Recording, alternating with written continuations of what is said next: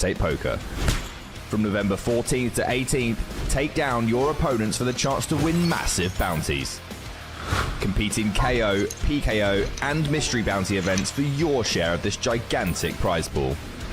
And don't miss the $200,000 Rakeless main event.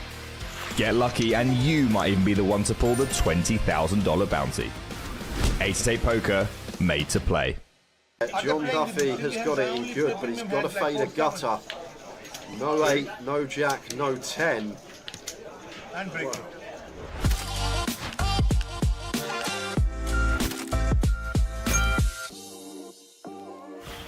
That is true.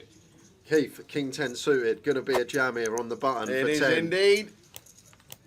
You fan with the 8s. Your fan making the call. Here we go, 8s. For your fan, Keith Johnson in seat number 9, King 10 of clubs. Silver pigeon. The Silver Pigeon. The silver grey-haired millionaire. Got some nicknames. The grey-haired millionaire needs to hit an ace, a king or a 10. The aces will be big grim. Oh, the king on the turn for Keith. And the queen, meaning, you know what you don't need to do? You not got the memo, you fan. You do not feed the pigeon. Do Stop not feed the giving pigeon. the pigeon chips. Please do not feed him. That is absolute class. Great. But still going to go with a jam. And we'll see the bad news up against the Cowboys at Cully. I can't fault for it. Like I say, it becomes more awkward actually when we're more shallow, like off of 8, when we've got more fold equity. Like happy to jam against the bottom range. Just becomes really awkward off of 5/6. But we can still find an ace. 10-3-3 needs an ace for Luthier. 3 would be fun. A 3 would be incredible. Any aces for Luthier? It is not. An all-in and a call, and it's Akshat with A7 against Andre with Jack 10. Andre is the player at risk. Is this going to be the hand that takes us to the bubble? Looking unlikely. Great start for the Jack 10. Broadway draws now to fade. Oh, the counterfeit. That's one way. Counterfeit. Ugh. Ouch! How is that? Oh man, that is unbelievable. So we are going to be going hand for hand, guys, unless something occurs over here. Pretty gross river for Andre there. John Duffy has got it in good, but he's got to fade a gutter. No 8, no jack, no 10. And break. Oh, the jack on the river. One down. 2 Good money now. back to back. Everybody go to final game. John Duffy. Mr. McAnally. Can he do it? Ace king against pocket jacks. A king on the flop, but it's all clubs. He needs to fade a club or a jack to survive. Same scenario. And he does. Jerry back in it with 116. We do have an all-in and a call here. Okay. How you doing? That's Javier.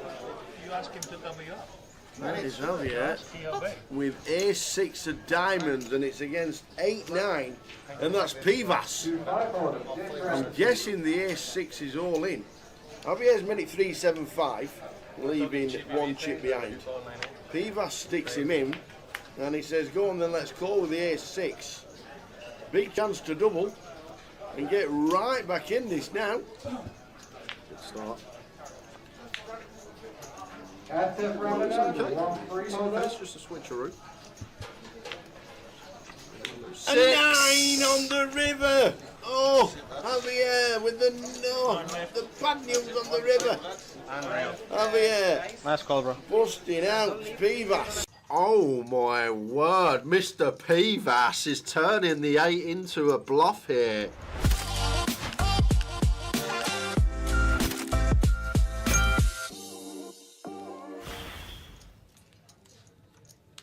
Oh! Wow, the straight for Akshat, but look at this for Cal. What a hand to kick off the day. Two of the biggest stacks here.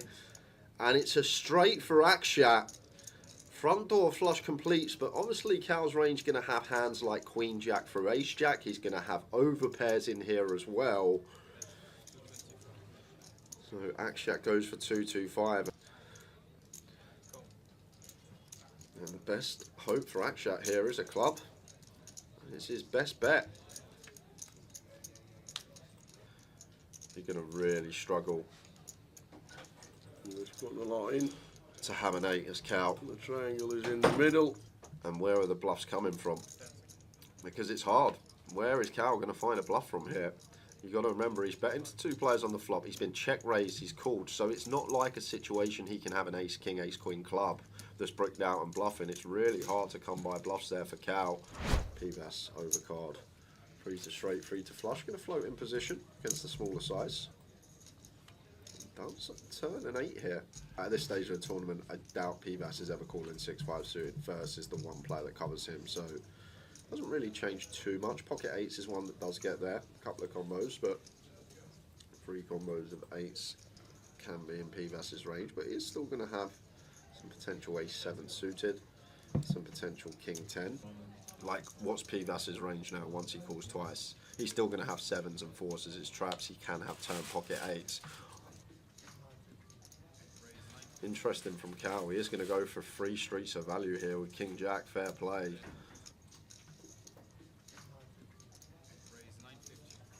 Oh my word, Mr. P-Bass is turning the 8 into a bluff here. Basically saying, like, Cal's going to have ace, king, king, queen, aces, and they are in a real rough spot.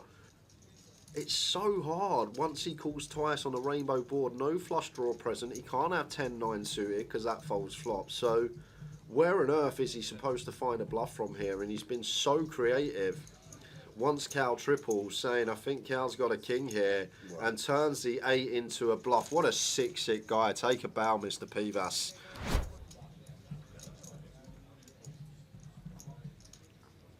Hello? Hello, Akshat? Are we okay? Oh, my word. Oh!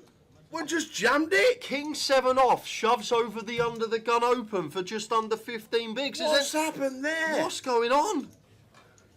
What? I have no explanation for why Akshat's doing this, guys. And I can't wait to see Ross's face when he sees what he's been 3-bet shoved by. Yep. And here we go. Akshat has looked at the aces and he's been 3-bet by King 7 off. King 7? Oh my word, this has been some FT, I'll tell you that.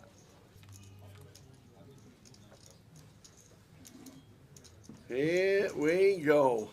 7 on the flop. Oh, any chop outs? Any chop outs?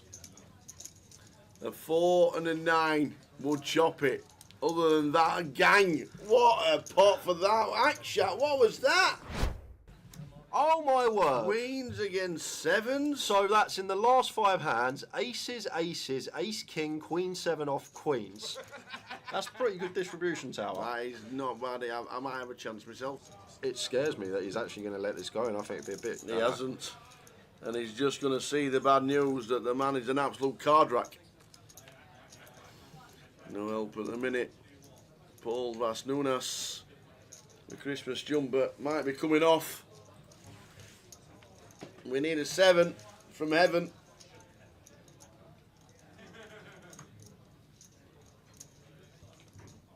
And a little bit of overkill on the river. Paul Vas Nunes finishing in 4th. Oh, the triangle's in. It just has to be a call. Yeah, heads up. We've got an 8. Don't fold. Like, Please don't. Come on, Riley. Cal can have 7-5, he can have 9-7, he can have some club draws, he can have worse 8. Here we go. Oh, just Whoa, kill it. just kill it on the river, ladies and gentlemen. Whoop, Whoop, Gangnam style. I tell you what, get in there. He's only got the money. Whoop, whoop. Gang Wang style indeed. He done it in his own style. He played his own game. You know, what advice would you give people playing the main event? Is there something, are there adjustments that you make when you play a tournament like that? Because there really is no tournament like I think, but obviously the clear cut mistake that I see the most just through all the years I played the main event is like people start doing things that typically they wouldn't do, and like and so I say like they're like just a normal mindset. For example, like you start with 50,000 chips, like people start getting down to like 35,000, 30,000. They start like getting antsy, anxious, like I need to make something happen, or you know, I'm just blinding down. They just start running situations and like variables in their head that isn't needed.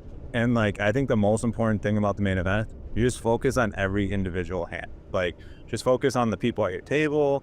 Like this is a big spot, like it's a $10,000 buy-in. People are just like, this is on people's bucket list. People will do so much things to be able to play this tournament. So like get off your phone, like just pay attention to your table, understand like what people are going through emotionally at the table, because like there's people ready to just go off, and you just got to be aware of that. Like you can see people get frustrated. You can see people like who are like excited to be there, who have the chips locked up, who like maybe won a big pot and they're not going to let those chips go. So just really understanding like who you're playing against. Like these are not all your, you know, these aren't the top pros in the world. These are like, a lot of these people are bucket listers. A lot of these people, you know, have a lot of oceans at the table. Would you say that's one of your strengths, being able to make adjustments, you know, whether you're playing Bill from Iowa, Yeah, I think or Mary from Arizona, and then you're playing one of the top pros? there is a big strength to that. Like, I mean, everyone, you know, Phil Hellmuth is a big topic of discussion, like, because obviously he doesn't play like the.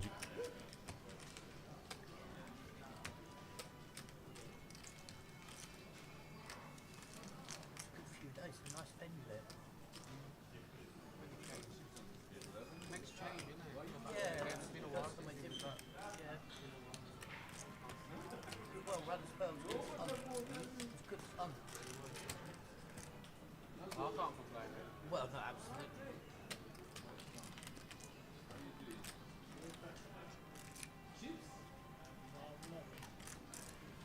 I won more spinning the wheel than I won in the tournament. Got like 400 quid's worth tournament entries and a t-shirt and a rucksack. More than I won in the game. What do you think of the rucksack? Have you used it? I've not used it yet. No, I'm using it daily. Yeah, I've got it with me. It's like just compact enough, isn't it? Like carry like light things. Yeah, they're handy, aren't they? I've got the t-shirt. Yeah.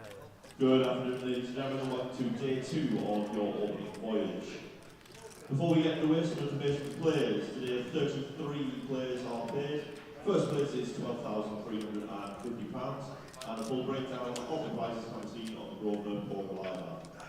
Today, we are also playing with a shot clock. Full details of how these will be used will be, or you can ask your dealers details of how these will be used today.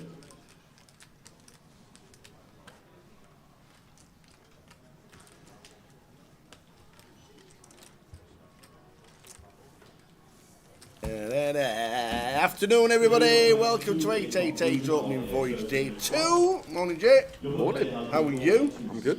Sleep well? Yeah. Yeah. In my own bed. Always sleep better in your own bed, don't you? And how long did it take? What, to get home last night? About 25 minutes. Took me about 40 to get in this morning. Yesterday was a lot longer because of traffic, that sort of time, but yeah, it's not too bad at all. Awesome. So 57 making it through, and 33 are going to be getting paid. We'll show you the price ticker scrolling across the screen very shortly as we start the first hand. Dave Halliday from Stoke, 755, and chip leader Stato down on 57. So with the blinds coming back at 10k, just under 6 bigs in a dream. The Mad Turk said the immortal words yesterday on stream, you're drawing dead, and they weren't. And Lynn Beaumont, 517, good stack for Lynn. So here we go, 57. Yeah, first stop the money, should get there this session at some point.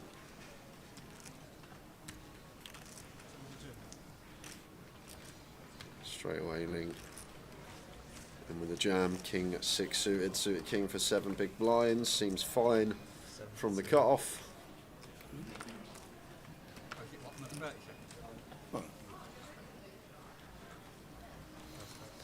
And Jonathan has an ace.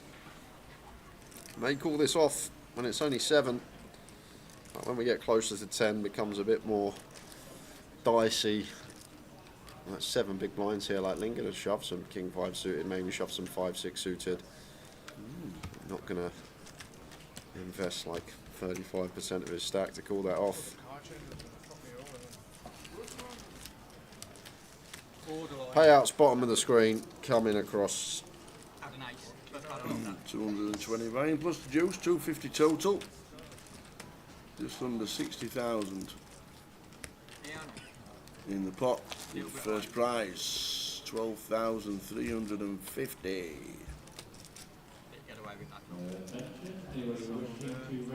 Good afternoon, one and all. Early in the chat. Good afternoon, Richie Burner. Nightbot's always in. Yeah, always. I was just looking as well who's in the chat. Moderators, Lime Ricky, Nightbot, Stream Elements, Tower 68. How have you wangled that on 888 Poker TV? Well, you know, when you're being here, part of the team, you know what I mean.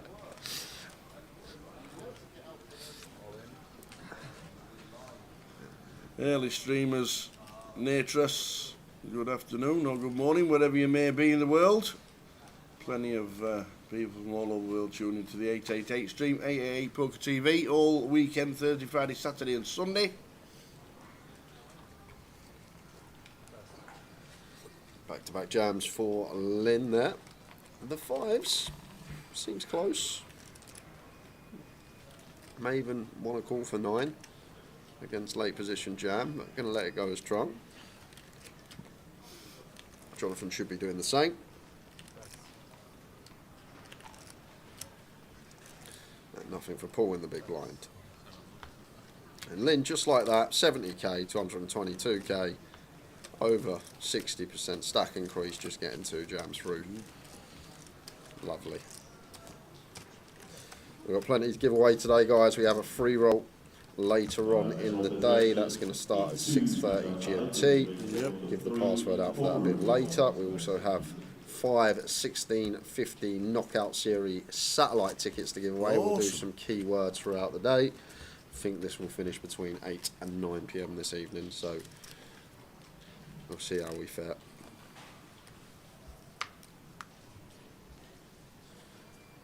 Richie Burner's currently sat in Asda car park in Dunstable. Watch him while eating his dinner. His dinner? His dinner at 11, 12:30. By heck. Do they do meal deals at Asda? Like you do at Morrison's when you're walking and they've got the hot grill and all that? And they do chicken strips and sausage and chips and wedges and all that? I'm not sure. Do you know what? I've not been to an Asda in a long, long time.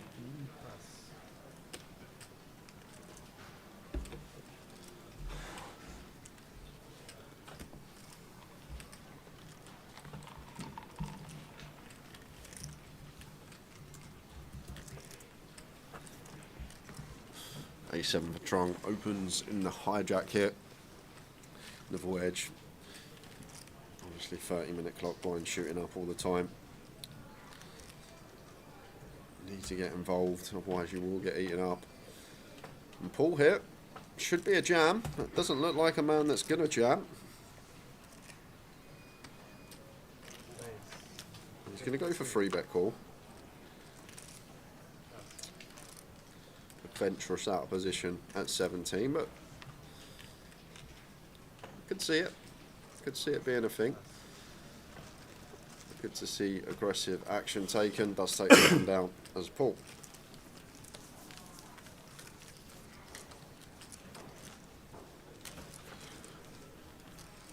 I feel like it'll be slightly better today, Lance. As I watched yesterday, can't believe the play I was watching for the first 3 hours.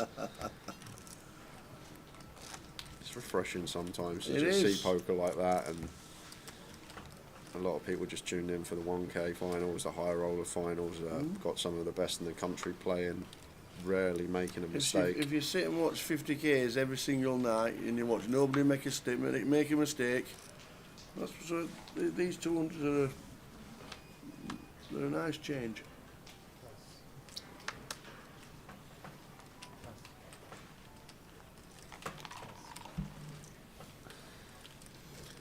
So Sergi and Mihail both making day 2. Queen 10 here for Jonathan. Fine to open in the cut-off once folded 2. Gonna let it go.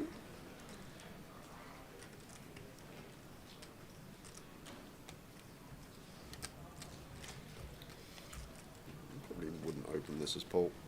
Even with the chips, lets it go and it's going to be a walk. A tie. He had a northern dinner, did Richie, sat in the Asda car park in Dunstable, even though that's Luton. He had a Christmas sandwich. So that would have been turkey stuffing, cranberry sauce. What else? Bacon bits? Pigs in blankets? I'm not sure. It's usually like just turkey stuff Yorkshire and pudding. cranberry, ain't it? Yorkshire pudding. The Christmas pudding wrap in a Yorkshire pudding. Sorry, what? They're great. Christmas pudding wrap in a Yorkshire Well, pudding? like a Christmas sandwich. I Like a thought wrap. you meant the actual... Oh, no, not the oh, Christmas yeah, pudding. I thought you meant an actual Christmas pudding then in a wrap. No, the Christmas dinner. Sorry, the Yeah. Christmas dinner wrap Yeah, they're in nice. a Yorkshire pudding.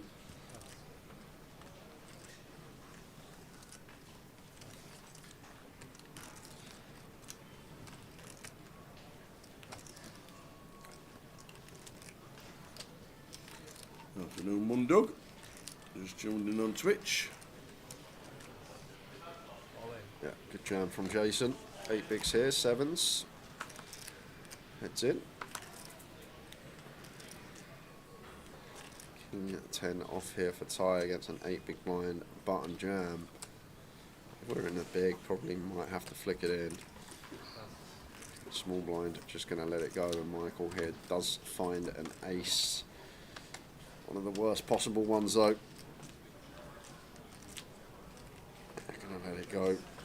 It's just these situations, isn't it? Never have Jason dominated, and we're going to be drawing to 3 outs, and when we don't, he's basically going to be flipping against us with like a Jack Queen, a Jack 10 suited. I know, like, when you look at those spots in Chippy V, like button jam for A and meant to call like any ace, we're getting close to the money here now, and I feel like in these tournaments as well, you should be calling tighter, because like I doubt people are finding hands like the 10-7 suited jam there, and if they're not finding hands like that, and they're not maybe finding stuff like King 3 suited, then maybe just let these offsuit low down ace-X go, even for the small amount.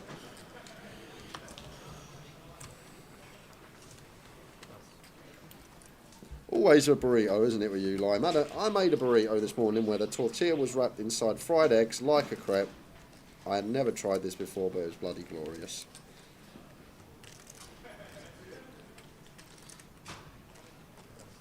Sounds tasty, I must admit. Especially when you haven't eaten yet.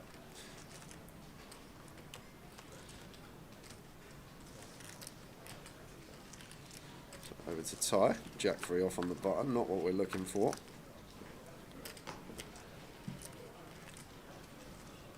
Should be a fair amount of jams here coming from Michael when Lynn only has around 11 bigs, I believe. But 7-4 off will not make the cut. It's a walk for Lynn.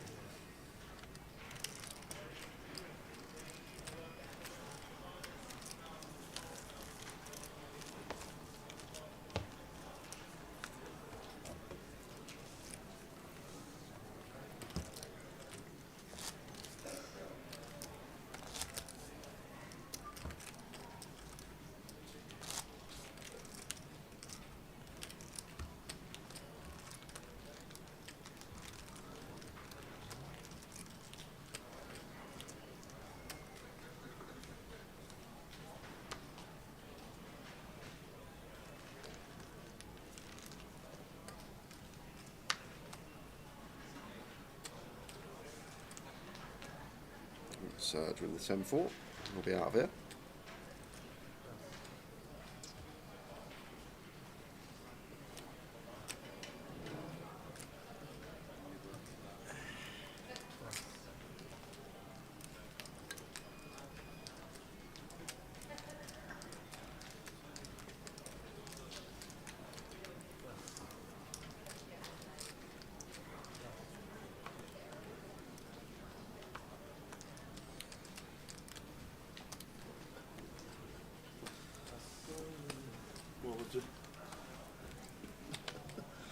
So Will Peters says to me today, he says, are you on your own?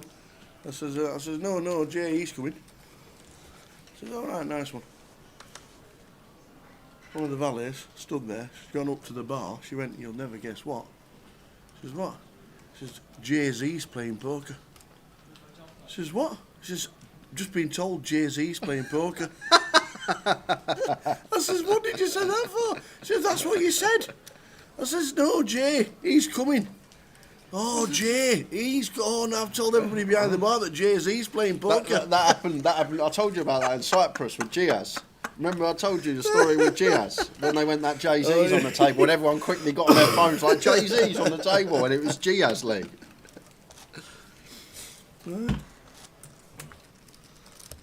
Brilliant. Jay-Z's playing Just poker. Jay-Z rocks up to the Rica Arena on a Thursday. Well, Bob Dylan is. Yeah, I guess. Jay-Z. Unbelievable.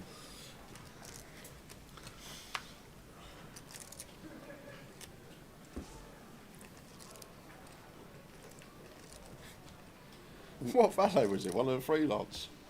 Oh, Yeah, who okay. stood there. Ah, okay.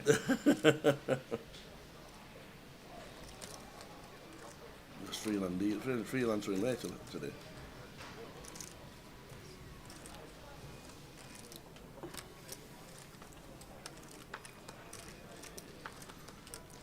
Do you know what, Lime? You're not from here, these parts. I'm surprised you even know where Solihull is, to be fair. That's true. Someone so overseas, I'm actually shocked you know where that is.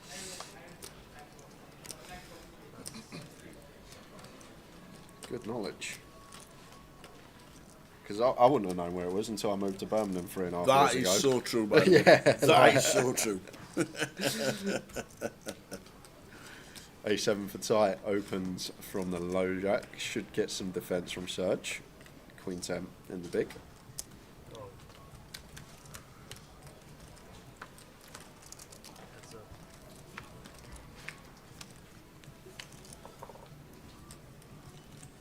King 2-2.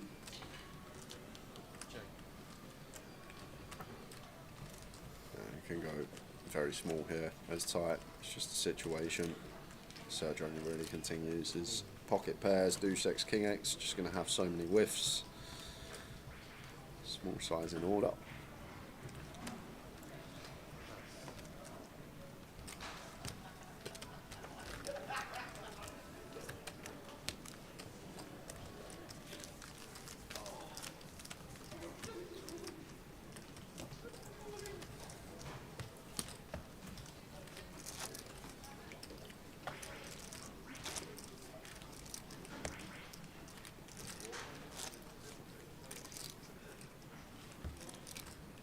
I do like what you showed me about the event. No phones, none of that. Just Yeah. there, watch Yeah. the music, enjoy it. Phone in the bag.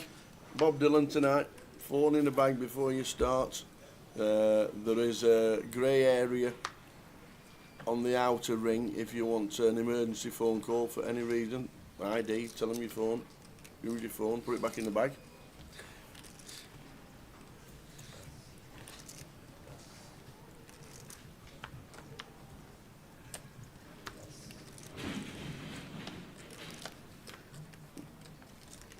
So, setting it up. Sounds like they're taking it down. Did you see the wagons in the car park? Yeah. Oh dear.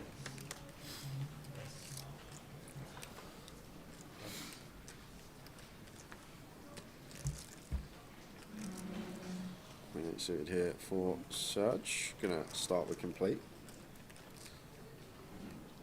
7 deuce off here for Jonathan. Maybe once in a while, bottom end range, 15 affected, could raise, but prefer like having the 10-4, the 9-4. So it's just going to check, see a free flop. 6-5-2. Jonathan connects bottom end of it.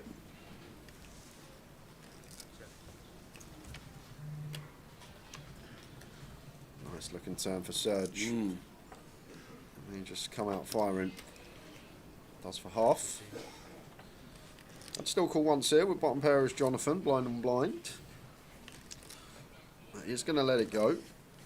He's behind to the top pair. Just spanners and napkins in this deck so far. 15 minutes into the day, best hand we've seen, pocket sevens across the table. And 30 bigs. I don't even think anyone's been dealt a Shit, decent ace yet. I think ace 9 off the best we've seen.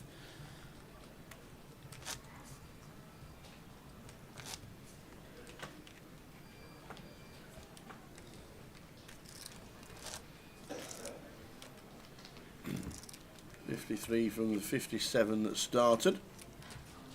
That's a norm in Vegas, Richie Burner. I've seen it a lot happen in Vegas. As I was on the table with Ty and Goliath Turbo, he left the table for ages, was almost blind out, came back and was surprised that we hadn't all been on break like he had. You always get one in Vegas that's running back like an out there. Like, oh, was it not dinner break? Was it not dinner break? And then a CFO. Welcome. Big tell in Vegas when it's dinner break. Queues. Yeah. If there's no queue at any stall for food, it's not the dinner break.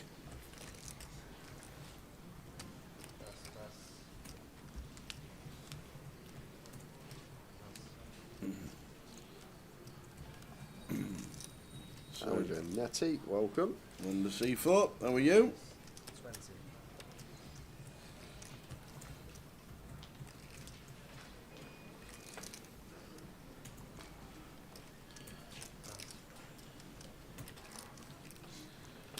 Should see a defend here from Paul.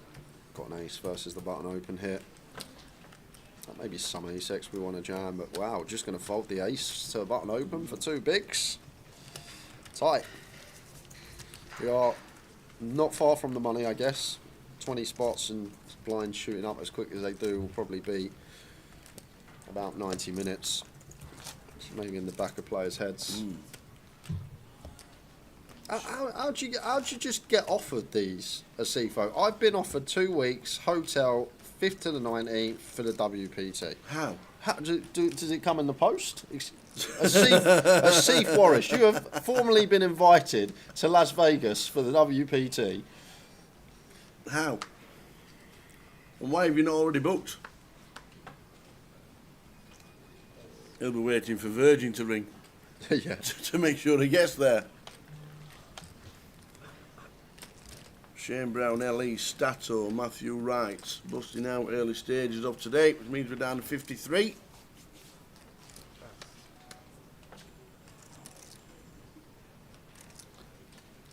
Tens for limp.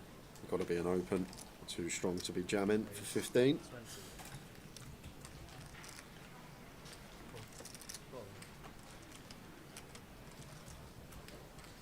Trunk. What are we up to here? Just going to peel 8-9 off of 13 bigs in the hijack.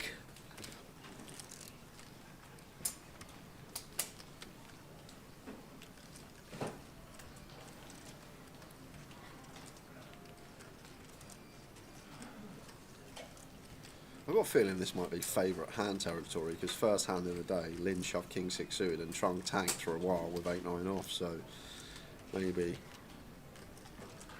superstition maybe there perhaps about this hand, why he's called. It's the only explanation I can give because one, we shouldn't have a flat range off of 13, and if we ever do, this hand would definitely not be in there. We are going to take it to the streets. Jason just calls the King 10 suited in the big blind. Jack 6-3.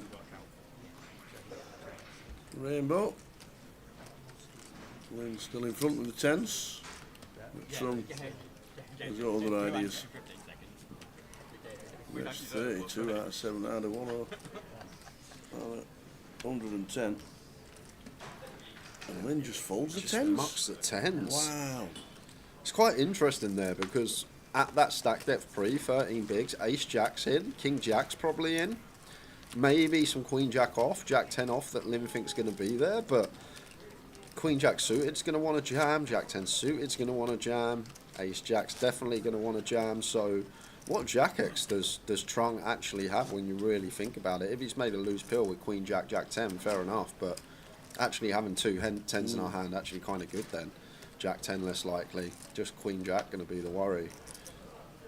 Seems tight, was a big size.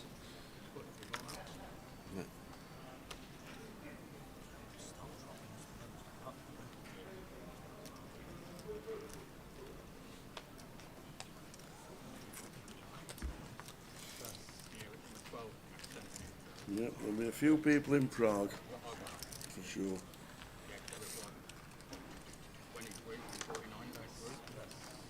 If you do go. King on suited for Serge. Expect to see this opened.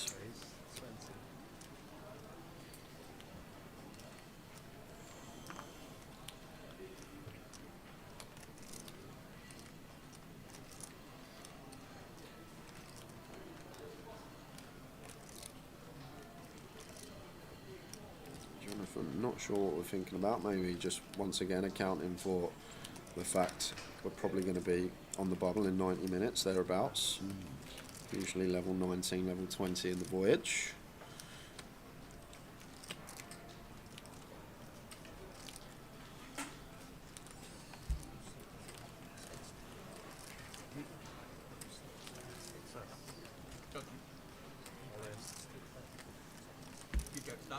Very good shot from Jason here. Just over 8.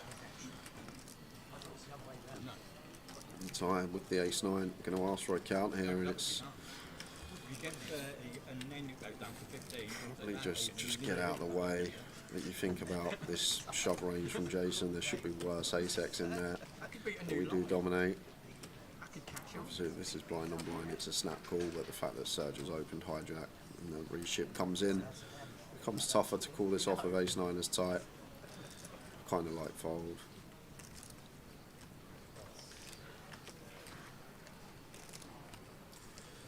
Now the Surge. Into the bin they go. Well, back up to just over 12. Jason.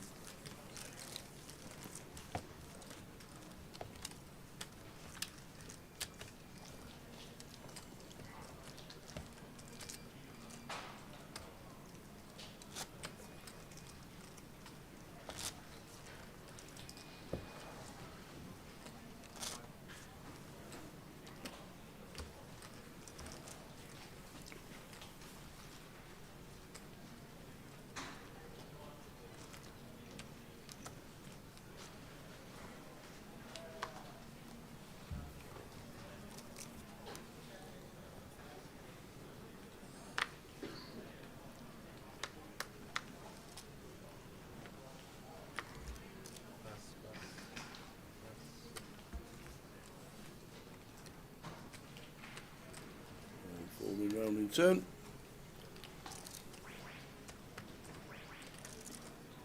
Queen 8 not doing anything for 21.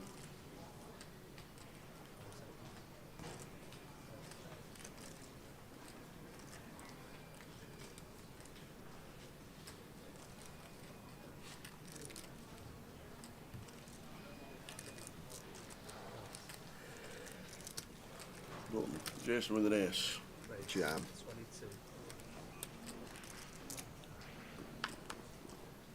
It's in 25% of his stack.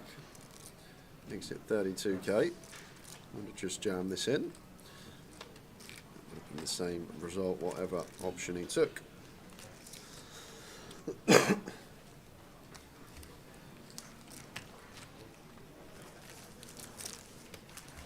Not many chips at this table. There aren't. Great for Paul because it means he can't bust, and on other tables he may just be middle of the pack and a lot more risk on him. There's not many chips on our feature to start the day. No, he's not at all. So it's 27 base. Chip lead on the table, 53 left in the voyage. Give you the eliminations as they fall.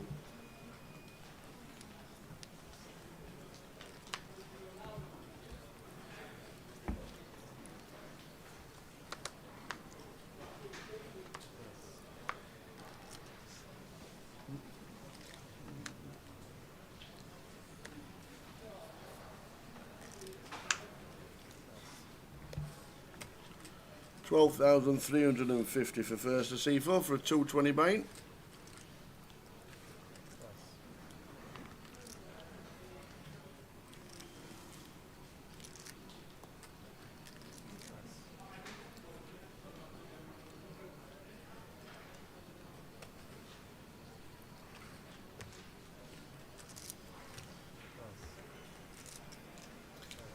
To the button. Oh, they're nice.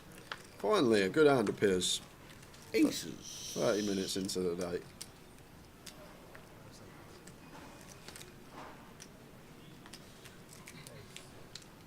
So cleats to 20. King, Queen, the 17. Yeah, this is bother. I'd probably just jam this against Ty, to be fair. Haven't really got room to free bet. Yeah, I like the jam from Michael here, but it's just filth that we've run into aces. Yeah, loves the jam, just bad timing. Button's actually got a hand. Michael knows he's going to be behind King Queen. Yeah, against the bottom range of Ty, this is perfectly fine from Michael. Just take away the fact what he's run into. Yep. Think of all the hands that Ty's going to open on the bottom with here. That we're just going to get this through.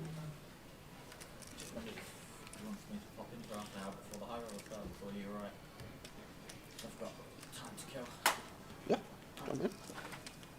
10 minutes? Come in 10 minutes?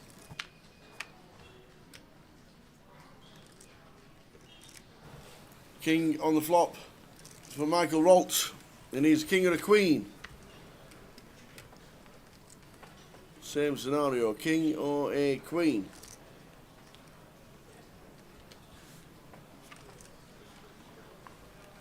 It is not. It's a bit of overkill.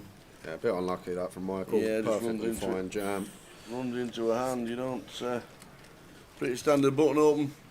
But Ty looks down at the aces and eliminates Michael Rolt in 51st, which means we're down to 50. 33 get the money. And we're going to get in one of the best in the business. This year he is running away with the NPL. He put Jay in a spin last week. What? Which was interesting. When you were telling me Oh, about that was about a month ago now. Well, I've forgotten all this. Still 10 talking deuce, about it. Jack deuce suited, 5 deuce suited from the big If there's line. a position you need to play and what two cards to play, there's only one person to ask. And he's going to come into the box for an hour before the high roller starts. Does the high roller start at 2? Starts at 2, yeah. So the high roller's going to start at 2. So we're going to get whichever. I'll have first half hour, enjoy my coffee, and then I'll come and... Mr. Thomas Clack is going to come in for an hour before the high roller starts. I'll shut GTO Wizard down, as Tom will not need that. Lovely.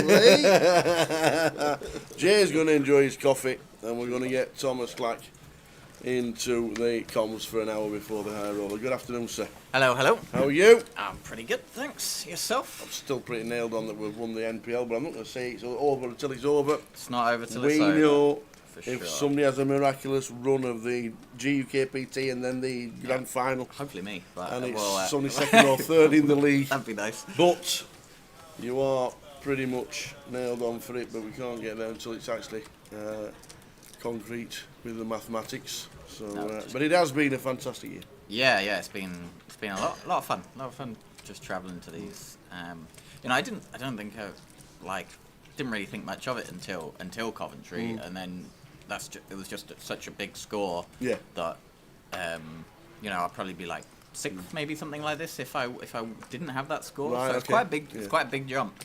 I know. We all know what went off at Goliath, and we all know it was just such a fantastic play. But I'm sure you've run through it a million times. It's very unfortunate to not win a hand when you are 10-1 chip leader. Yeah. And it's just amazing how the cards actually turned against you. Yeah, It was bizarre, wasn't it? Yeah, heads up. And you'll have run through it with all your mates and all your friends and all your GTOs and everybody else, and it's like, it's just one of the things. Yeah, it's just one of those things. I just didn't flop a pair. Didn't flop a pair and was against top pair or second pair continuously, and that's exactly. that's just the way it goes sometimes. Yeah. So it got to a point where about like 10 hands in, I hadn't won a hand. I was just like, I was just questioning myself a little bit. I was like, what's going on? But it's fine. You know, the guy who won it, you know, I mean, it's just great for optics for poker. Absolutely. That someone who just has never played before, and there wasn't a chop, so, you know, it's the most amount that someone's won in Goliath. So it's just, I think it's just great for the community in general. Absolutely. And Paul being so humble as well, just going to his local with his trophy. I've not seen this Have you yet. not seen it? There's No, loads of videos out there in the first week since he won it. Went to his local and got a round of applause, and going home on a night time just with his trophy in his hand, and, and the missus waiting there. So I probably have done the same. No, exactly, of course. But yeah, it's just that hour at Goliath is just one you just got to take on your chin, realise you got there for a massive score anyway. Yeah, for and sure. It's just one of those things, I mean, you know. In any as a tournament player, if you're in the tournament, you're not happy unless you get first. Yeah. But if you ask someone at the start of the day, would you have taken second? Absolutely. I'd be like, yeah, 100%, knock out. Give it me now. Yeah. So the high roller for you this afternoon. Yep, high roller this afternoon, and then after that will be the main event this week. Plans for the rest of the year? Are you in London for the duration of the? I'll be in the grand final, yeah, for sure. And then Move off to Prague? Possibly, it depends, because there is a high roller in Behemoth. There is, yes. So I might have to come play that. Maybe there is some online flights for Behemoth at the start. Right at the start, I think there's maybe 2. So I might have a go at that and see if I get through there, and then play the high roller, and then decide closer to the time, really. Nice one. But for now, just here, and then grand final next weekish. Nice one. So we've got Thomas Slack for an hour just before he starts the high roller at 2. How many paid in this? 33. Okay. 33, get double the money, double the buying. Right. I think 33 is 480 for a 220 buying. So getting close. 17 away. 17 spots. It can go really quickly sometimes. Sometimes it will go very, very slow. It goes in waves, I feel. Yeah. You'll see you might lose 10 in about 30 minutes, and then you might not lose anyone for the next half an hour. Yeah, you're absolutely right. Absolutely spot on. So Jason raising a pretty big size, raising 3.5x off maybe like 12 bigs, 13 bigs. That's quite chunky, isn't it? It is pretty much. I mean, no one's got anything, but it would have been interesting if someone could have got away from like a medium strength hand, if facing this raise. An ace 9 and an ace 10 have been struggling to exactly, yeah. What percentage of the bankroll do most people usually put back in when they cash out? It's a good question. I mean, I think it depends on your living expenses. Do you have a job, or is it your full-time gig? Like, because if you've got a full-time stream coming in of money just from your job, then you can afford to put more money into your poker roll. Yeah. Whereas for me, for example, it's all kind of a bit, all a bit meshed together, really, because I'm living off it and I'm playing with it at the same time. So yeah, it's more complicated when it's your whole thing. Yes. Sounds like John Virgo. Sir Hopper. It's definitely not John Virgo, but we do get it quite a lot. Especially when somebody says, "Where's the white ball going?" Is he a snooker player? John Virgo, a snooker commentator. He was a player in the 70s. Okay. But he's been commentating for 30 years as John Virgo, and managed to meet him a few years ago as well. Yeah, well, if poker doesn't work out, the crucible for the World Championships is where I'll be next. Yep. Switch to commentary. So Jason coming in now just with a smaller raise size with the ace-jack suited. Still a strong holding in this scenario, but something players might want to pick up on if they are going to re-shove a non-premium hand. David not going to be doing anything with the 6 deuce off. I think he's just like trying to run down the clock a little bit, try and get closer to that money. So, like for example, Trung here with King Jack suited might be a spot that you've seen him raise prior with the kings to a big size, and you might want to 3-bet jam this type of hand. Whether Jason would fold Ace Jack suited, I'm not sure. With this player, I don't think I've seen him play before. 13. But he chose to just call, and Sergey with the 10-3. I'd be surprised if Sergey would. I would probably fold 10-3 here, going multi-way, and he does. It's surprising. So I know Sergey loves to get involved. He does. He loves to get involved in good pots, and They've been everywhere, the brothers, in the last 6 months. They have. They've popped out of nowhere, and they've been doing really well, haven't they? Yeah. They did the lead. They did move to Leeds, and then we're doing just. He's the never lead folded. circuit. He's never folded 10-3 again. He'd have flopped a flush. It's like, why have I done that? Yeah. And then you're thinking, yeah, don't it? Well, it's only one big blind to call. Why am I not calling? Yeah. The trouble with these types of hands is they can when you do flop a flush, you've only got a 10 high flush, which deeper stacks you can go against the bigger flush, and it's very hard to make like a decent 2-pair. You can't make a straight with them. Like, it just puts you in a tough spot. But Trung decided to lead out there and just took the pot down.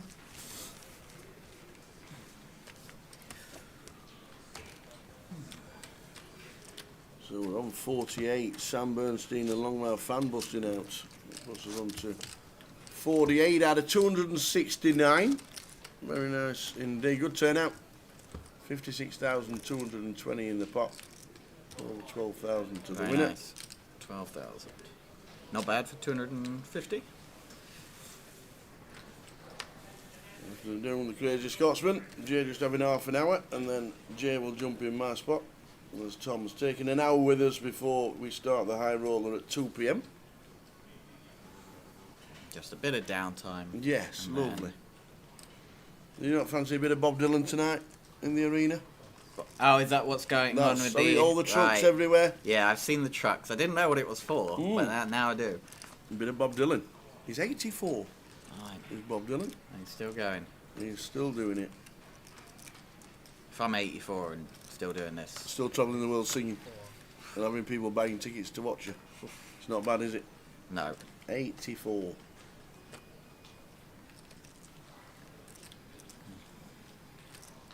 Ty opening up with the King 7. Ty's had a good few results recently, I believe. I think he's won something big in Nottingham, I believe, and then he did quite well in maybe Edinburgh, something like this. So opening out with the King 7 suited, we're going to get shoved on by David with the Ace 10. And likely Ty will just fold. Yeah, the King 7. For 12 bigs.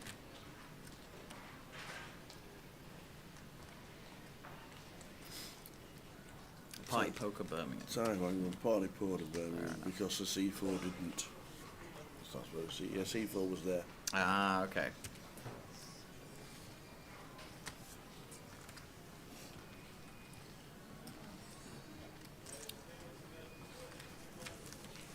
Not a bad run indeed then for Ty.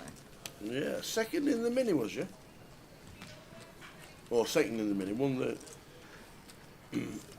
So there were some big stacks that went through for today. There was some like... There was, yes. 600, 800k. There were, we can actually quite look at the chip count. 755, Dave Halliday. Very nice. Lynn Beaumont playing 517. Superstar Maz, as we call him. 600k. Yeah, there were some big stacks. Some needed a bit of help, especially with 24 off the money when we started today.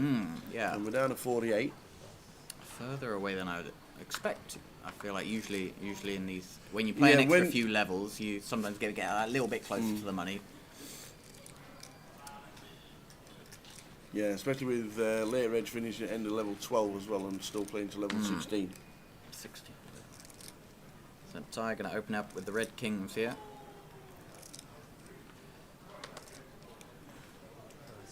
Raise it just for a min raise.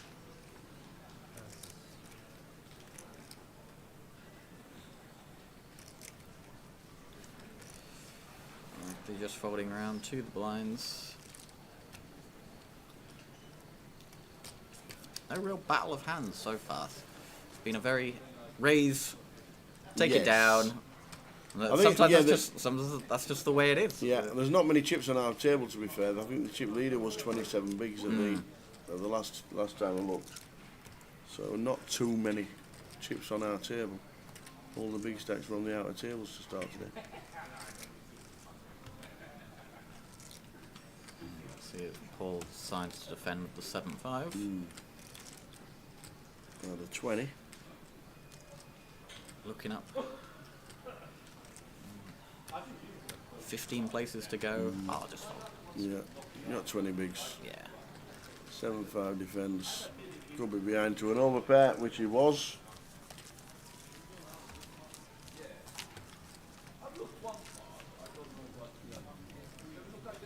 So how does coverage look this week? Is it this, then the high roller tomorrow? There we go. Then 1D. Yep, all starting at 12:20. We've got the voyage today till we crown a champion of this. Should finish around about 9 p.m. The high roller day 2 tomorrow, which you'll be playing. It's nice. It's a nice mix when you get to see some of the day ones, like the main event, which is nice. Yeah. But then you also get to see like these day 2 final tables. Absolutely. Which is, I really like, especially like the day 1Ds. Just seeing how everyone's just playing at the start is quite interesting. We had some very interesting play yesterday with it being a 200 buy-in, like 220 buy-in yesterday, and we had like one of the regulars from Portsmouth, Dean Hemmings, is like limping under the gun every orbit. Yeah. I'm like, I said to him this morning, he said, "What were you doing?" He says, "Well, I hope Scarlett wasn't watching because I never play like this." And it's just, he says it was. I was just wanted to flick it around a little bit. I said, right, fair enough. Well, this is fun. 7s into 7s. 7s v 7s. David opening off 15. 3-bet. Choosing to 3-bet call, I assume, versus David. It's kind of tough for David, to be honest, because you've opened off this stack size off 16 and you've been 3-bet, and generally if people are going to 3-bet you and you've only got 16 big blinds, they're saying, I'm not folding if you're going all in, generally. And so you're like, is my 7s good here? Is it like I'm hoping to be against ace king, ace queen, or the other likelihood is probably an overpair. And then do I want to flip? Exactly. Yeah. So interesting 3-bet with the 7s. And this is, of course, assuming no one's going to wake up behind. Yeah, with better. I don't think Paul's going to get out of line with the ace-5, but you never know on this street. you never know.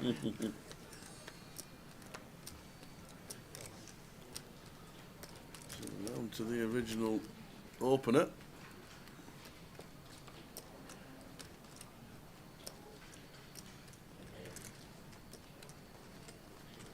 Okay, over to stack.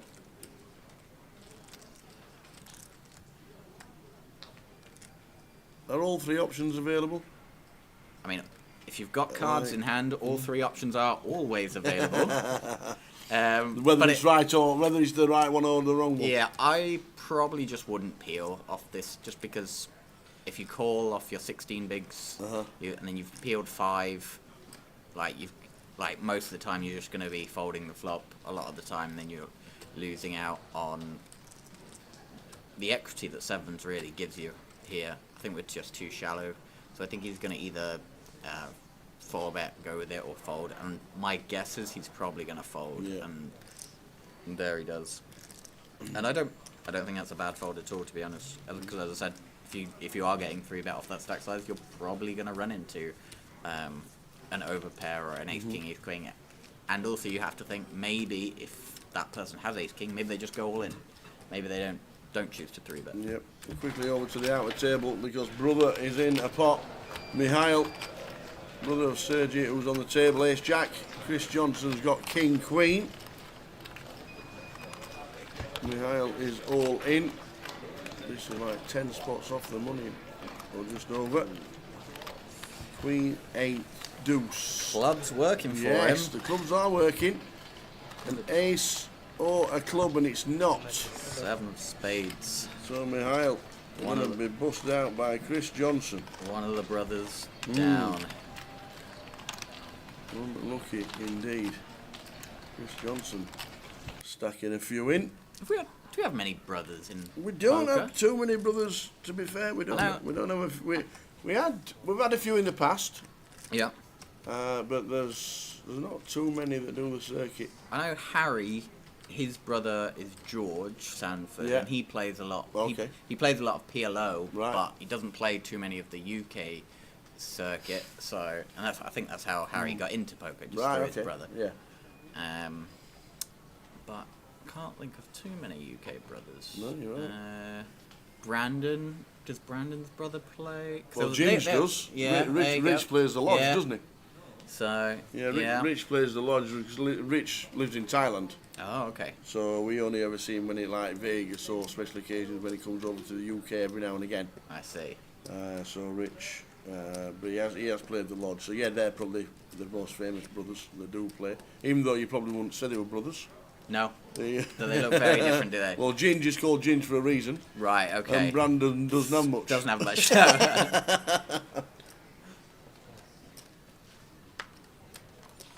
In fact, Michelle won a tournament this week. I'm pretty sure Michelle She won did, the she Omaha, won, did she? Yeah, she won. Yeah, one of the early ones. Yeah. So yeah, that must have been the Omaha. So Mum can play as well. Yeah. Yeah. And Dad plays. There you Oh, go. Matt. So you got Mum, Dad, and two brothers. Yeah. That's not a bad family. No. Oh yeah. Sarkshik. Ali. Yeah. Iman. Yeah. So couple lurking. Yeah, Ali's the dad, isn't he? And then Iman. Yeah. And there is a brother. Yeah, the Shark Chicks. So that one we've had a few guineas. The Shark Chicks.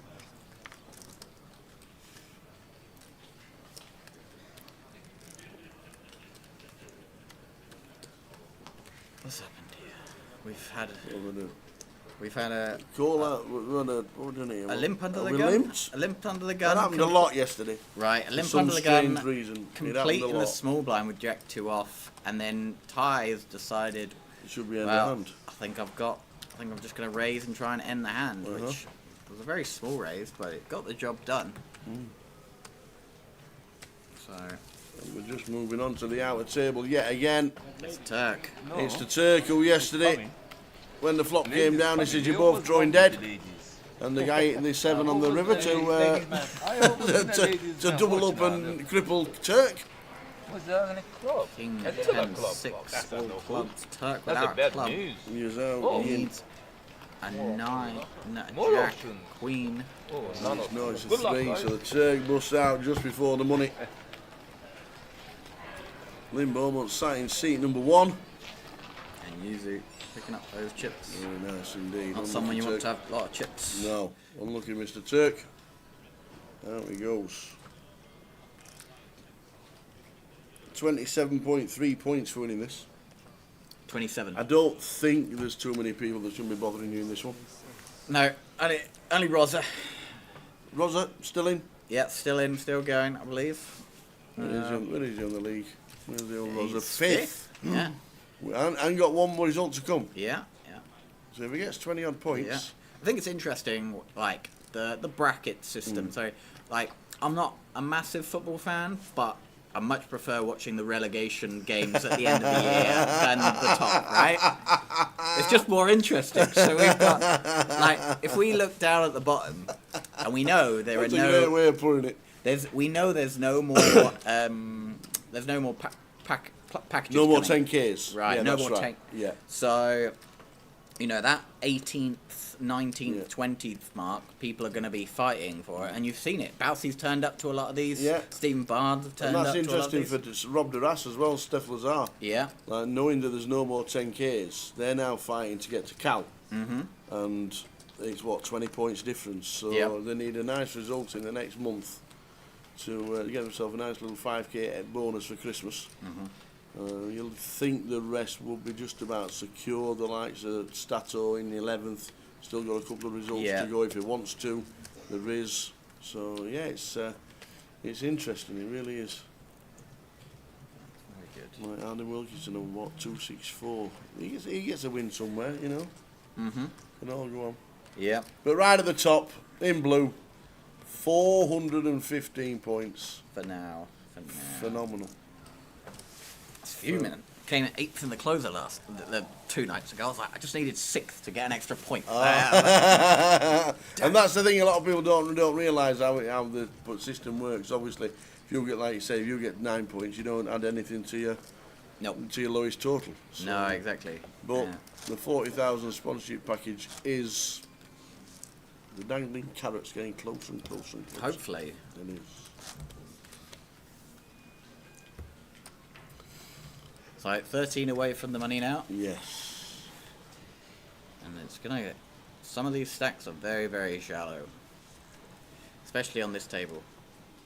So there's going to be a lot of collision. If not now, certainly when the bubble bursts. Have 5-way all-ins.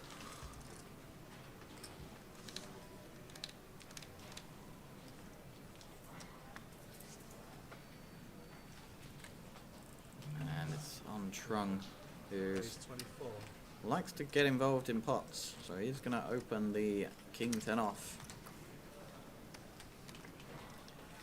And I don't really mind it when you can, if people are behind you, just gonna play very, very tight, then just open up, Felt like a lot of my Blackpool win was pretty much is just I had a decent stack on the bubble, and then just tried to raise these types of hands that perhaps I would fold if it was, you know, after the bubble.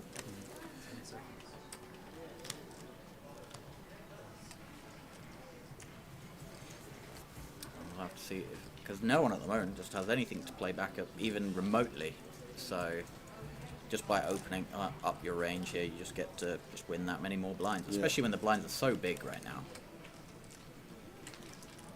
You do realise you're involved in 2 of the biggest 3-way all-ins for titles ever, don't you? Yeah. That we've ever done. Yeah. I mean, if ever we need an early night, we'll have to ring you, Tom. Oh, no. We'll just have to get I wish I just had something a little bit weaker in that last hand. Brilliant watch. Blackpool, brilliant watch as always. I thought the week in Blackpool was fantastic. Yeah, it was very, very busy. I know we started with the CAF Cup and the charity night, raising 9,200 for charity. Amazing. And then it just carried on. The vibe seems to have come back. Everybody seems to be sat in the bar area all week and just having a good time. Richie Pearson turned up the final Saturday and didn't play a hand.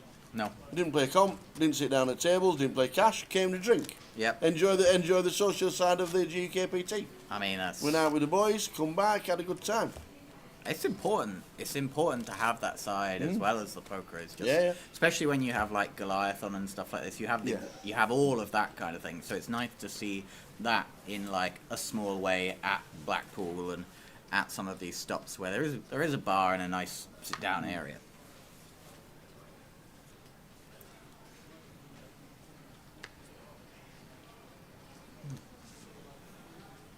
So we're on 46. As we lost the Mad Turk. I'd like to see a fold from Jonathan here with the threes. And he does so, which is nice. Opening these pairs are just not going to be very good off such a short stack from early position. But I would like to see Paul open the Jack 10 suited for sure. But he does fold. Just thinking about that money. Just thinking about... You're looking 13 spots off. There's a lot of short stacks around the room for sure. Yeah. And you are raising into the one person that probably covers you on the table. Well, Ty covers you as well. But we do know Trung likes to get involved in pots, and he's maybe thinking that when he's folding the Jack 10 suited. Indeed. In fact, there's a bit more action on the hour tables. Who have we got? Who have we got this time? This is Stephen Pearce with the Ace Jack. At risk. Against the clubs. Oh, the no. Ace 7. And the Ace is fine. Ace is no fine. Oh, the 7! No 7 on the river. Stevie Pearce Sure was ain't. Knocks out Stephen Pearce. You just think no club, no club, No, no club. yeah, No, and then you forget about the 7.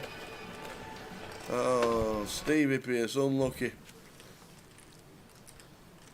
I got him into a lot of trouble last year. Did you? Quite a funny story. Yeah. Well, Steve Pearce has played at the Belfry Golf Course for years, and he would remember for a lot of years. And I played with Steve a few times, and it was good to play golf and get down there. One of the nicest golf courses around. Used to have the Open there, and was a really prestigious golf course. And he had a 4-ball every day at a certain time. Right. And whether he used it or not, obviously he got a 4-ball every single day at the same time because he was a member. Okay. So whether he used it 2 or 3 times a week, the Yeah. rest of the times he passed it on to his mates, as you do, and just let them play. So I'd seen him first time for a long time after coming out of COVID, and he was on. So Steve Pearce is here. I says I'd love to get him playing round the Belfry again and get him to play golf, and I'd love to get himself. At the break, he says, Tower, he said, did you mention I'm at the Belfry? I said, well, yeah. He says, you have the 4-ball, blah, blah. He says, I've not been there for 3 years. He says, but people keep ringing me up to see if I can get them on. I said, oh, sorry. He says, people have been texting me, can you get me on Belfry tomorrow whenever you're playing next? Can we have a game? Can we have a game? He says, I've not been there 3 years. So, sorry, Stephen. Oh, never mind. Oh, dear. Back to the tables, because we've got a bit of action here. We do. Ties opened, and Lynn's jammed with the ace-king, and Trung behind has decided to 4-bet with the ace-queen. Well, and Ty's going to be pretty happy with this. And it'll be really interesting how Trung's going to respond to the all-in from Ty. Because generally, you're not going to want to 4-bet to 130 when you've only got 214 behind. Certainly not too worried about Lynn Chen in seat number 9. Certainly not. With the 71k and 6 bigs.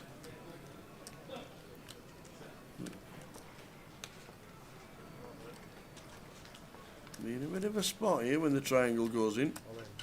Does look like he goes all in. And we've got ace, queen of diamonds. Is there ever a way we can fold for 19? Oh, the trouble is, he's put in so many chips prior. He went to 100 and, what did I say, 120 or something? Yeah. 100. Could he not just call the 71? Or was that not the right thing to do? It's difficult. You could have also gone smaller, like the open was to 24 and you went in for 71, so you could have made it like 105. It's tricky. Or you could have just gone all in yourself and just deny your, get rid of that opportunity from yourself to call the all in and force it on your opponent. If your opponent has something like pocket 9s or something like that, then you put them to the test as opposed to them giving the decision to us. It's a little bit tougher to call with the ace queen. Exactly. You got to be thinking, is he ever doing it with ace jack? Probably not. No. Definitely not doing it with ace 10. But he probably 9s, is doing it 10s, with jacks, jacks yeah. and 10s type hands. So he is going to run it. And he's going to see, well, kind of the bad news, kind of the good news. The good news is they've both got ace king. So if you win once, if you hit the queen, much better for you. But the bad news, obviously, you've got to hit that queen in the first place. Or diamonds. And we will see if he can do just that. The big one. It is. 3-way all in. Does Lynn survive and get a small chop?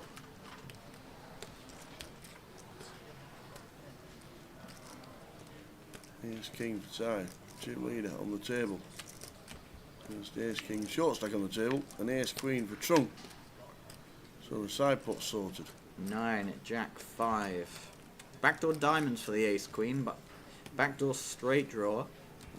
We're needing help on the turn. He does. That is not it. That is definitely We're down not to it. a queen. 3 out. To survive. And it is not, so that's a huge one because Lynn's going to win a few chips and get up to 10 bigs. Yep. Ties up to near 800k and massive chip leader. And Trung has just been eliminated. Trung Tran eliminated, and action on the outer table as that gets sorted out. Straight over to Marius with the 10s against Roz's ace queen.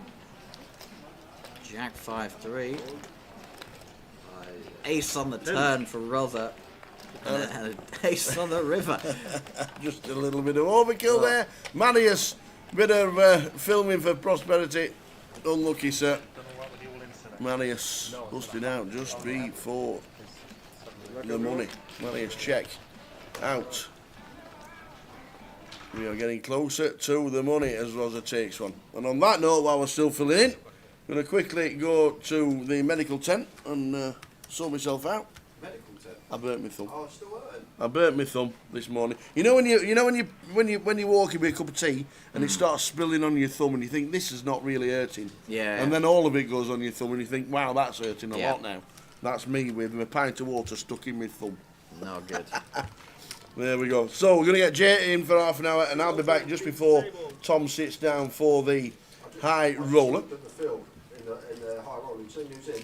No. 2 entries so far. Tom versus Stato. We might get that one straight. Can we get one more and then we just go all in? Have another 3-way all in. Why not? There'll be plenty by the time we start. Thomas is just going to move over and Jay's coming back in and I'll be back before Thomas sits down for the high roll at 2 o'clock. Good to chat, sir. Good to chat to you. Good to chat.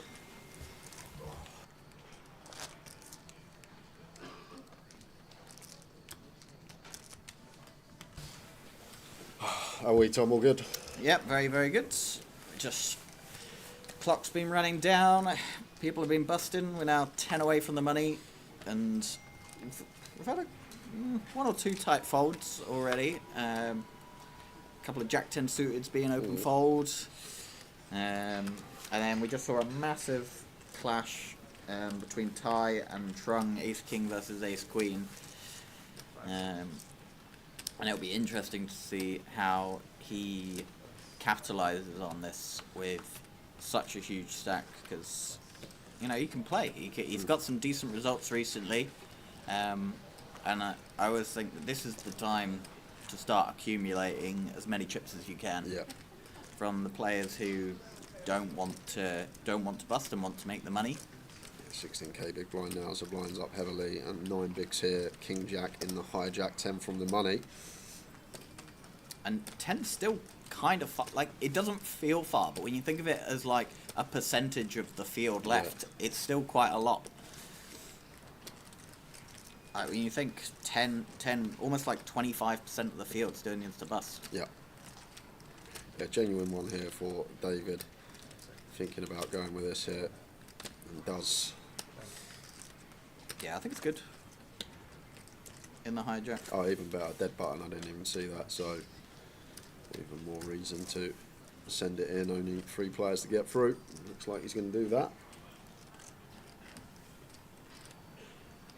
Yeah, everyone's very, very short on this table, so there's a lot. You know, if 2 hands find each other, then they collide, but very often it's just going, it's just raise and take constantly, because not many people are defending their big blind. And it's great for Ty actually as well, because I think second in chips looks around, what, 20 bigs, something like that. So it will, well, 15 bigs. So this Ty can just jam a lot of hands here now and apply maximum. Yeah, it's interesting at this like 7 big blind range, because you also want to open jam, but you also just want to raise. You just want to raise fold a bunch of your trash, which is a bit harder to do versus like these 7 big blind stacks. Yeah. But yeah, it'll be interesting to see if he does just open jam a bunch of hands, a bunch of your just like ace-x suited, a bunch of your like suited broadways, like 9-8 suited type hands, even like suited kings, depending on positions. Yeah, should be interesting to watch.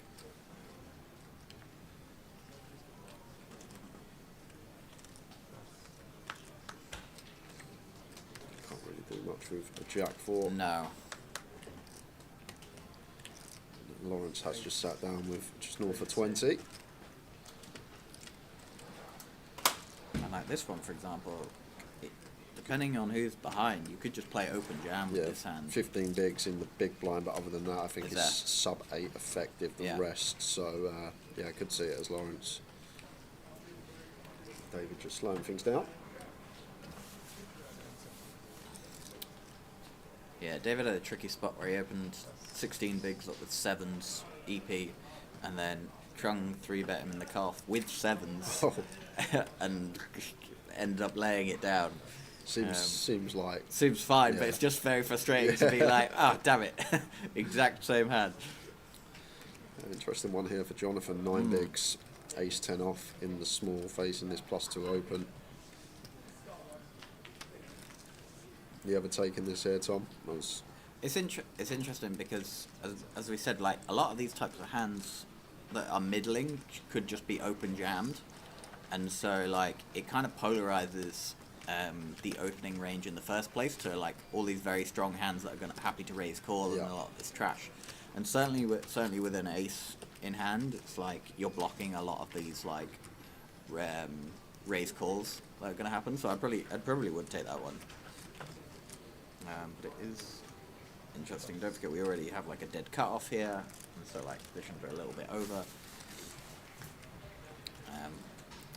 But as you said, like there are so many short stacks now in the field. Maybe it's a consideration that I'm just going to try and outladder all of the other short stacks, get into the money, and then spin. Because the thing with GUKPTs is like your min cash is generally like 2x your buy-in compared to some other stops where it's maybe only like 1.6 or sometimes even less. And so like it is important to have I either like to have 3 big blinds getting into the money, or I like to have 100 big blinds in the middle. You don't want to have like a middling stack because it doesn't really aid you either way. Yeah, I got that. So I do think that min cashing in these types of things, in these payouts, is like more important than potentially other stops that you see. I always say in these spots, look at it like a ladder rather than like I'm getting in this round of money. Like what you're actually always pull up the prizes. You look at what the min cash is, and then look at the next like 0, 2. I don't even know what the min cash is. First time I'm actually gonna see. I'm guessing around 500 or quid. £12,350 for first. And so a guy here finds an ace, just sends it in the cut-off. Only got 7, 8 bigs. Just praying to not run into it behind.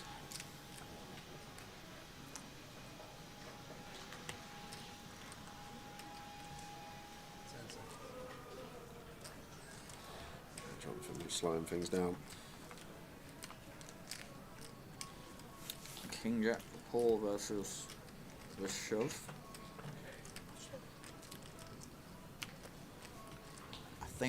I think Paul was the person who opened forward Jack 10 suited, so I'll be surprised to see him call here with the King Jack. Yes, here we go, £480. So way to look at it. Next time you're going to get you're technically laddering from 0 to 480. Next time you're going to get that is 6th to 7th. So you've actually got to be at the FT before you get a ladder that large, and that's why it's so essential when you have one of these like shallower stacks to just fold your way in and then try and spin after. Spot on with the call there. Paul does let it go, and Jason finds an ace and only got 5 bigs in the big blind. This has got to go.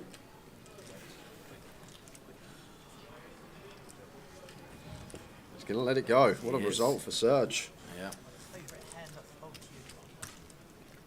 We're having a spin over, and it's all in on the flop. We got a monster here, guys. Top 2 for Rosa against the ace-5 of hearts, and boom, heart on the river.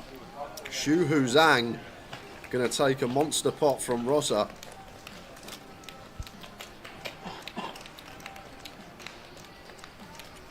Someone who is chasing you a little bit in the MPL, Tom. Out the door. Yeah, sorry, Rosa. But you might be happy to see that.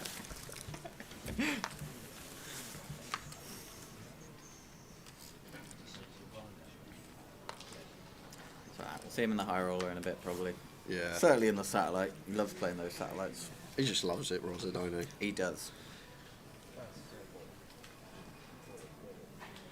Tells you he's not going Blackpool, and then he turns up in Blackpool. Not even for the main, he just turned up for the sides. He did, and then he went home for the main.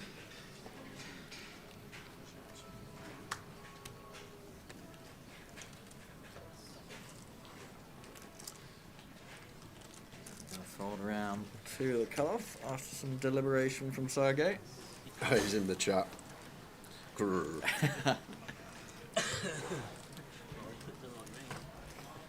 I would have just called, mate, seen a safe turn and river, and then got my money in. Yeah. Jonathan, 9 bigs, ace queen, lovely one to find, unfolded to us.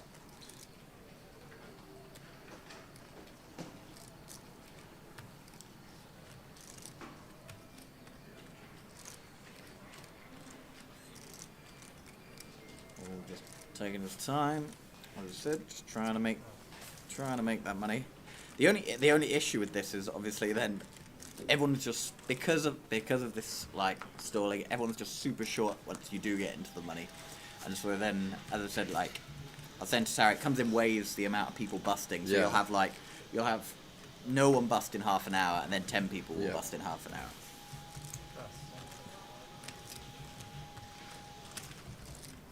Sometimes 2 people bust in 1 hour with 3 players left for the tournament. They do. It's not an advisable strategy, but sometimes it has to go. You must have been getting deja vu when that club come on the turn, though. You must have thought, no, here we go again. At first I was like, Jack of clubs. I was like, no, wait, that doesn't work. That gives him a boat. Yeah, it was an interesting spot actually, because if I had a weaker hand, if I had like maybe like an ace 10 off or something like this, I could just raise to like half my stack or 60% of my stack, and then it would have gone shove, and then I would have folded. But the trouble is like 9-8 of clubs, like it actually does pretty well multi-way. Like even if you are overcalled by like if it does go jam then call, like you're actually not that bothered. So it was just like, could I just have a like slightly weaker hand and then I didn't need to get it in, but it is what it is. Like it's I'm pretty happy. I thought I didn't really have any like good hands on that final table in terms of like premium holdings, and so like I felt like I just like fought really hard on that final table, and so like that was probably one of them. Like I know I've done like Goliath and stuff like that, but recently that was quite fun to play as a final, because like Costas was very good, and like battling him in a lot of spots, just playing versus different player types. It was good. It was good fun. I enjoyed it. Yeah, more points as well, probably sealed the deal for you unless someone in the top 10 has a run at the Behemoth main, but we'll see. Even the grand final, to be fair, 2K buying lots of runners. Mm-hmm. Yeah, it'll be interesting to see the numbers for the grand final, because there is that higher price point, but it is London, so generally you can get away with it in London. So it'll be nice to see how many runners the grand final's gonna get. Should be good.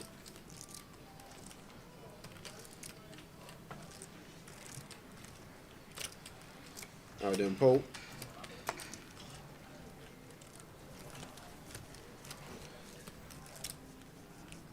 Gonna quickly have another spin on over, and it's Tanvir all in against Wayne Peach. Tanvir, the player at risk, needing aces or kings.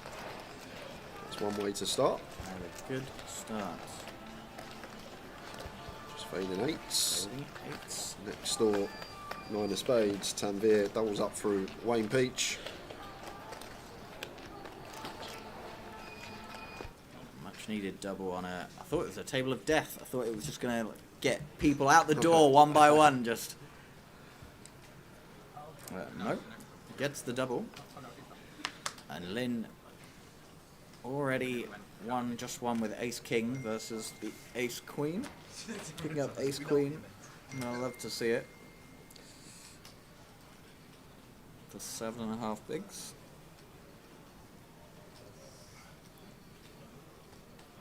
Is anyone going to find anything yet? Yeah. And if they do find something, they could still be behind. Lynn can easily get called by worse.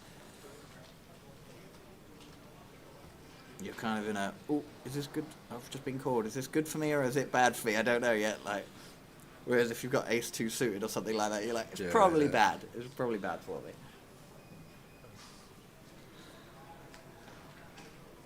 Well, Paul does find a pair. Oh, yeah. These are the tilting ones where you're like, oh, I do think I've got it in the house, and they've got like a tiny pair, and it's like, oh no. tough here for Paul though, because he loses this one, he's going to be left with 5 Yeah, bigs I himself. don't think Paul's going to score here.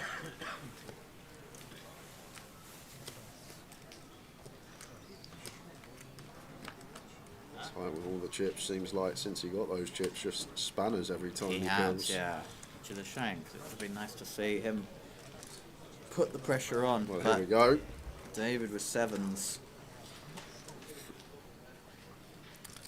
And if he does call here, he's already paid the blinds. He's going to just have to pay the small blind. Like, I think he's probably not at risk of going before the money. And so, like, it kind of incentivizes you to gamble a little bit more. Because you're thinking, oh, if I do lose this hand, what are the implications of the future game in terms of making the money? And you're only 6 away now if you do get busted. So With the stacks as shallow as they are as well, it's very easy for people to bust. So we are off to the races. Ace Queen for Lynn, 7s for David. 4, 3, 4, no good for Lynn.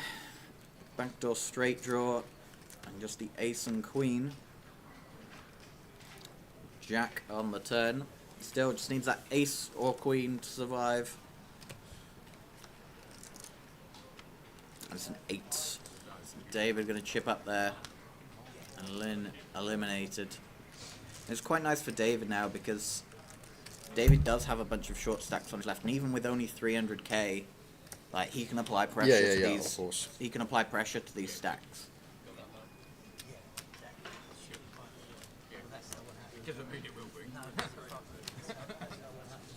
In a way, like Ty don't really like that, because now he's got 20 big stacks on his direct left. Just means that he's going to maybe not be able to just open jam some spots that he could before.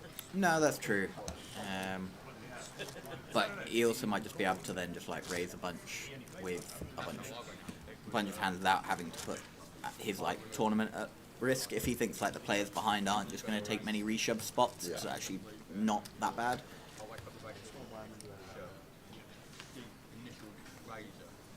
What can be annoying is if you're trying to apply pressure to someone and you've got a Sergey in the big blind who's like, I don't care what you've got. You've got a Terry in the big blind, or someone who's not gonna give a toot about what pressure you're trying to apply to them, and they're like, I think I've got the best hand. I'm just gonna call. And you're like, oh well, this backfired on me. So especially with someone like Serge as well, 20 minutes before the high roller starts, because he'll be thinking, oh, it don't really matter if I pass, I can jump straight in the high roller. I've got something to play. It's you do have mindsets like that. They just love the game. They want to play as much as they can. Not even that. It's just Sergey's just like, I just want to win. I want to win the tournament now. Like, I don't care about £480. I want the 12k at the top. That's tight on the button there. Ace 4 folded to us. Just going to let it go. Might have been opening there. David with the 6-5 suited. Probably going to see a jam. I think it's like a call. Yeah, I definitely would have just jammed here as David. Just apply that pressure. And Sergey with King 6. He's got like, it's a pretty reasonable one to jam with the high card. And David, it would have been interesting to see if Sergey would have just called off with the King he might 6, have done. He might have done. He might have just saved himself 10 big blind or 8 big blinds potentially. With the dominating 6.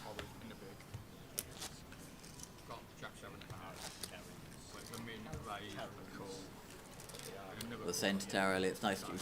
You've got a varied streams of you've got the day 2s and the final tables, but you've also got some of the day 1s that you get to see. So you get to see all the 9-way limped pots. Yeah. And, well, I'll tell you what. Yesterday was something special. We've done a few of those turbo flights before, but it was tough. It was really tough because, like, you see a few inconsistencies from time to time, whatever. But when people are just just burning money, just absolutely throwing it into the fire, Tom, it's very hard for me in the booth because I know people have family, they have friends watching. You don't want to criticise someone too much, but when it's just like, what are they thinking? It's really tough. It is really, really tough. So I think Lawrence has heard you chastise him about folding an ace on the button because he's now opened the ace 5 off, which is good to see. It's better than ace 4, I guess. That is true. David. I'm just going to fold the 7-5.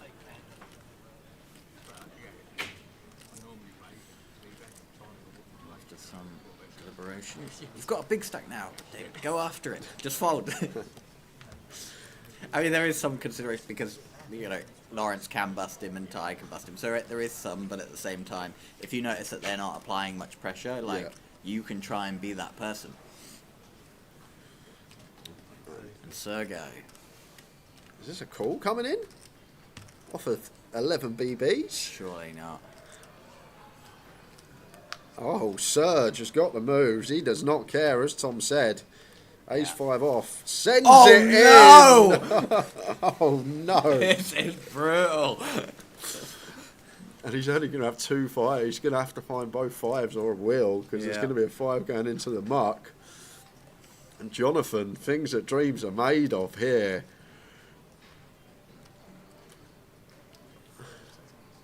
It's got to be one of the best feelings in poker when there's an opener jam, you squeeze your hand and it's just boots. It's Jonathan just taking his time. Maybe so Lawrence calls off with maybe like pocket 8s or like an ace jack type hand or something like this, but he does have them, and in it goes. The only saving grace for Sergei is he does cover Jonathan, thankfully, from the king 6 offhand prior. If he had got jammed on with the 6-5, he might be risked. And once again, he's in the small blind, so he will actually have an orbit. Yep. Serge. Or he could just find the 7% job. He might. Just a, deuce 3, jack 2 diamond, 3 diamonds. Just nothing. Nothing like. Not that we were rooting against Jonathan or anything like that, but he might find it. Got the time bank tail. Yeah, maybe. Was it? Did he put it in? Did he stick it in, Kev, after 2 seconds of using his time bank? Oh no, that's not no help at all here. Running kings for the content. King of diamonds. Boo. 8 of hearts. Not even a sweat. So Jonathan getting the double. Massive at this stage, and Serge going to be left with a crumb, not even a big blind, but there is some scenarios we still creep in the money. 6 away now. 5 away. And these next few hands, there might be some tough decisions for Sergei for a good couple of minutes if he's thinking about that cash.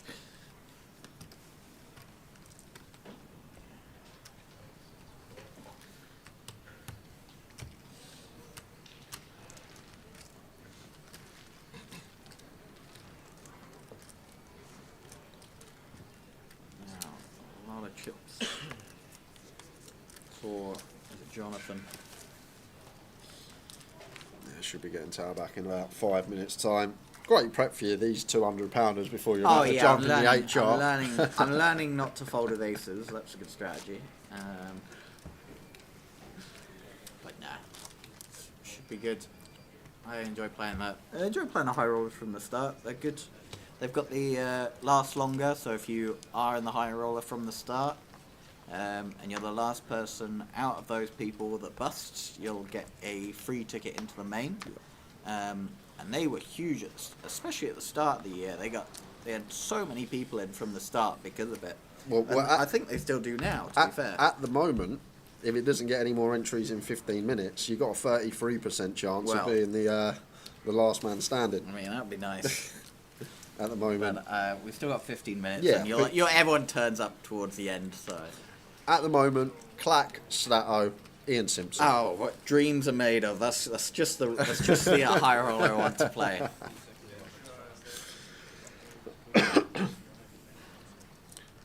Yeah, Ian, fresh off of a high roller victory in Manchester as well. I know we laugh about Ian Simpson, and he always runs good in the feature, but he gets it done. He gets the results, and he plays very well. And yeah, and not just live. He plays a lot online and a lot live, and seems to do well in both. He's been in the game for 15 years now as well. Longevity, just been around for 15 years. You always see so many people that are here for 2-3 years and just disappear and they come back. But I mean, you'll see. I mean, there's not that many. I mean, there are quite a few, but like they're yeah, more like they're the rare. business side, like your Bowsies, like your Rob Boones, people that are successful in other walks of life and enjoy their poker and play and still make a bit of money from it. But it's difficult when you've got no other income streams to just continue playing poker for over a decade successfully. It's a tough job.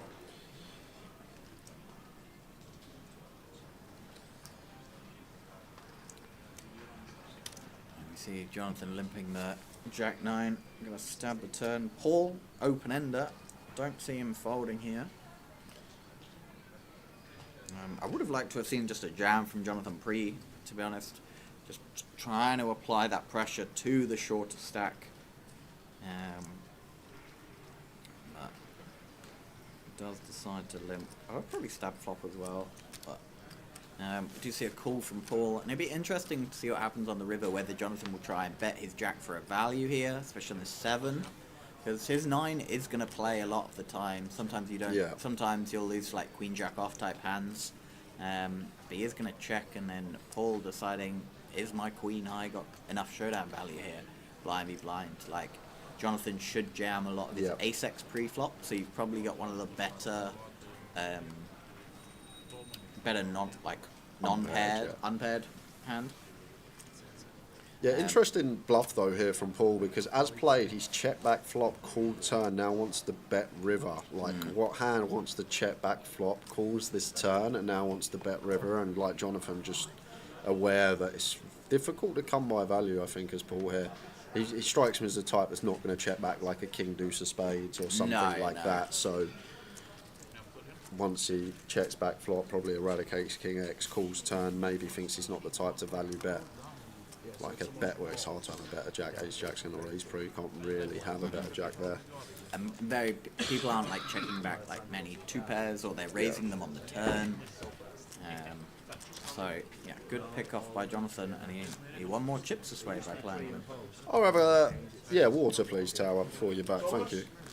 No, I'm good. I'm gonna go hop in a sec.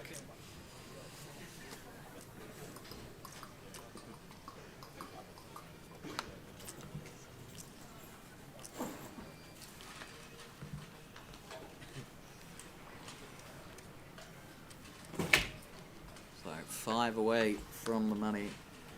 All these guys, especially Sergei, gonna try and sneak in. Yeah, waiting game for Serge. This is just hoping that you hear seat open coming from the background. Yeah.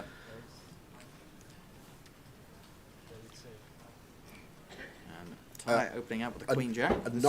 Another actually really good thing for Serge that I just thought of. Both 9 and 1 are vacant at the moment, so when we lose 2 more players, we're actually going to get 2 players into those seats. So then he's going to get an extra 2 hands. Yeah. Or 1 more player now, as it just drops down to 37, and that is because we lost CB, GDPR, on the outer table.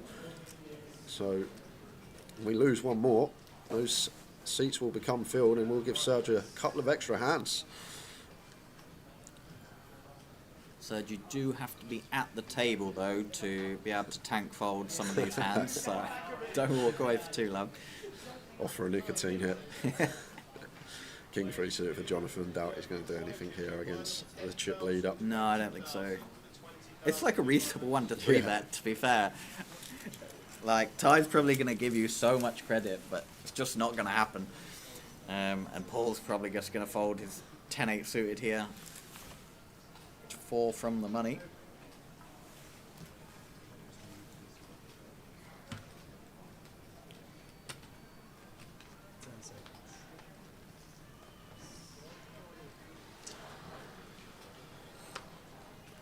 When you're buying in grey face, if you're red on GDPR, just say to whoever's at the tournament cash desk, say I want to sign GDPR so that my name's posted everywhere and my pictures are allowed on social media. There's probably a couple that like they've missed, like that are, because I've definitely when I've like they've taken photos like final tables and stuff like that, thin, and then thin brag, and then they've just been like, are you okay to have your photo taken? They're just like, yeah. And then but like, well, you've signed GDPR off. and like they just didn't didn't people- even know. So People don't know, yeah, some of them. But when you buy in, just ask whoever's buying you in, am I GDPR? If they say no, you're fine. If they say yes, say I don't want to be GDPR, and then your name will be there. Lines are up 10, 20.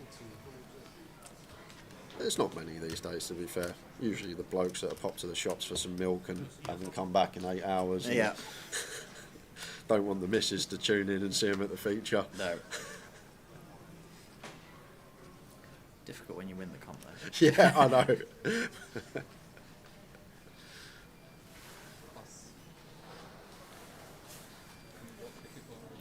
So we'll grab Tower back in after this hand, as Tom's got to go and win the high roller. He wants his LMS as well. Well, Oh, assuming so. You've got a strong hand here. Just stick it in for the 1B. yeah, especially on the table break as well, just to see it open in the background. Should have some players coming over to fill the seats.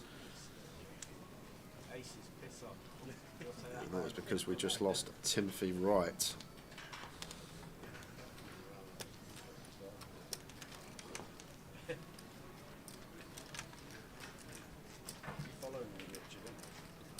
Let's see. Oh no, Sergey just Jack 9. Just doesn't care about the buddy. I said the HR's starting in 7 minutes. It's true. It's true. He needs to. He wants the LMS. He does. He needs to bust this so he can play first hand in the high roller. Yeah, and Jason with the ISO here for 4 bigs and tied with a big investor. Only got to flick in 3 bigs here, Tom. He does. I don't know. Are we just supposed to flick this in? I mean, Ty's going to. You've just got so much equity. Like, I mean, look at the equity. I know, He's yeah. got, he's got basically the same as Sergey here.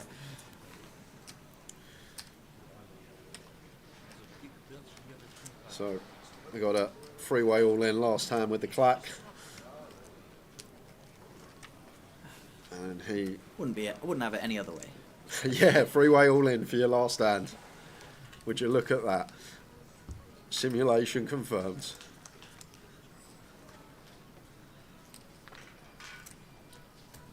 So there's a 5. So we could have double knockout here and be on the bubble. This would take us to 34. But there's a jack for Serge.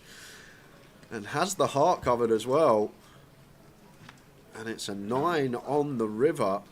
So we are going to lose Jason from the tournament. Actually just losing Harish Sahan as well on table 31. So I believe that is 34 remaining. And we are going to be on the bubble. Oh, well, I will leave you in the capable hands of Tara and Jay for the bubble. And I will see you guys. May see you later in the week. Maybe, You might pop in. Yeah, maybe later in the week. Maybe grand final. We'll Yep. see. Cheers, Either Tom. way, see you soon.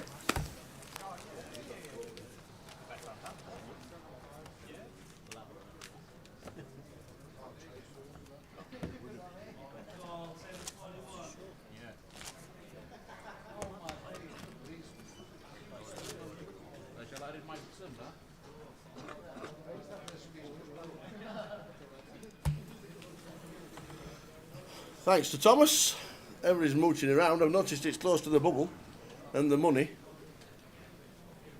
It says 34 on the screen.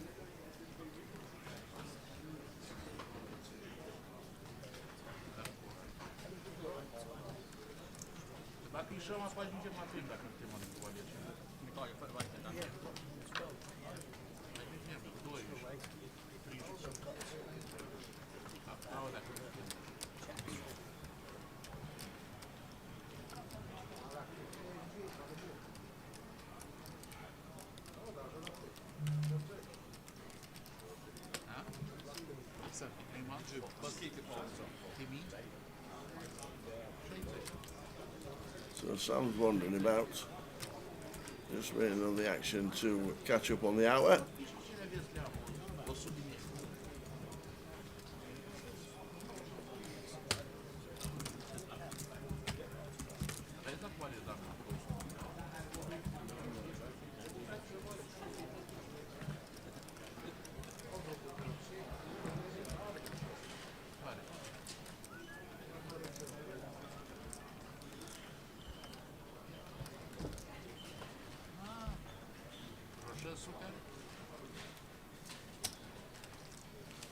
So still waiting just a clarification from Sam on the floor. We thought that might have been the actual bubble. Yeah, I believe there is a three-way all-in on an outer table as we speak. I know Sam's wandering around. Unfortunately, not got the cameras over at that table, so we'll just wait and see what occurs.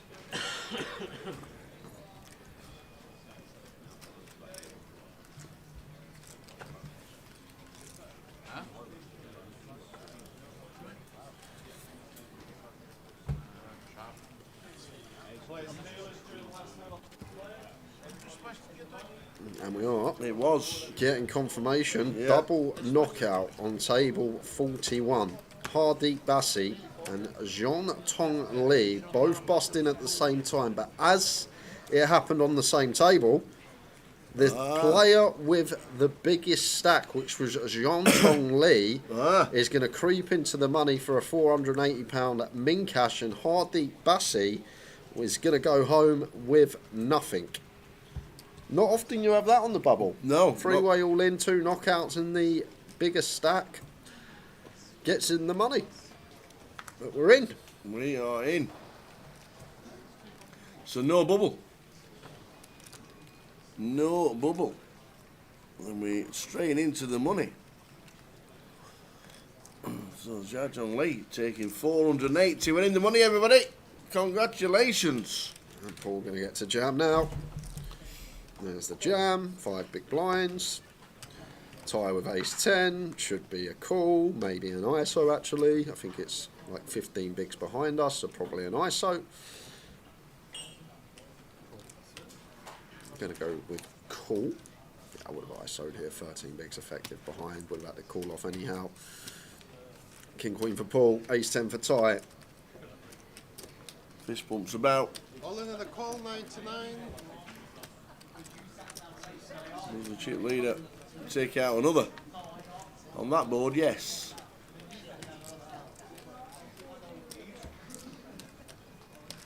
Well, kings and queens now playing.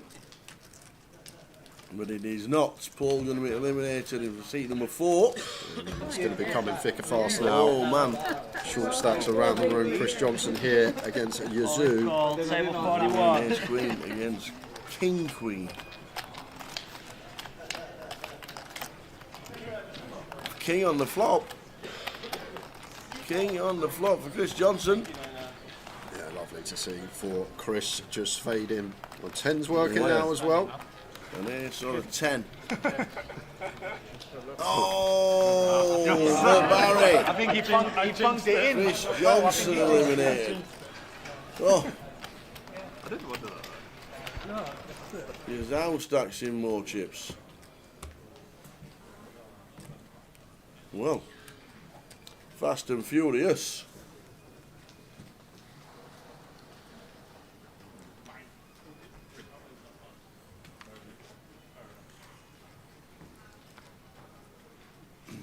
Well, in the first session, we're going from 57 to in the money. Yes, it was Gully. He's still in because Tower has not mentioned him today, and we're going to keep it that way. I've not said a word. And here we go again. It's all going to be occurring. Bernardo all in for his just sub 4 blinds. Richard calls ace queen. Jonathan now got ace 10.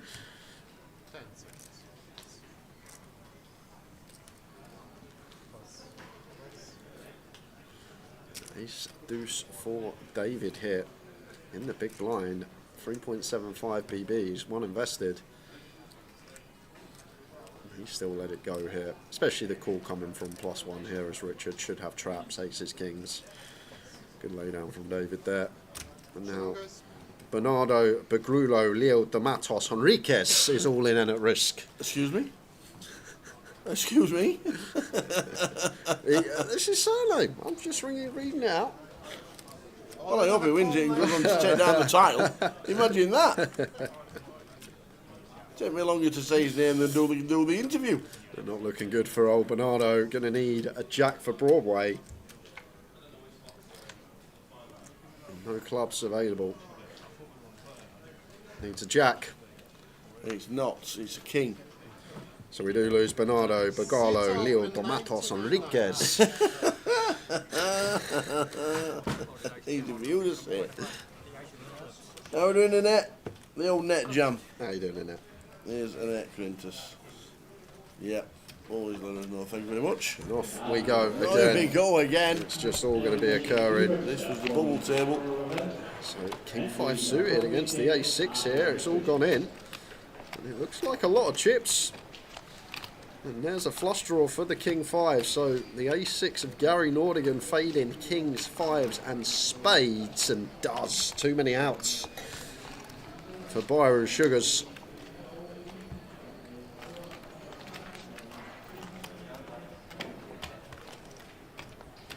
Back to the feature. This is how it's going to probably be up until break now. All ins galore.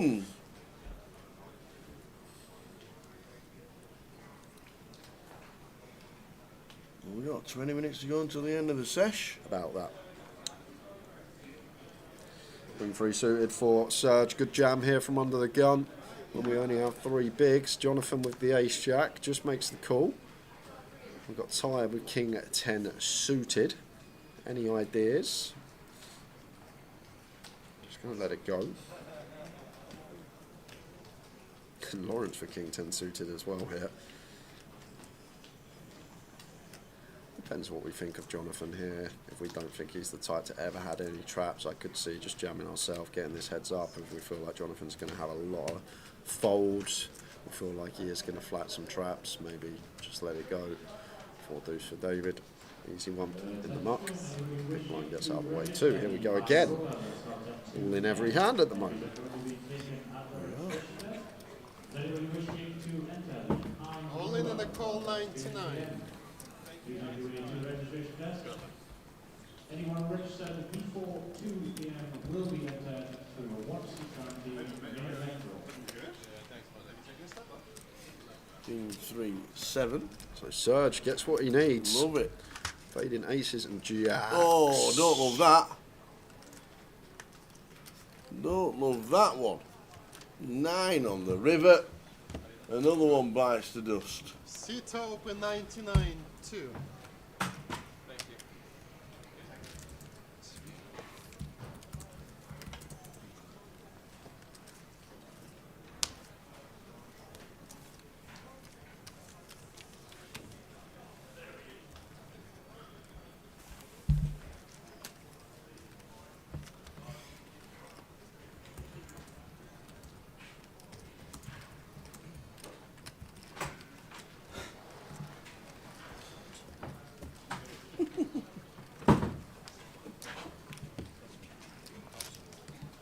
How are we doing, Evan? Good afternoon, Evan. Hope things are well.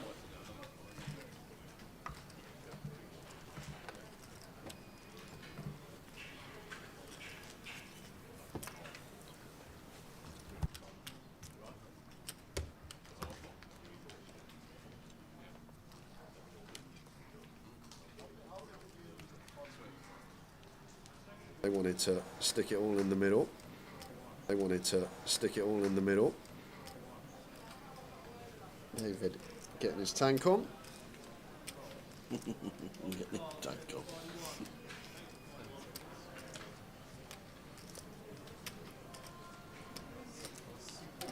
Oh no, we don't like that. Rip stream. What? What's happening here? Just a blip. Yeah, well, we're fine. We're back. Just a blip. No idea what it is when it does it or anything like that, but we should be back.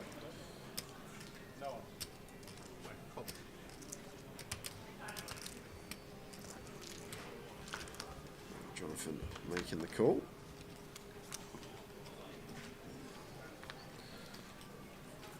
Ace 6 deuce rainbow. Nice start for Jonathan. I'd still see bet here as tie. Just Ace 6 deuce rainbow. Just get to see bet our entire range on this board against the big blind. Don't need to go too large. Could even scale down to quarter for like 27k. Even third he may go for here as tie, but I would be c-betting every hand that I've opened. It goes even smaller. Shy of 20% and just a call here for Jonathan. Don't ever want to raise this spot. If Ty's ever got like a king queen, a queen jack, drawing 9 on dead to runners.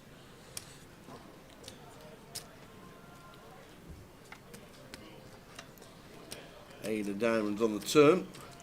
Yeah, and this is where it is likely to go check check once we get called here as tie. If we barrel again, we fold out 6x and we just get continues from ace-x, maybe some like 4-5, 3-4 of diamonds in there to get another street from, but only a few select combos against a wide big blind range. Well, tie goes for another bet here.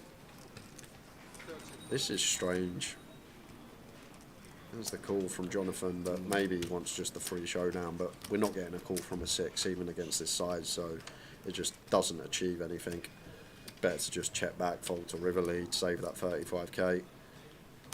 Jonathan going to lead the river himself here for 50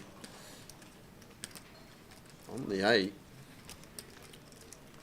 And does give Ty a really nice price on a call here. Bit of a mistake from Jonathan as well, though. Should just be check over to Ty here if he does ever have a king queen, a queen jack, something along these lines. Well, are we reaching? We're reaching for chunks. This is like Jonathan's always got an ace here at minimum when he leads river, and people don't like folding ace-x or better in these tournaments. Look, Jonathan doesn't even take more than 5 seconds before flicking a chip in. I'm not sure what Ty's up to that hand. Bet on the turn seems strange. The raise on the river seems outrageous because our opponent's just always got an ace or better when he takes that line, right? He leads river. And people don't fold ace-x in these tournaments when it's top pair on a dry board. There's no 8x out there, right? As played. Just a gift over to Jonathan for no reason. Strange one, really strange one.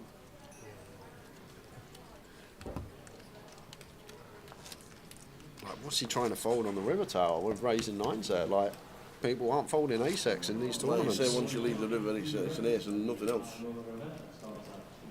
Come across with a raise. Yeah, so said Jonathan's lead was not a thing, definitely not a thing in theory, but if you've got someone that's gonna take off and spew some chips to us, then why not? I don't know if that's what he was thinking, but gets the absolute maximum there as Jonathan. Nicely done.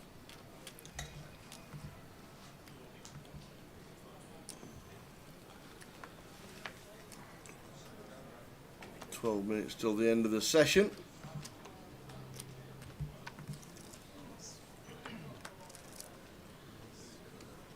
28 players left, all in the money. There was no bubble. There's 2 players on the outer table.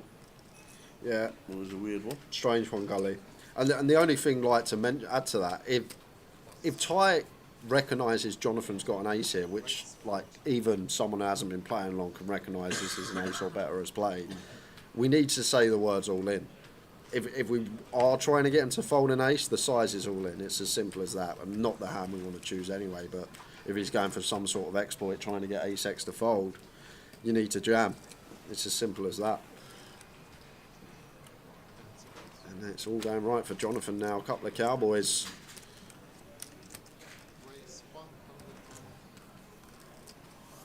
$110k and Ivan with ladies. Oh, look at them, and they're pretty deep.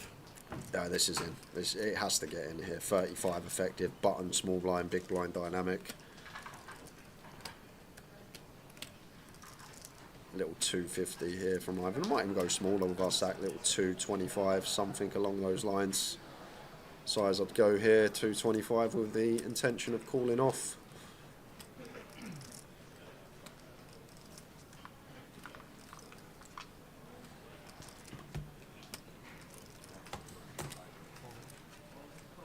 He's just going to jam the lot. And he's going to get some really bad news here. He is indeed. Oh my word. Really? Really? We're never, ever folding kings. This is rough for Ever. Ivan. Because now Ivan thinks he's got the best hand and... You've got to be cool and flipping heck. And Ivan looks to the left of the table as if to say, what are you doing?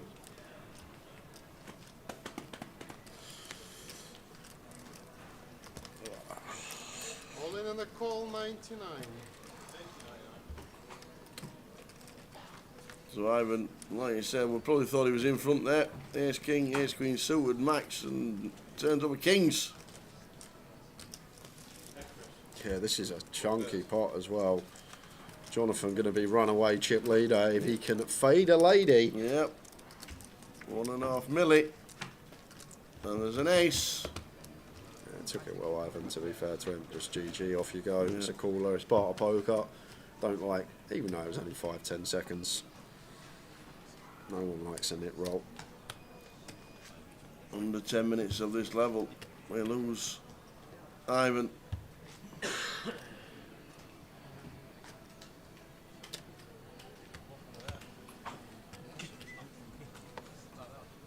Just checking with the stacks just to make sure he's got him, and he does have him. All them chips going in front of Jonathan. 1.6 milli with the blinds at 20k.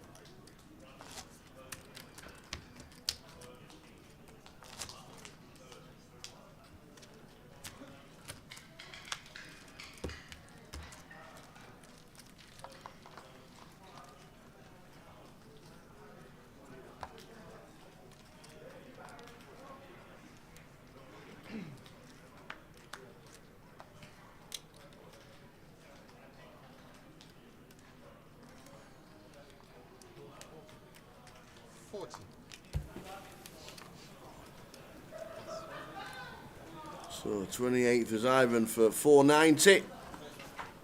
Got the extra tenner. Well, it's weird how it goes up to 480 to 490. Extra £10. Why is it not go up to 500 or something like that? It's weird, isn't it? Extra 10. 27 left. Heading to the break. Break in play. For the first time today. Seems like I've been streaming for hours. There's been that much action.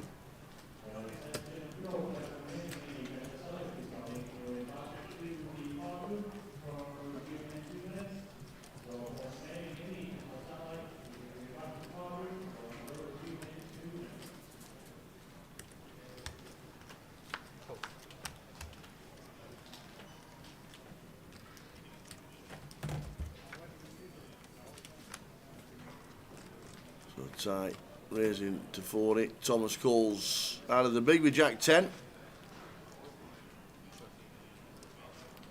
There's a rule as Thomas leads. Tom Bingham. All in the range of the opener. End of hand. Final 7 in the money. And don't forget, if you do want to join us on Facebook, Twitter, and YouTube as well, give us a like, give us a subscribe, just click on the buttons, it's all for free, and then click on the notifications whenever you want to hear about when we're live, and just click on them, and you'll get a notification saying the boys are going live, the team from Cardroom Direct, on Facebook, Twitter and Twitch, cardroomdirect.com. Get yourselves on, make sure you get yourself notifications ready. Then we're streaming for the next 4 days, Thursday, Friday, Saturday, Sunday. 888 Poker TV on Twitch, 888 Poker on YouTube, and on Grosvenor Poker YouTube and Facebook. Last 888 event of the year, and tomorrow we'll be giving out the dates for next year. find out where the stops are for next year. Tomorrow. Been very successful year this year, going to new places.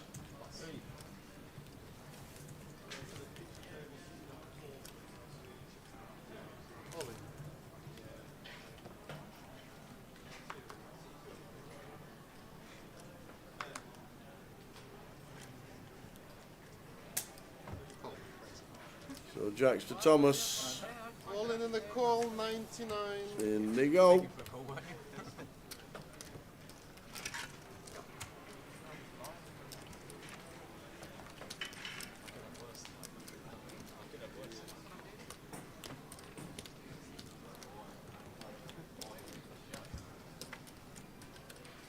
Thomas Bagley.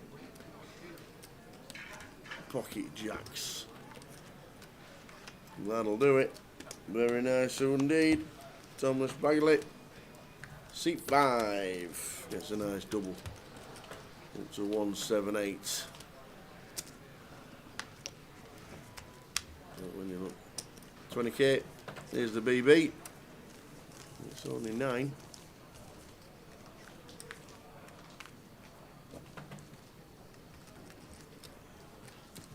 Full chip count when we come back from the break. Lynn Beaumont's still going on nicely. I think Johnny Brown's going to be chip leader. Who was in the chat yesterday, Jonathan Brown. In the chat. Leslie says he's on his way back down. Tony Phillips comes to the table. Former GUKPT champ.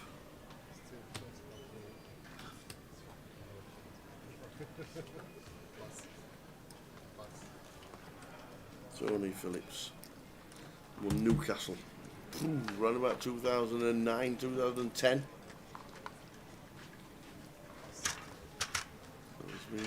Yeah, Dale Wilson on the table as well.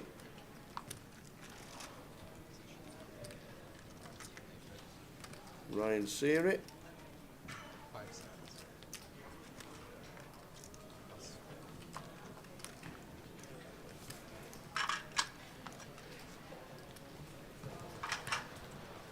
Three tables of 9, 27 runners. Dale will probably just take all his chips out, and if we move tables, then he'll put them back into the racks in about 2 minutes' time. Start purchasing the 1,000 point chips. They'll be raised up at the break.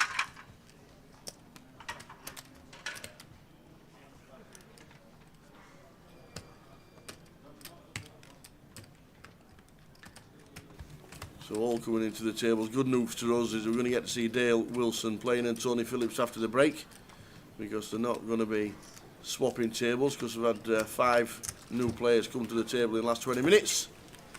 Dale Wilson second in chips and Tony Phillips in seat number 9. Well, if you try to avoid me, guys, it would be... So last couple of hands of the session.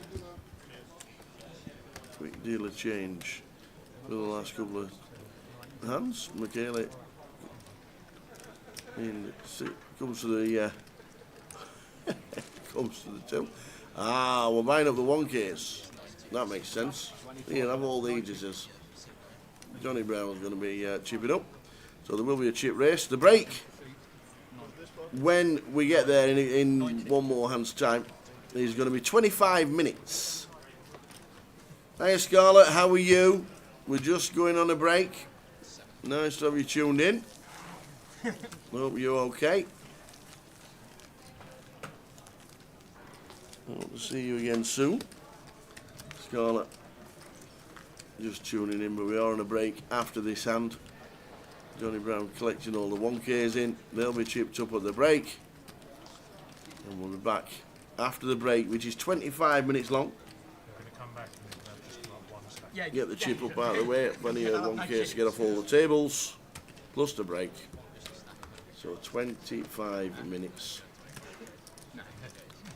Probably after this hand. One more end.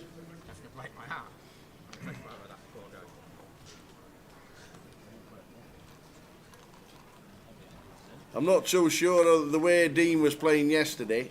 that it should have been you here and Dean at home looking after the kids.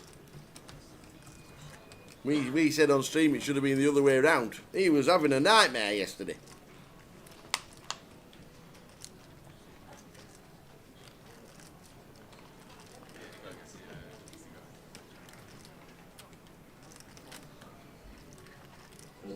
So last hand of the session, we're going on a 25-minute break after this hand. Johnny Brown's going to get chipped up for sure. He has got chunks. Guessing the 100Ks are coming onto the table as well. Good problem to have. I've got too many chips.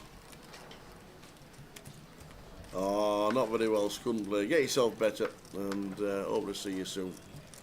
For sure. We're in London next week. I'll show you all the details for the rest of the year.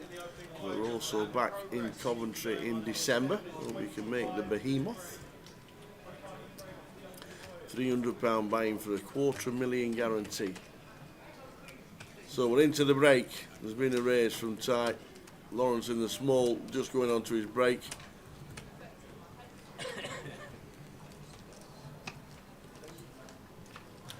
And that should do it. I don't think we're doing this 10 bigs with Jack Queen.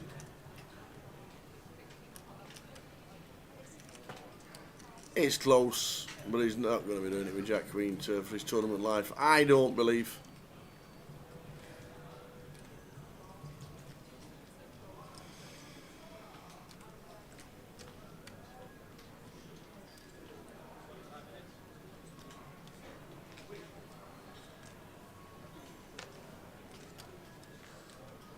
I don't think he does it for 10. 25k blinds next. Full orbit to get round. Better spot. Yet Ty can be doing it with absolutely anything on button, as we've seen before. We could always be in front as well.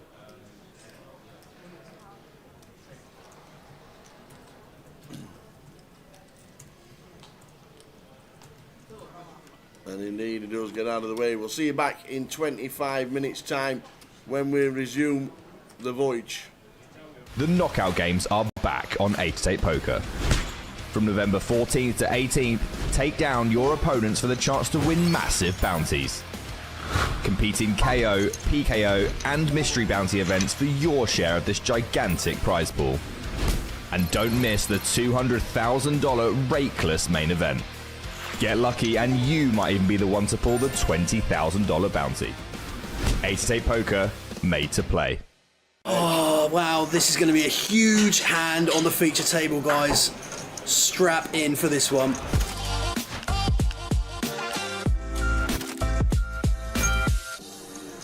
Chris 5-3 of diamonds here on the button.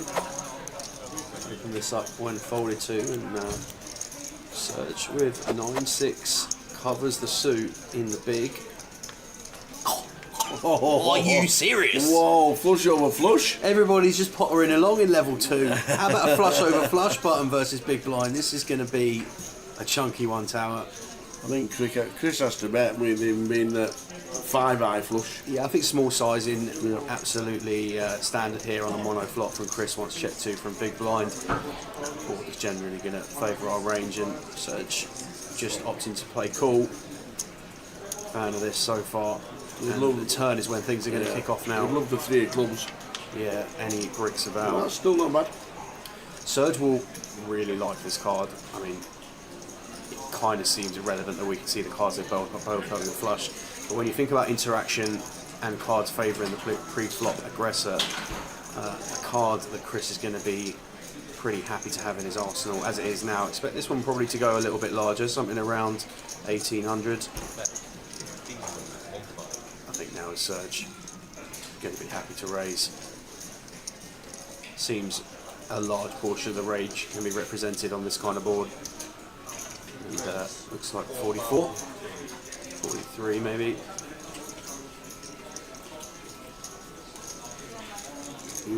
Interesting one now as Chris, whether we just call. Do we just call to see a brick on the river? Or hope for a non-diamond? The thing is now, our hand what value does our hand be from the big blind? I mean, all of the Broadway combos are going to be 3-betting from the big blind against buttons, so maybe some Jack 10 offsuit in there that makes a straight, in which case we might want to protect against those combos that do hold 1 diamond, but really just go either way depending on how our opponent feels here. But it looks like we might see a 3-bet turn here. There we go. And this just very rarely happens now. I didn't really see 3-bet turns. So, Serge now only has the Queen Jack 10 of diamonds unaccounted for. Obviously there can be those hands in range, but we're falling 3 combos in there against hands that we haven't got the best hand against at the minute, and from that perspective, just double checking that we have got a flush here.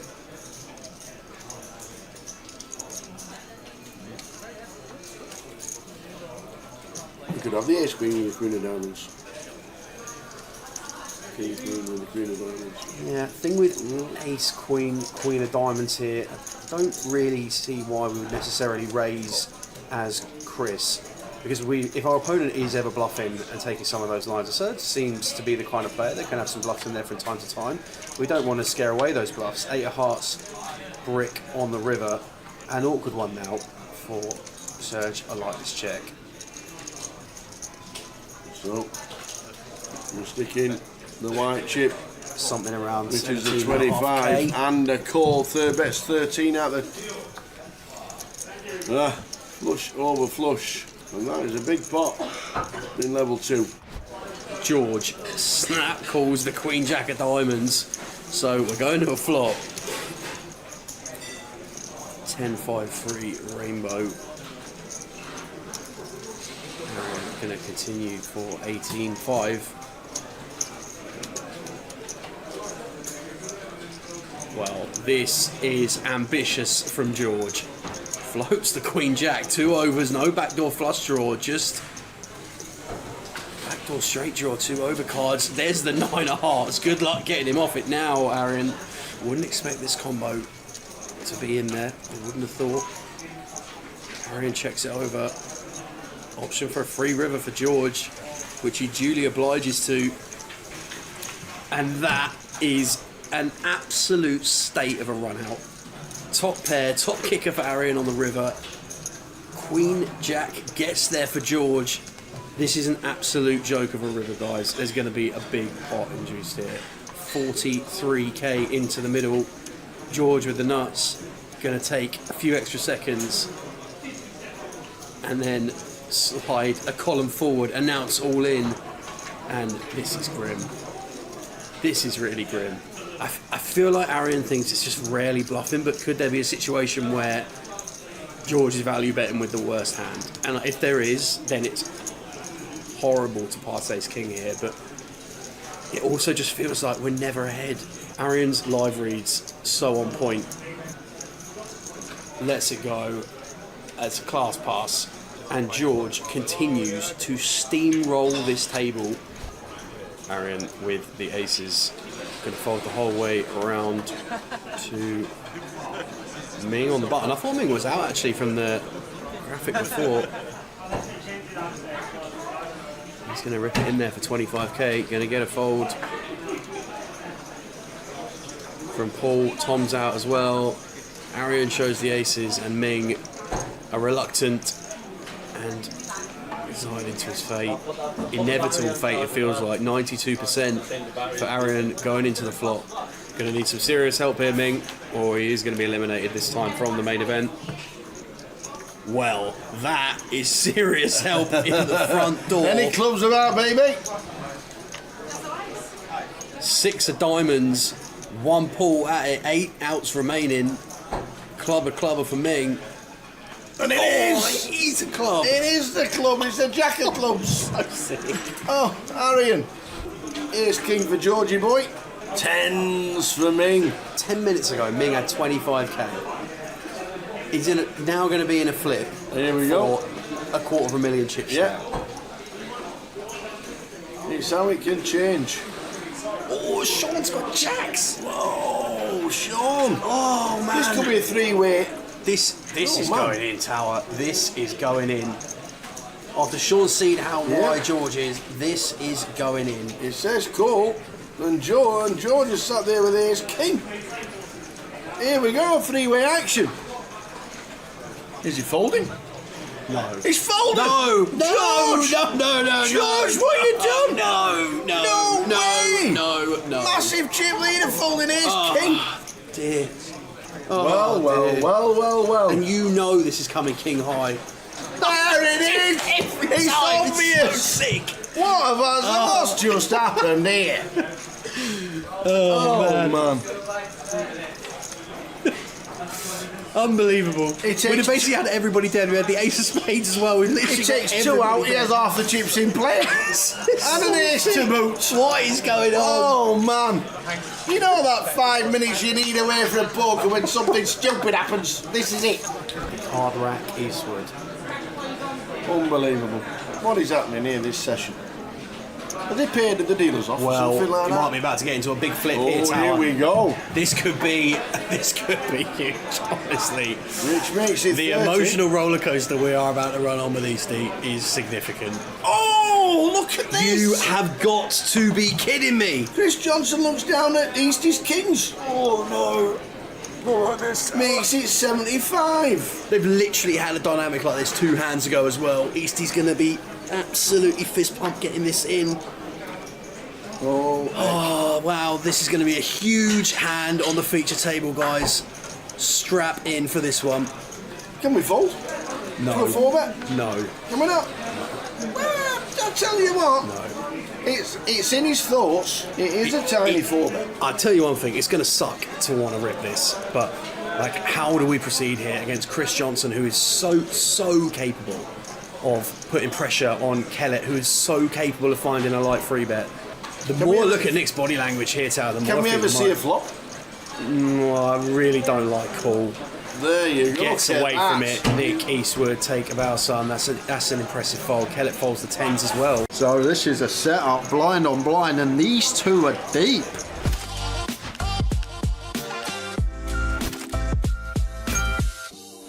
What's going on this hand? Open under the gun, 10-9 off. Okay, that's Ali Malou. We understand that. Justin doesn't 3-bet the queens, which I'm surprised because Ali doesn't like folding to 3-bets. And then Anna Lee makes a loose pill with the 8-Jack-9 from low jack.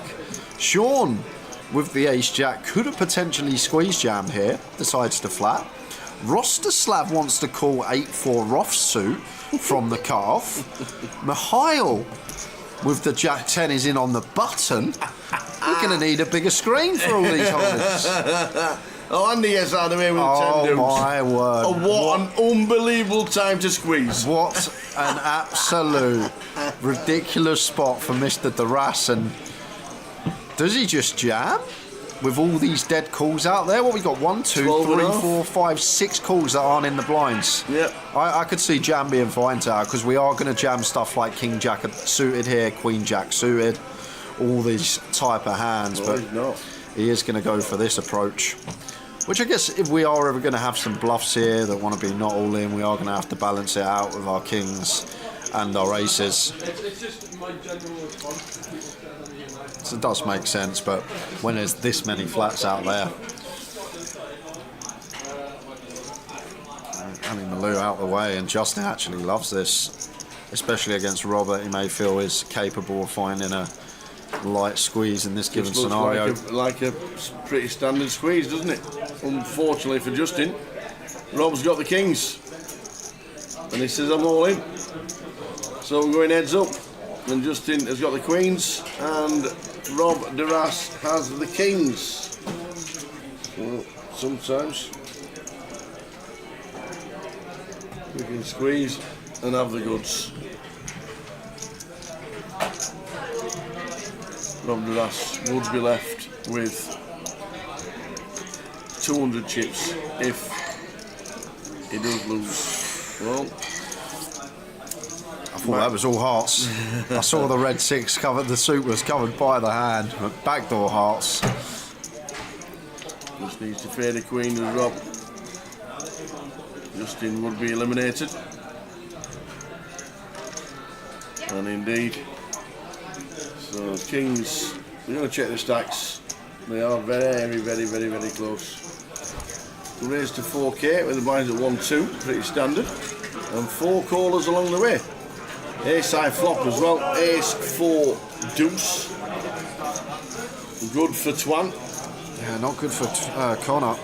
So should check over to Connor.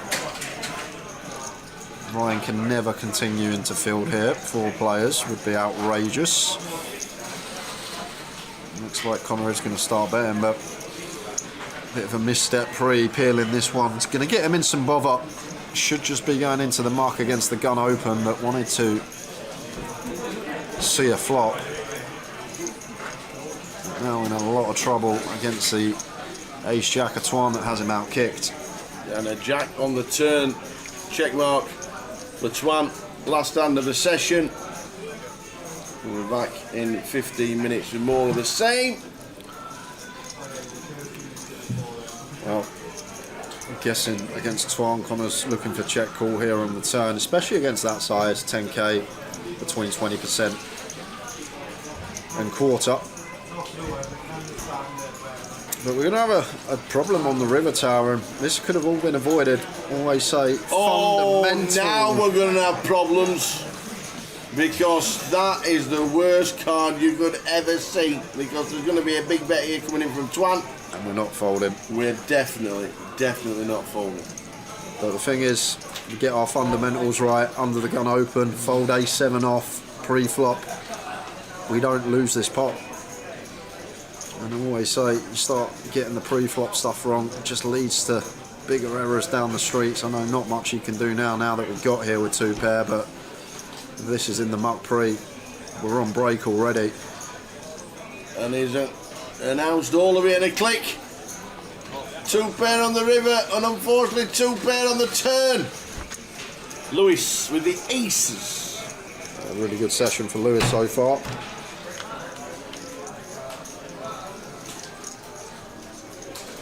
What a flop for Nathan. He's actually just gone equity favourite here versus the aces. Maybe a board that Lewis plays some checks on 4-way here, Tower, with small blind range and +1 range in here. Only 30% with the aces. Crazy.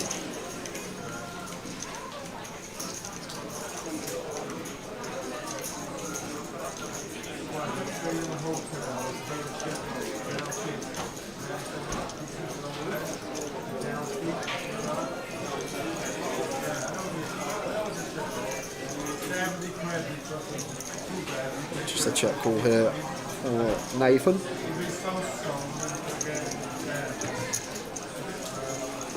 King of diamonds on the turn. That was a slight equity favourite. Was Lewis. Their small blind range is going to contain obviously Queen 10, King Jack, King 9 suited in there as well. Can have some connectivity with Nathan's hand this turn card, but he's also going to have some 10-9 suited, some 7-8 suited, some Jack 10 suited, some Ace Jack, some Queen Jack, Ace 9.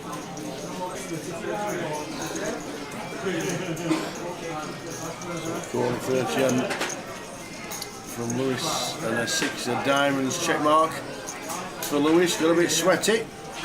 Yeah, 6 is a brick really. 8-5 of clubs, not going to call for Nathan pre-flop from the small, or at least it shouldn't. So this 6 isn't changing anything at all. Maybe King 6 of clubs is one combo that does jump in front of us, but there's a lot of King Queen, King 10, Queen Jack, Ace Jack, Jack 10, all these type of holdings.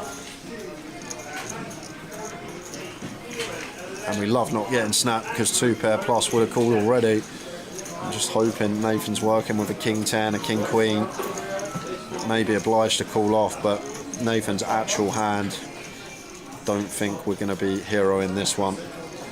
I guess some Ace 10, Ace Queen are going to be barrels here for Lewis, but something really important that Nathan needs to take into account here. Lewis c-bet into 3 players on the flop. If he has Ace Queen, if he has Ace 10, if he has Ace King, these don't c-bet in a 4-way coup. They're just going to check, unless it's Ace Queen, Ace King, Ace 10 of clubs. So that's a really important factor here for Nathan. If this was a heads-up pot, yes, he can potentially have Ace 10, Ace Queen, some barrels. However, when he bets into 3 opponents on the flop, he's not going to have these Ace Queen, Ace 10 bluffs, in my opinion. Like the Ace 10, Ace Queen, just check flop. So on a board where his bluffs you think are going to come from stuff like ace queen and ace 10, this is a hand that shouldn't be continuing into field on flop, so suddenly that's not in there. And he is going to get curious and sees the bad news, sees the aces. Unlucky Nathan. So this is a setup, blind on blind, and these two are deep. And this gets in. It just always gets in. I haven't got anything else to say about this hand. We've got two top 5% holdings, blind on blind, two good players. It's just not ever not getting in. There's the whites. Makes it 75. I think for this stack, it's not 269. It's 75 in whites. Yeah, he's only got 4 whites, hasn't he? 3 whites. So it's about 120 out maybe. But we'll get the exact chip count off Muzzy when he tells our action tracker. If he wins, if he doesn't, it doesn't really matter. If he doesn't hit an ace or a king.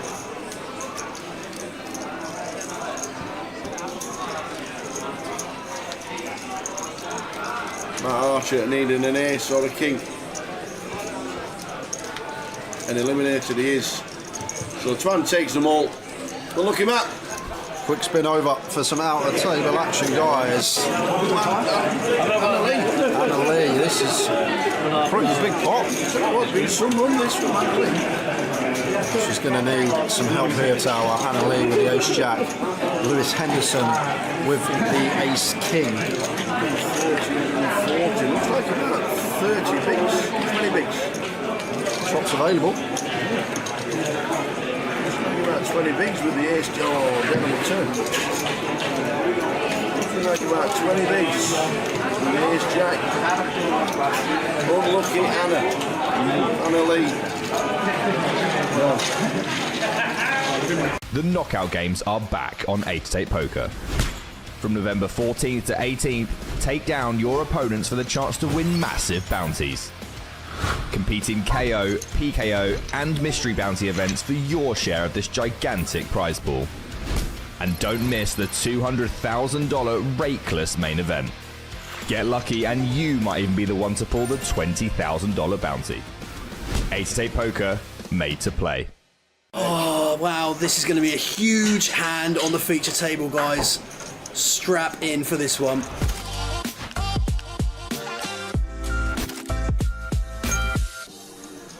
Chris 5-3 of diamonds here on the button.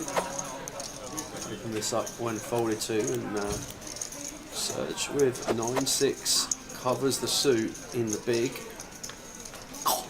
Oh, are you serious? Whoa, flush over flush. Everybody's just pottering along in level 2. How about a flush over flush button versus big blind? This is going to be a chunky one, Tower.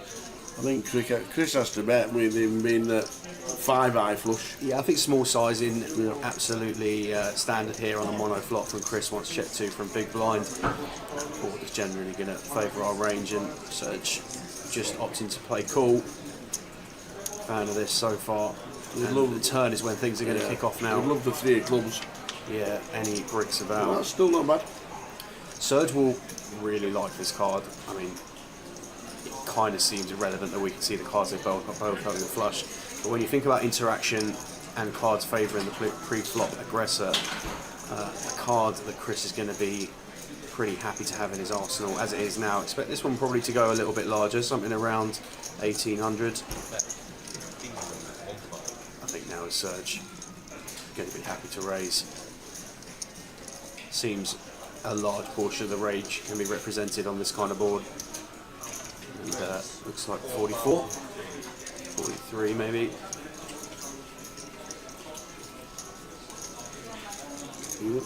Interesting one now as Chris, whether we just call. Do we just call to see a brick on the river? Or hope for a non-diamond? The thing is now, our hand, what value does our hand be from the big blind? I mean, all of the Broadway combos are going to be 3-betting from the big blind against buttons, so maybe some Jack 10 offsuit in there that makes a straight, in which case we might want to protect against those combos that do hold 1 diamond, but we just go either way depending on how our opponent feels here. But it looks like we might see a 3-bet turn here. There we go. And this just very rarely happens now. I didn't really see 3-bet turns. So search now.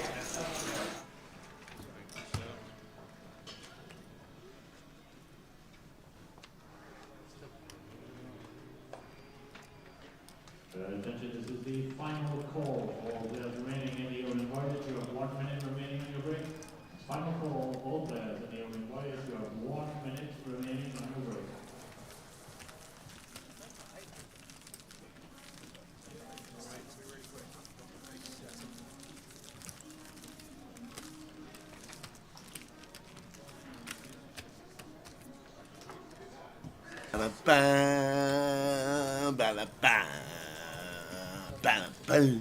What a spot for Jonathan Brown.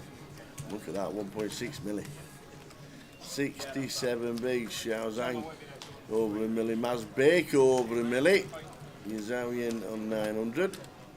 Lynn Bowman going on 250. Dave Cranage. Thomas Bagley, who got himself a double. Oh, Peachy. I have to say to Pete, I've got to show.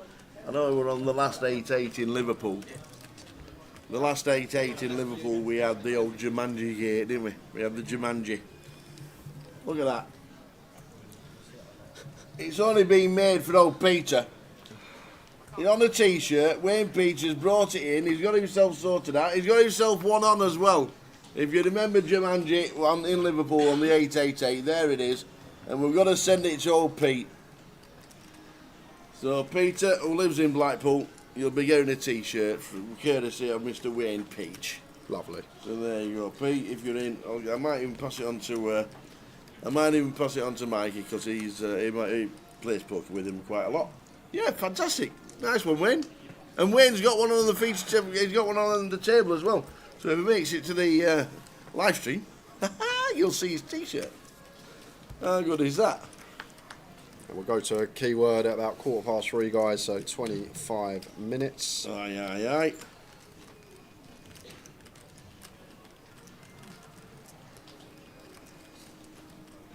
Going on with the King 10.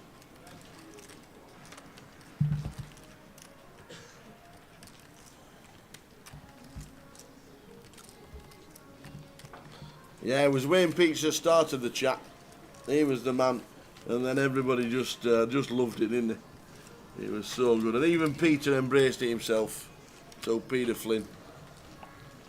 He embraced it himself. And saw him in Blackpool as well, playing the live stream. They were on the table as well. So that's his t-shirt. We'll get it sent to him.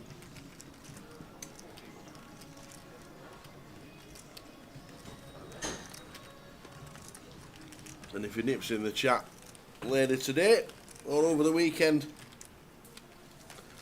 we'll let him know.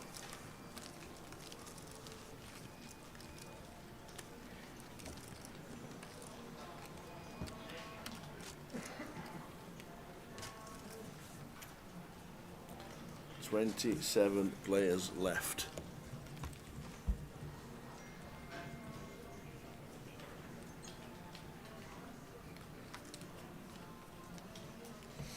Ivan busting out queens into kings.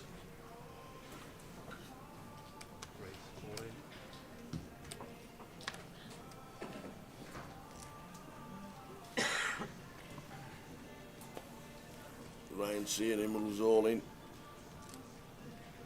The 90k, seat number 2.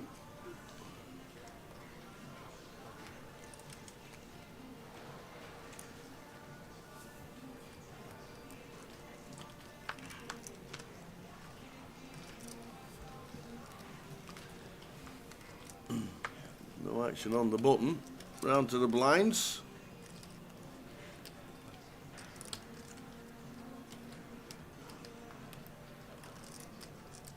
Big blind, King 7. Oh, it's just call with the King 7. Interesting.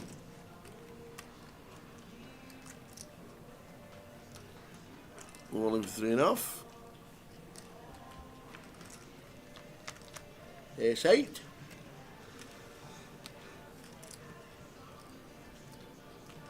Well, 8's working against him now.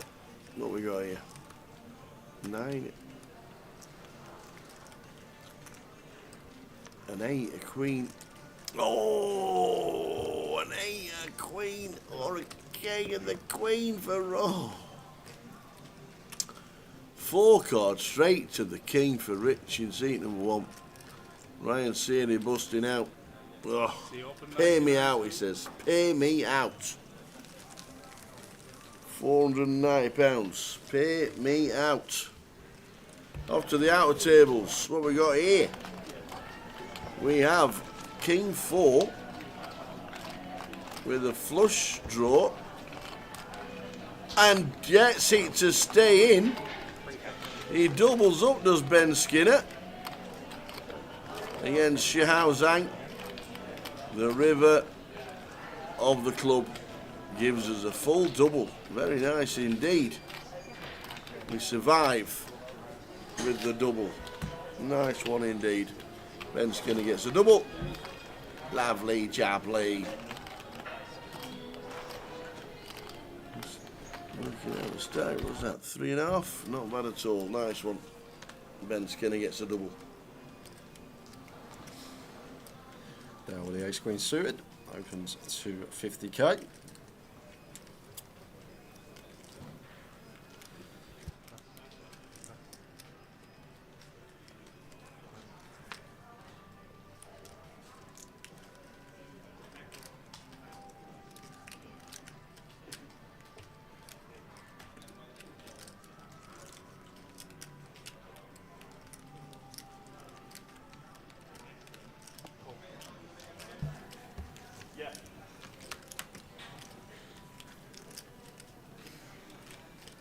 So Dale from gun, initially raising.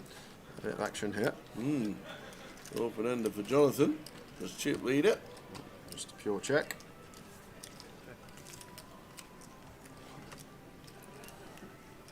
Ball we are going to see bet heavily as Dale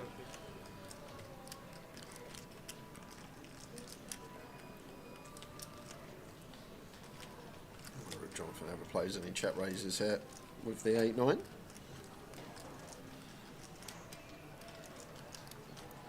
Just going to bump it up. Nicely done, Jonathan.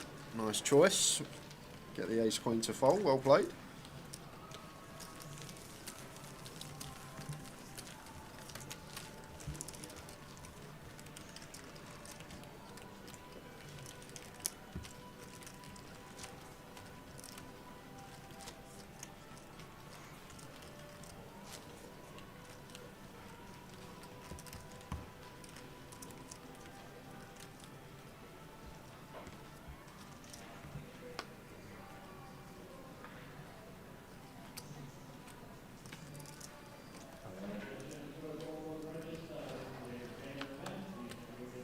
Oh, I forget the main starts today. It does. All sorts going on.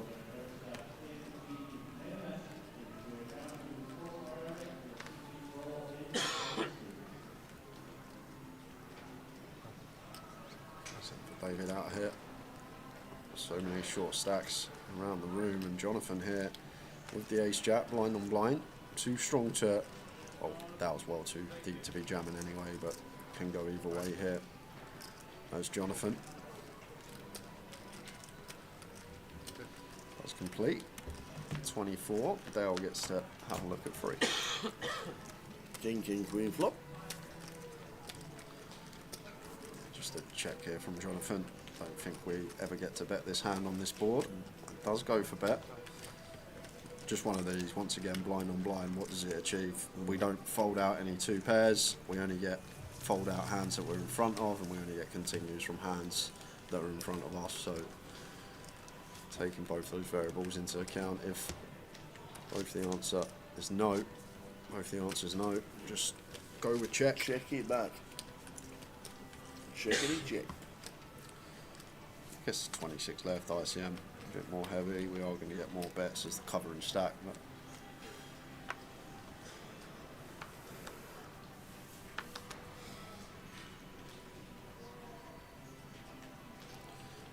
this should do for Lawrence. Ace-9 suited for 8. Good jam. And there you go.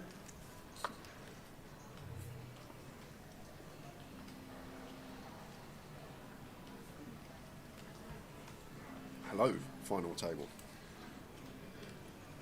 Final table 11. Good afternoon. 3 o'clock GMT, whenever you may be. Well, hello.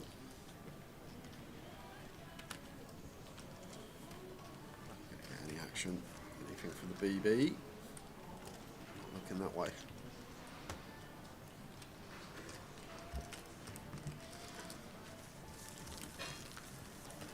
Going to spin on over, turn out a table. Ooh. It's David Halliday against Jack Galt here. We've got an up and down against the Pocket Kings. There was too late, wasn't he? Kings fall for good measure on the river. That's going to leave Jack Galt short. David Halliday, chip leader to start the day. Healthy pot coming over to him. Nice one, Dave. Keep it going. He has his own private game in Blackpool once a year, you know. Oh, does he? And all the Stokies turn up. They have an annual get-together. And it's just for the Stokies, and they all just turn up. There's about 50 of them. All descend on Blackpool for the weekend, and they get themselves a weekend away and a game of poker. Blackpool have embraced it for years.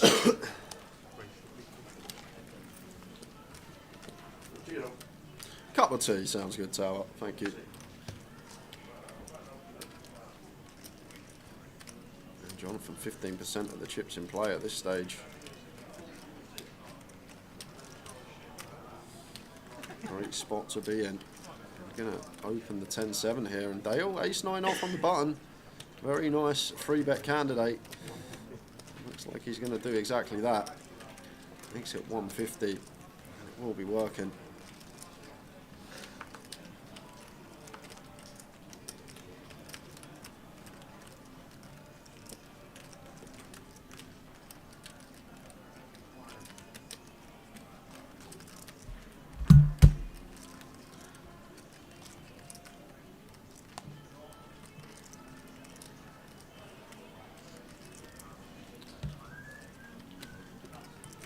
Say it will be working. What's Jonathan got up to? Is he going to get up to no good? No, he's not. 10-7 into the mark as it should be.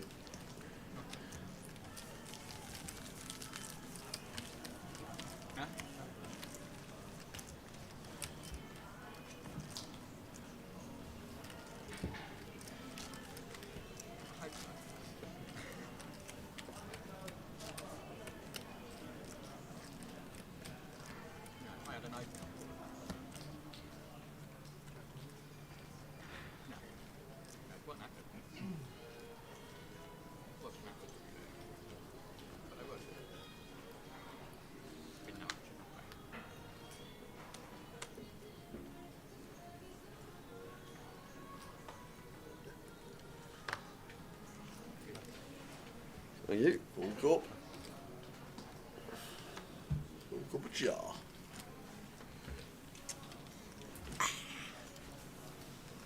$26. Chip lead on the table. Jonathan Brown. Going to get to open cut off with the King Jack.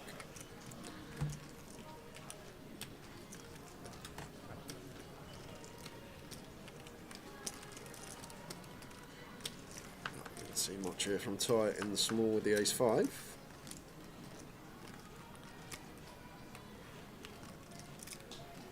Thinking about it though, 25 BBs. Looks like it's going to take it upstairs.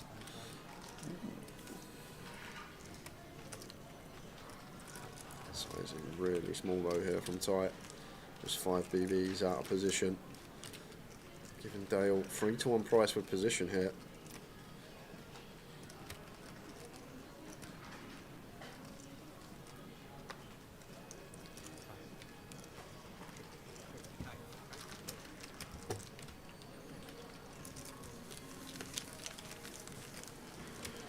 Lime got up at 2 AM this morning and started to prep for work because the stream was about 5:30. Now that's commitment to the job. When Lime's waking up, I'm going to bed for work. 2 a.m. Yeah, up at 2 a.m. Oh, yeah, I was just turning the telly off at that time. Was yours working? Well, it's literally... The hotel is excellent. The rooms are really nice. They're very modern. Yeah. Very spacious. The windows work. The windows work? Well, we go to hotels where you can't even open windows, Okay, don't you? yeah. You know what I mean? So the windows work, the aircon works. There's the towels wrap round me. They're good towels. You know what I mean? You always say that. A good hotel, if you can get a towel around you, it's Correct, a good hotel. Correct. And then the TVs from 1985, the first time anybody ever had a digital TV, where you turn it round on the wall with a knob, and the internet's dial up from 1967. Get them two factors right, it'd be a 10 out of 10 hotel. And we got an all in here. Blind on blind, a bit of a setup. Middling ace versus decent ace. We've got some chops in the form of a will.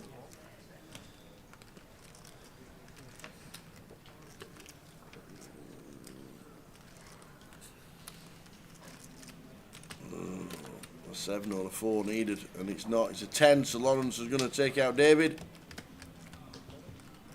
Stands up. Unlucky Dave. Out of big with ace 7. Fortunately ran into it. No one bites the dust. No, we're not upstairs because it's so busy. They had the SCS Christmas party yesterday with a live band on in bar 87, and tonight it's Bob Dylan. Yeah, you can tell as well when I was out there, it was a few people walking into this. Already. Of the elderly crew, I would say. Yes. But you could see them walking into the hotel. Bob Dylan is playing in the CBS Arena tonight.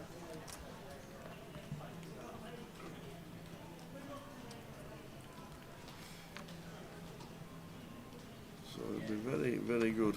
Mr. Bob Dylan doing his thing still at 84.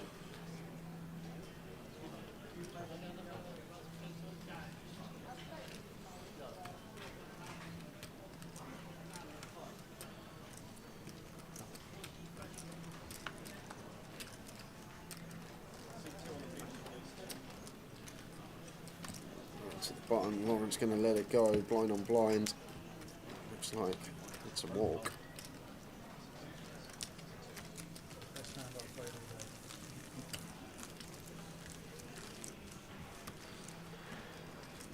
Looks like 3 tables of 8. Just losing David Cranage before him, Lynn Beaumont.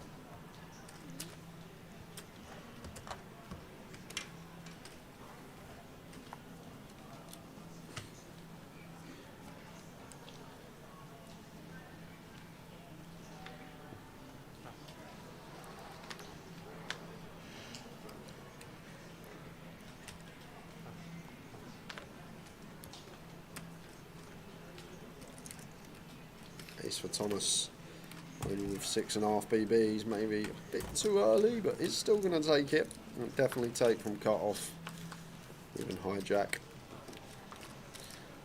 Low jack jam here, the ace 5 off. Hoping to just pick up the blinds and antes, loving the folds, however we are going to get called from Richard. No, we're not, Richard! Whoa, Rich. 6 big blind jam, we find a middling ace. And in the bin.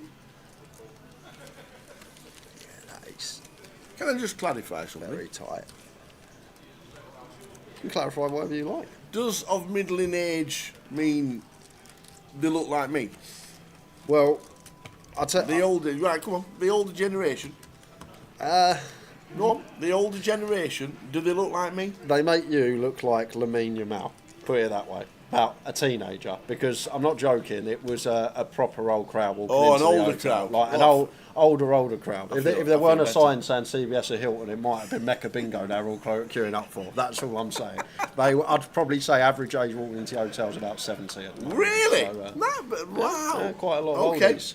Oh, I'm not in that ilk then. I feel better yeah, now. that's what I said. feel They sprightly make, now. they make you look like a teenager. I might run round the arena for that. The mob that's walking in. I feel better for that now. I'm sure they'll have a good night tonight with Mr. Bob Dylan. And to be fair, like, it probably won't start till 8 o'clock. Like the youngsters, you know what we're like. We'll turn up half hour before if we're going to see it anyway. The older generation like to get settled. All the youngsters walking straight in, think there's no such things as a queue.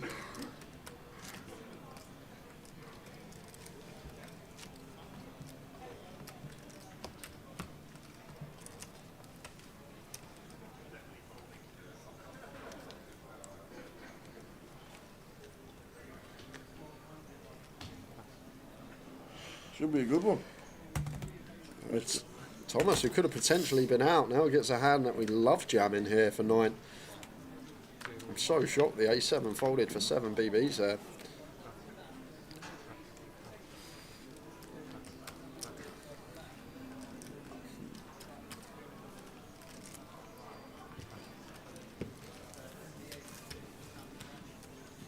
That's another one through, up to 290 now. Down to 24.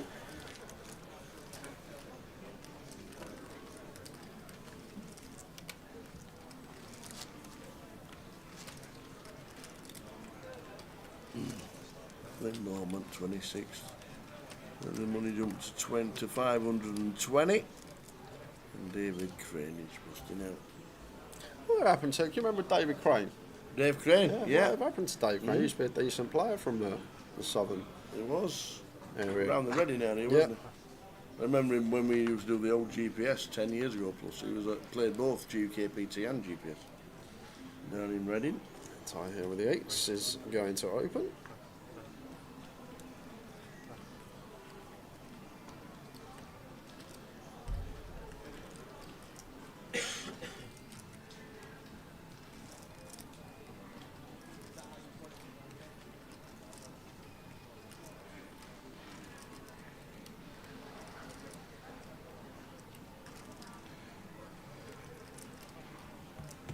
Tank up here from Stefan.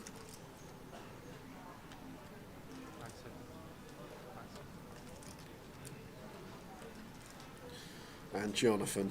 Couple of ladies. Beautiful thing to look down at. 175 here seems like where we want to be. 170 in terms of free bet size.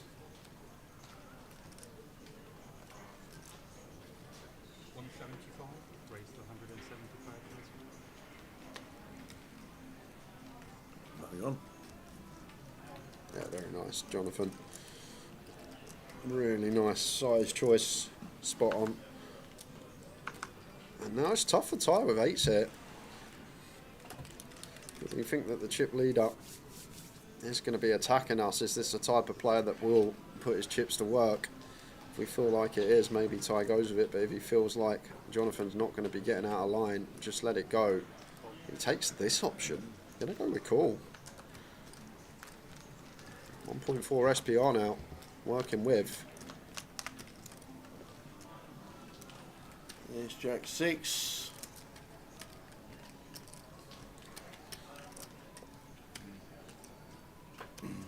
Nice to check it. We always checking back. Yeah, take a freebie as tie here. Like maybe there's some ideas. If we had 8s with a diamond, just target kings, queens, 10s over multiple streets. But 8s no diamond. Just take a freebie. See if we can snag a set.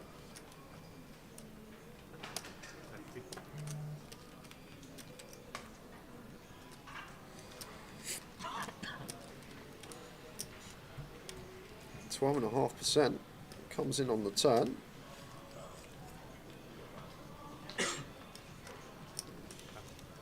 How are we doing, Scarlett? Rooting for Dean in the background. Absolutely.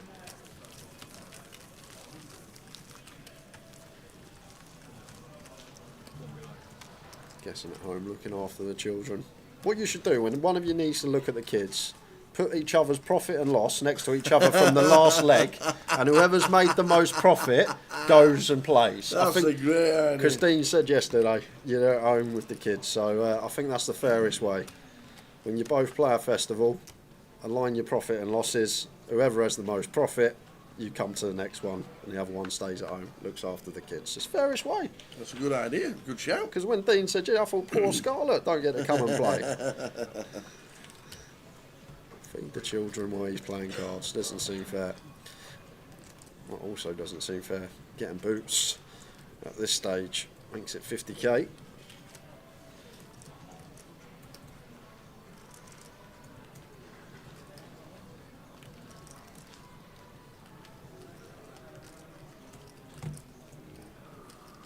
Stefan just trying to slow things down as much as possible from the looks of things.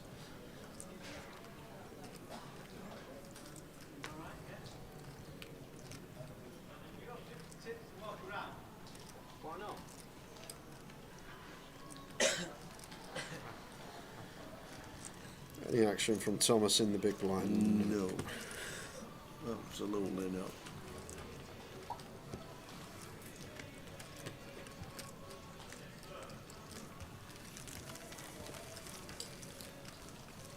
$124. We're in the money.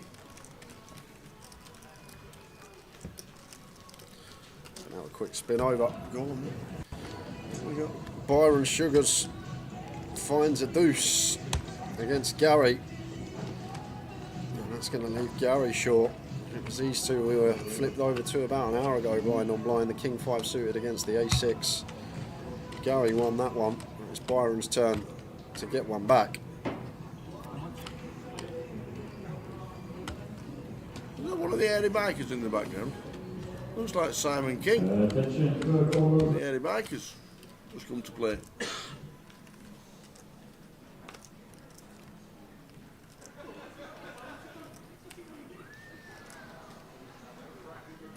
Stefan here decides that a king is good enough for him, and he's going to get some bad news because Thomas with the ace-8 expect him to just say the words.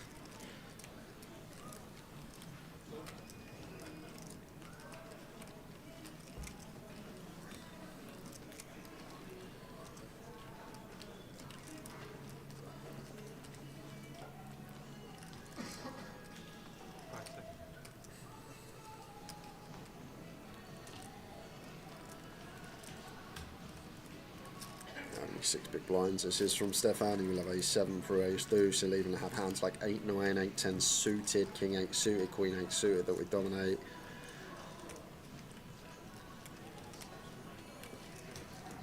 Eventually does find the ISO. Stefan may have a little tank up before calling it off, but hold on a minute, because Ty going to get to send it in himself here, and we hate to see that as Thomas. We do indeed. And Stefan going to leave himself with sub 2 BBs, putting 80% of his stack and folded. Whoa. After this action occurring. Okay. And that just may be a case, Tower, of I'll come back to why I think Stefan's folded there. 8 on the flop for Thomas, needing an ace or an 8. Oi oi. There's the ace, now fading the final jack in the deck, and does. So Thomas up to 600, and Steph on 2 bigs. Yeah, I think that's a case of Stefan seeing people half stack or putting 60% of their stack on final tables, and after it goes all in behind them being able to fold. But this is different at this stage because the ladders are so minuscule. It's only £30 at an FT. Yeah. When you're laddering 10 to 15 buy-ins, that's when you can do it. But right there, even with just the king, if our king's live, we need to be putting it in to try and spin up our stack and give ourselves a better chance to win the tournament. And I really think that's a case, Tower, of watching someone do something but not understanding why they're doing it. Yeah, I really think that's what the case is there from Stefan. And also check the payouts. Yeah. Like you said, 30 quid, what's 30 quid? Yeah. So this, and yes, nice to get an extra 30 quid, but in the whole scheme of things, you've now got a mountain to climb. And I feel like that's why it's so important in this game. If you see someone that's very good do something, you need to understand why they're doing it. Because right here, great example, Stefan left himself like tiny percentage now of spinning this up with this smaller stack. when we could have potentially just put it in, try and, even if we've got like 15% equity there, it's good enough. But I feel like that just has to be a case. You've seen people do it at final tables with 5-6 left, and it is a thing at FTs that you put in 50% of your stack and goes all in, and you can fold. But at this stage of the tournament, just want to be putting the rest of our stack in there.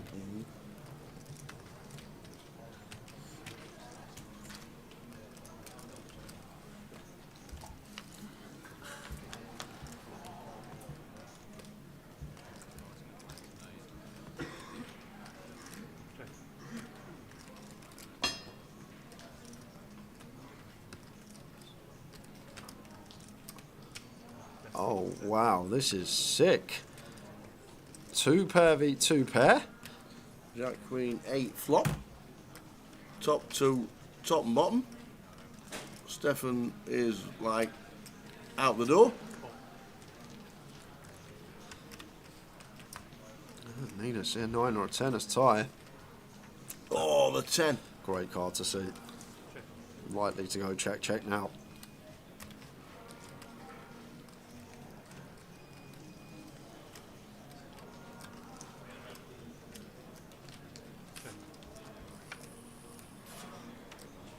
Four on the river.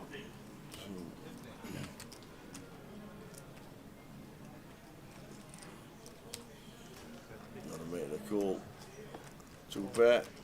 Bigger 2 pair. And I can leave tie crippled. And Steph is out the door with ace 8. Ace 3, sorry.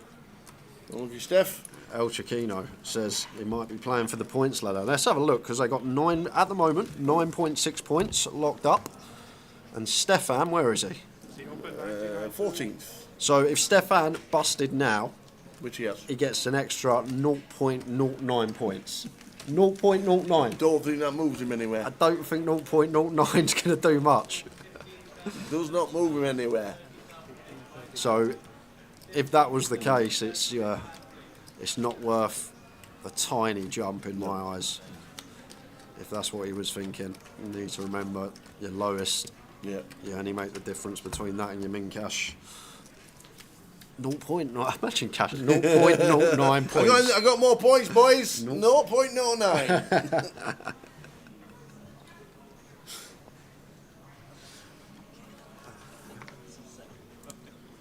I've always say it can be a learning tool with stream, and just try not to replicate what you see players do that are very good, unless you're understanding why they're doing it and the logic behind it. Like you said, the pair jumps as well just meant nothing, and then you're just leaving yourself with an absolute mountain. Yeah.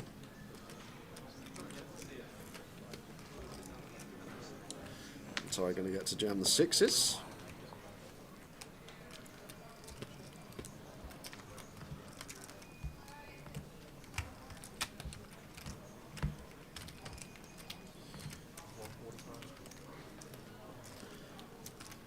Should get through here.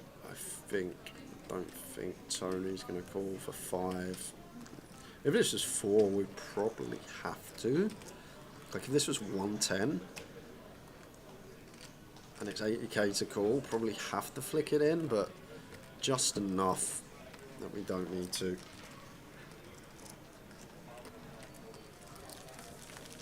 So we're down to 22. 23rd was Steph.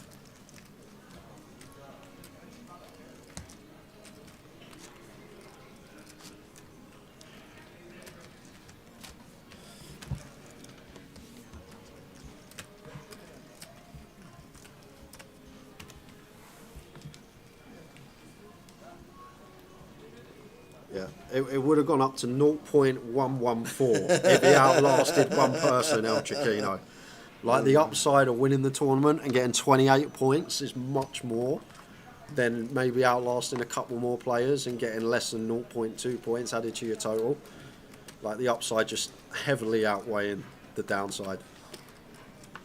Like massively. If we stick it in there, we catch a king, suddenly we're up to 500k, suddenly percentage chance of winning this tournament shoots up, and 28 points can make a difference, whereas we'd actually need to outlast from this spot. Let's have a look at the points. So even to get 11 points, you got to come 11th. So he literally would have only made an extra 1.5 points if he outlasted another 13 players there. Pretty insane. And I feel like next year it will be slightly different. I feel like people took a while to recognise how the NPL would work this year. Yeah. Not seeing when they got 20 results how hard it is going to be to catch someone that's 50, 60 points clear.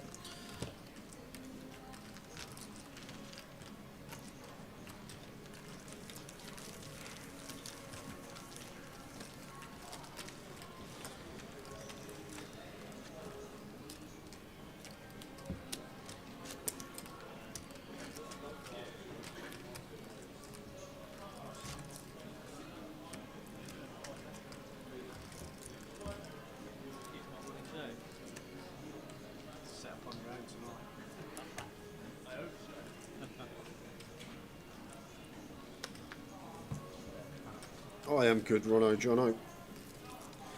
All good today. The Rono, the Jono. We're all good. We were here yesterday. We did the Voyage Turbo last night. One set up. This is good enough for tight.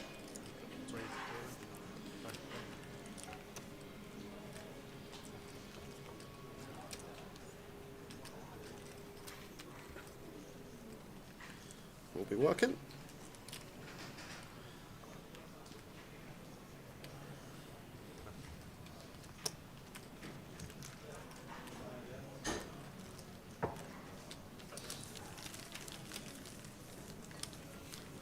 Lines 15:30. 22 players left.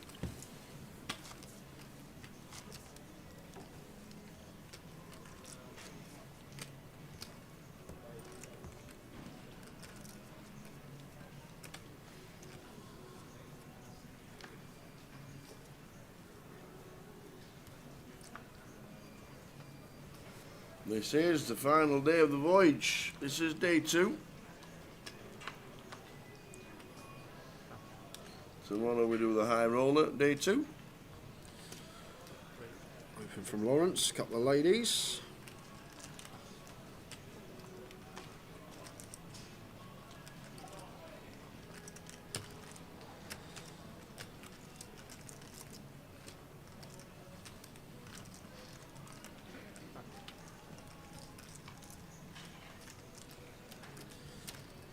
Oh no. Uh-oh. Here comes trouble. Yeah, it's just a jam for Dale, not much more to say. 18 bigs. It's just been cold decked. It's what it is.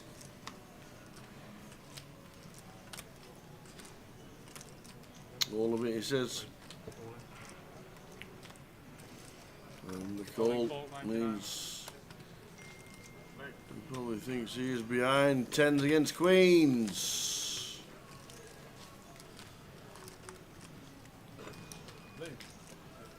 Dale Wilson.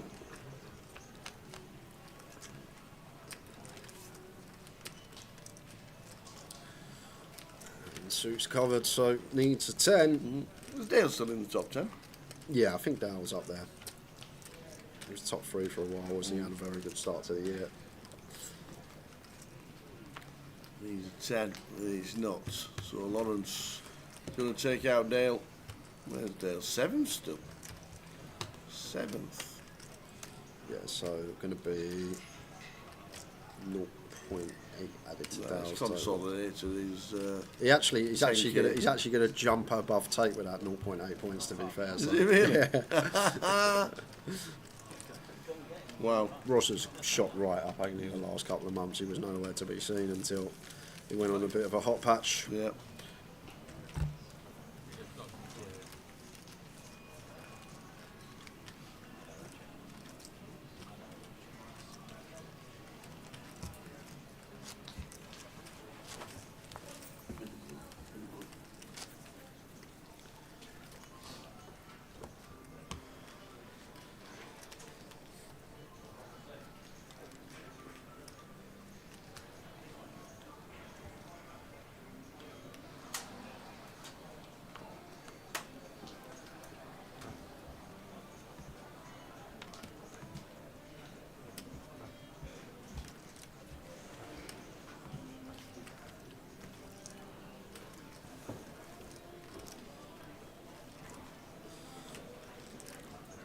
See if Jonathan can find jam here. Really nice spot to just jam. Yeah, well played.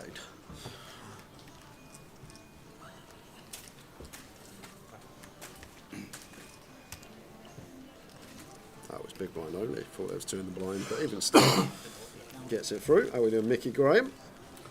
Hey, Mickey. We are all good, thank you very much. Coventry for the week. Next Friday we head to London.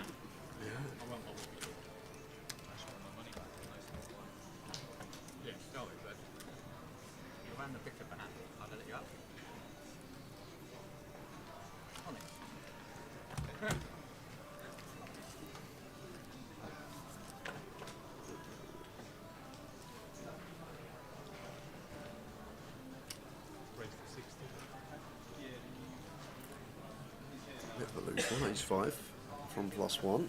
It's one of the shallower stacks, 18 bigs.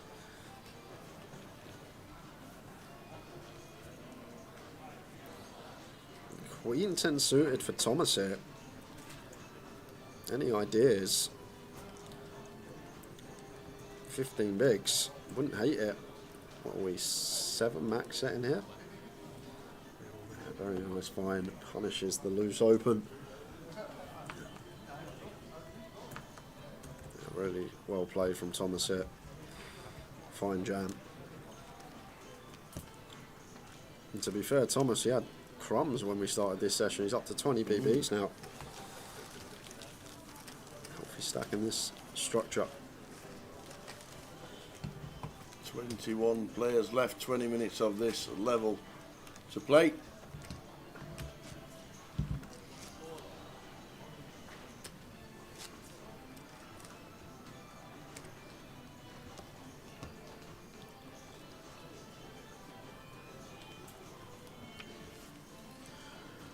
Didn't catch it, but we did see Gary Nordigan left short by Byron Sugars about 5 minutes ago and couldn't manage to spin the rest of it up. No.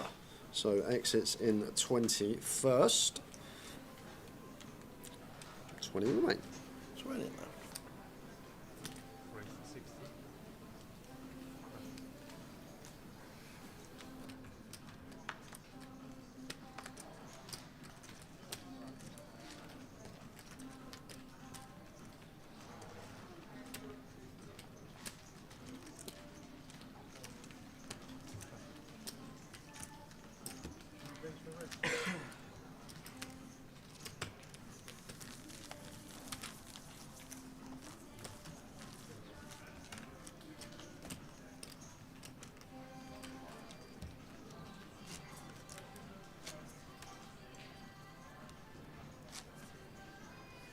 So we're on 20.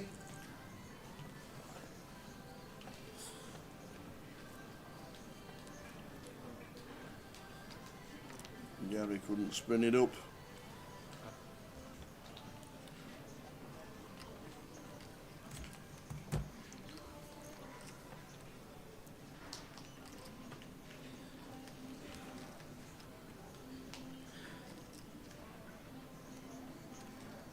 Yeah, fold there from Thomas.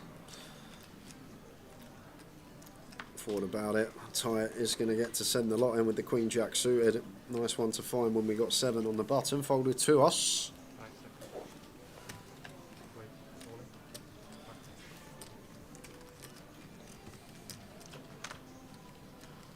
No action from the big blind for sure.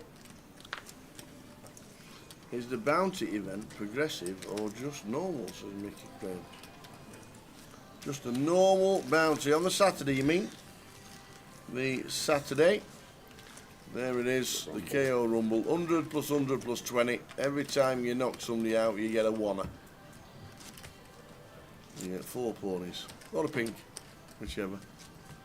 So it's just a normal bounty, not the progressive, not the adding money onto every person every time you knock somebody out.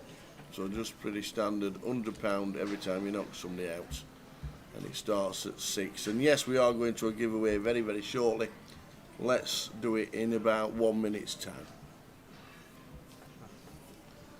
Jay will have the keyword. And we're just about to start it.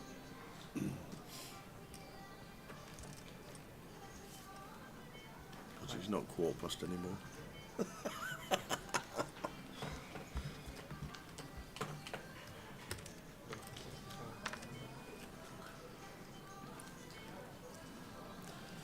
It's Jack suited for Lawrence, and going to be an all-in and a call here. Well, Richard with ace queen behind. Oi, oi. Yeah, I'd call here as Lawrence. The only thing is the speed Richard put this in may actually deter him from calling. If you're ever going to look at the timing tells, Richard didn't miss a beat. There was a jam from Tony and straight in from Richard. But the problem is, like, Tony's only shoving for, what, 14 bigs here, so he can still have... Well, maybe not. Maybe like ace 10's the only one. Maybe he doesn't snap jam anything else that we could dominate. So can he find a way out of this as Lawrence?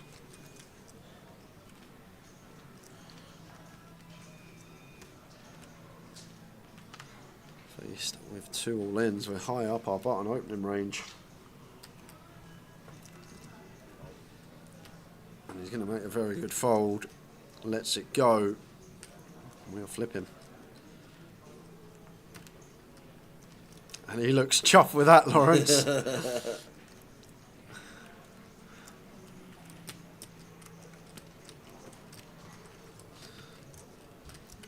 We will go to the keyword after this hand, guys. King 9 at 7. 5's good at the minute. This is going to leave either out or Rich is going to be on a big blind, and that'll be it. Ace, queen or a jack needed. Extra outs, but it's not, it's a 6. So Tony up to nearly a milli. Rich going to be on a big blind. And it's keyword time. It is keyword time. Keyword time! So, guys, we've got 5 tickets to give away today, so we'll start with one at a time. If Yep. things move along quickly, we may do one that's 2 later on in the day. But the way this is going to work, you need to be watching on AA Poker TV on Twitch. If You you're do. watching on other platforms, make your way over. Yes. And all you have to do is type the keyword in the chat box, and then one lucky winner will win one of our 1650 satellite Who's it seats. going to be? And the first keyword of the day is announcement. Announcement. Because we've got a big announcement tomorrow. We have. Announcement of all the dates for next year. Come on, Great Yarmouth. Announcement. Away you go in the chat. And it's only available on Twitch. 888 Poker TV on Twitch. The best thing about this is you find out who's watching but never chats.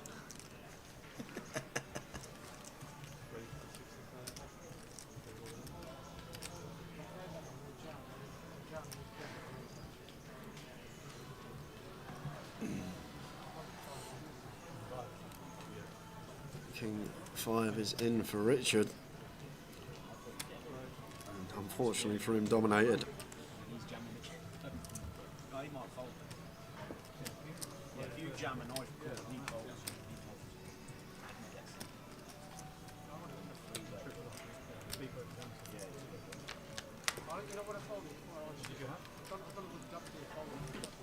Not looking good. Got some backdoors. King needed though. King. We need a king. There it is. We need that kind of king. Let's start the spin. Quadruple up. Fading. Barry does. Yeah.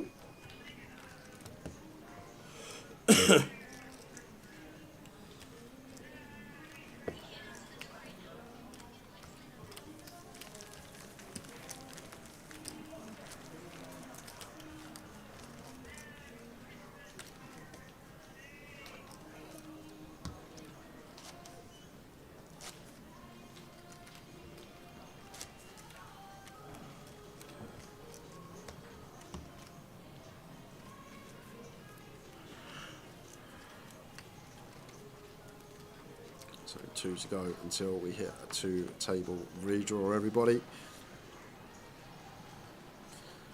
Gary Nordigan last out in 21st for 550 squid.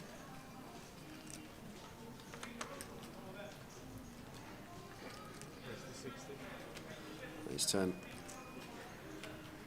60k from Tony.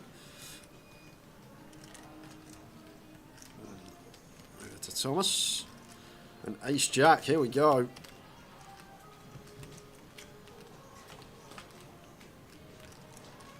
Already jammed on Tony twice, so already that dynamic set there.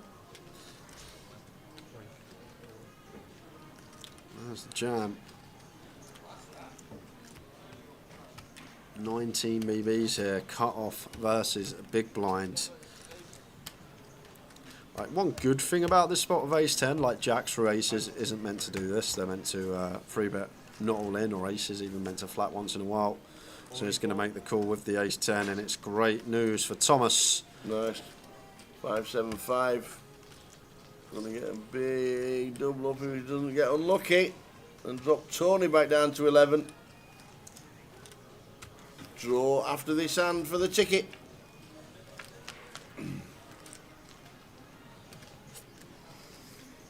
Well, we've got additional out, we've got a queen needed. Oh! You don't want to see that. With the royal draw as well. Wow, Thomas. How unlucky is that? You hit your jack, you don't need to hit your jack, but then you get turned for Broadway with a royal draw, open-ended for a straight flush royal. Oh. Filthy one, then quickly going to flip on over before we finish the keyword. Maz with the king 9 up against Peter Sharples here. And hits the king against Pete Sharples, ace 10. So Peter Sharples going to exit Maz Bako, increases an already healthy stack. So we get ready for the countdown regarding tickets. Announcement is the keyword. Yeah, so actually losing Ben Skinner as well. So we lose Ben Skinner, Peter Sharples, Thomas Bagley, all on a table each at the same time. Brings us down to 17. 2-table redraw. Perfect timing for the keyword. Countdown is on. Good luck, everyone.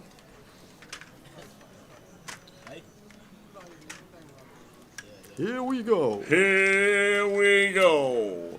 The winner of the token is Easy Gamer. Easy Gamer won the giveaway. Congratulations.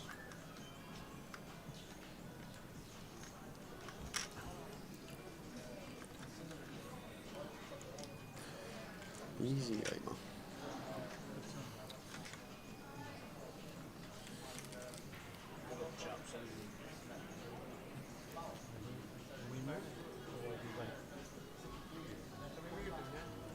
Table redraw, I think, is here, so can we move or we don't win? I'll move in one seat.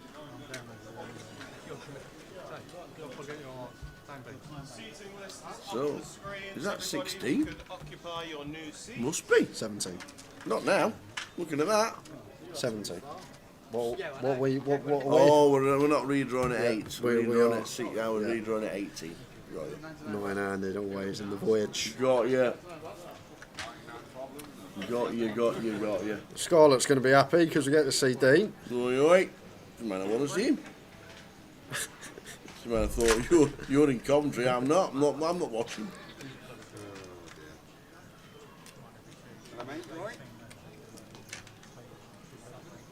Yuzu still in.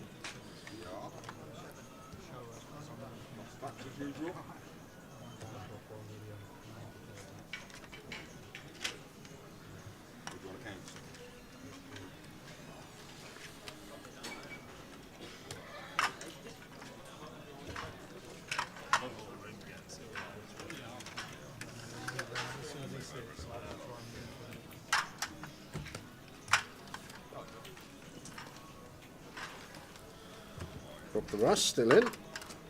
Oh, I'm going to mention him now. Sat bang in the middle. C5, going nowhere. Tony Phillips to his right. Nino to his No left. break, is it? No break. Who's out in? Johnny Brown.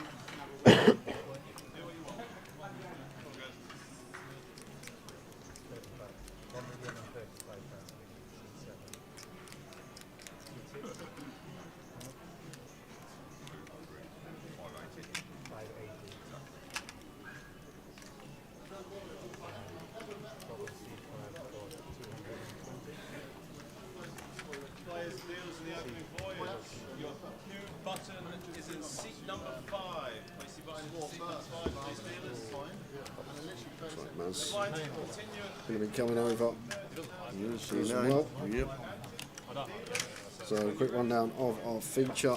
David Halliday in 1, Jonathan Brown in 2, Byron's in 3, Tony Phillips 4, Rob the Rest 5, Dean's in 6, Yazoo Yin is in 7.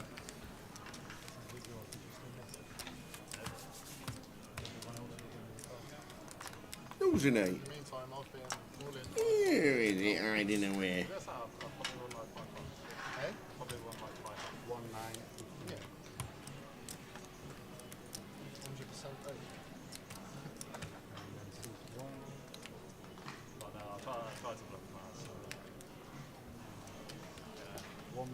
Everybody's tried, no one's ever seen. It's my eyes on first.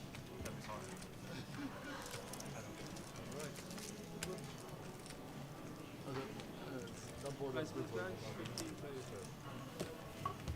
Bad river.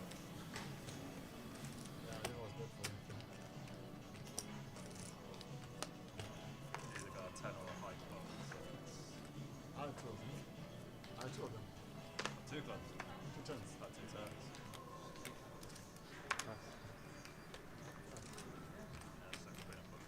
I bought the red. Yeah, that's 10 on the business. Race 60.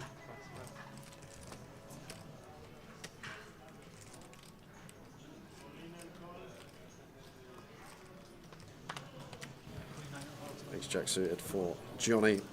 Rob only with 7 BBs and King Queen here. That's not my fault. What? Rob's only got 7 bigs. Oh, that's not my fault. I'm Not just mentioned him once yet. Commentating on the action. Oh no, he's in and he's going to get Oh called. my Oh, god. no. Oh my god, here we go. Oops. Oh my word. Oh, he's not going to be in the worst shape with another Ace-Jack out there. Now it's Yazoo, what do we do? Because we're going to be ahead of Rob's range. Still got Johnny behind us, who we probably don't have any information on yet, as we're on separate tables.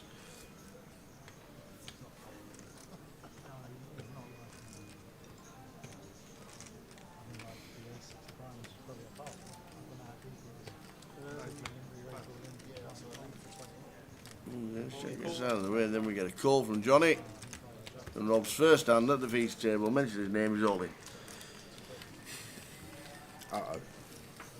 I'm not taking the blame. Never am I. You only had 7 bigs. You know it's coming to king. You just know. Well, if it does, with the other Ace-Jack in the muck.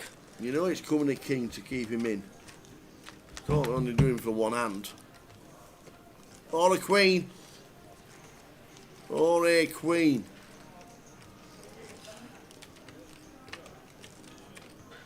Now this is my fault, he's doubling up.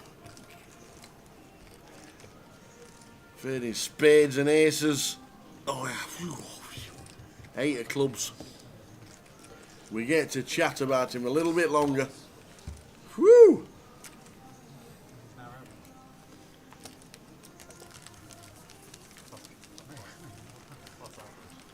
And suddenly, not as shallow as we once were. Short stack at the table, 17 BBs.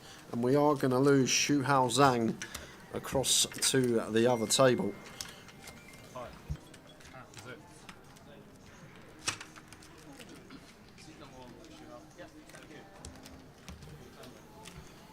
So, on 16, 2 tables of 8.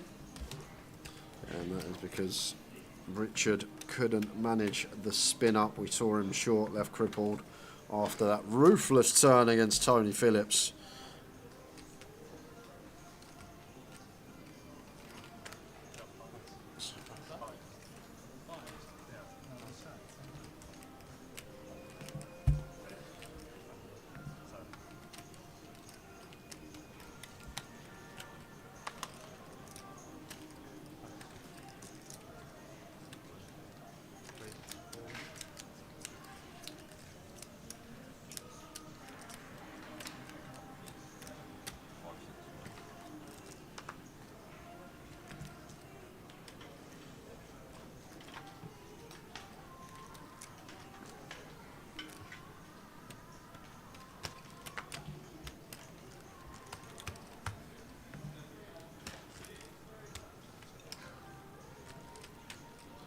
Ace Queen for Dean on the button, just sends the lot in here. Yeah, one of these, I think we know. Just want to open, try and get some value from our hand, like Yazoo here would have V-pipped the A7 suited. And now we'll just probably fold against a near 19 big blind jam here.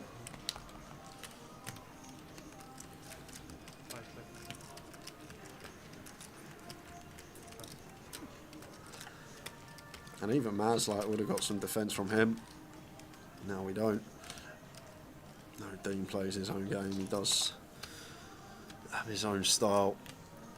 He's going to get this one through.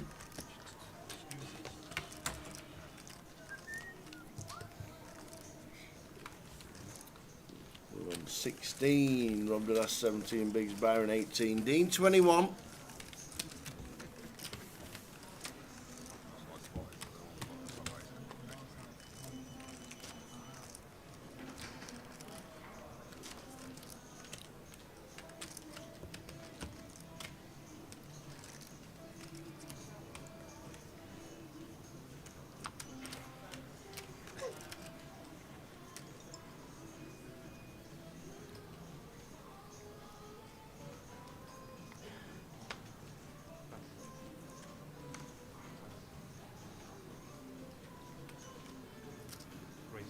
Kings for Tony. Makes it 60. King Jack here for Rob. Probably not going to do anything in the hijack. Lets it go. 4-3 of spades. Out the way for Dean.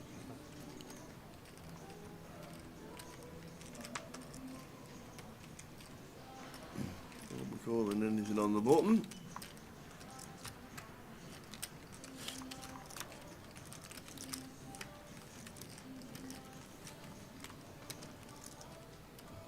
Obviously. So we're going to raise. Yeah, this is outrageous. Is that 180? I don't know, this is like some sort of live thing that you think he's picked up on and he's just taking any combo if he feels like he's just getting his opponents fold anything they've opened because of some sort of live tell, but needs some sort of ace or king.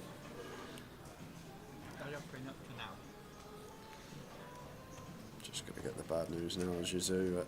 Really intriguing choice here to go for the free bet with Queen 4 off. It's a strange one. It's going to be met with 4 bet now, and that will be end of hand.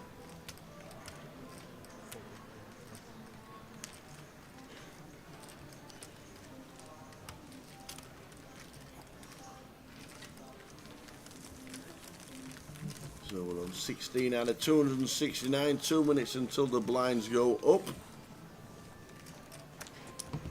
When we hit that final table this session. We could.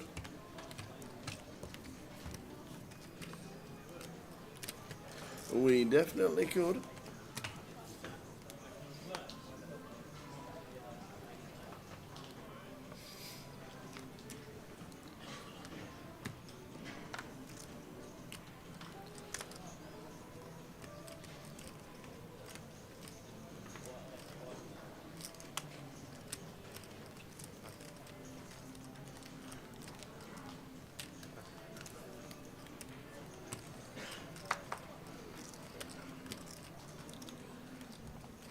Yeah, 7-6. Two connectors. Raise it up. This is 60.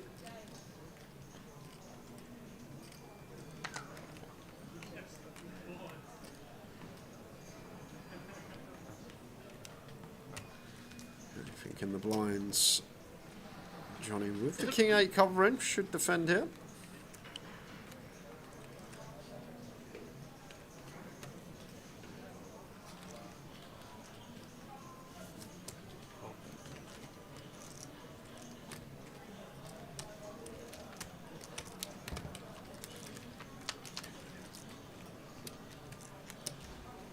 Jack 7-9. Middle connects.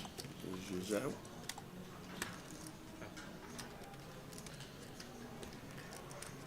Interesting with bottom here. We'll have to check back. sure here. This stack depth looks like it's going to go for C-bet. Johnny overcard, gut shot, got to continue against it. So maybe even some check raises here as well. Tower overcard, blocking some king jack, blocking some kings. Got an 8 in hand. Got club diamond. Maybe a thing. There's Johnny here, go for a little check raise. Maybe we don't want a king. Not sure. Anyway, 2 of diamonds turn.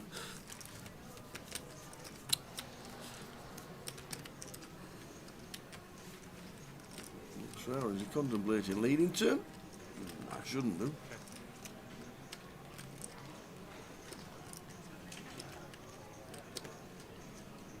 Oh, tough for Yazoo to do anything but check back here.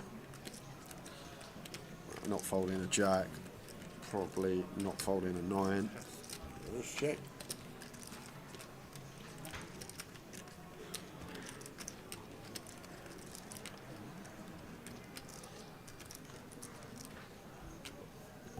I could do. Turn over value. Yep. Don't want to value cut ourselves against 9x or maybe some Queen 7, King 7, A7. Should just be a check. 6, 7 is good. 16 players left. And into the next level at 2040. Blinds up.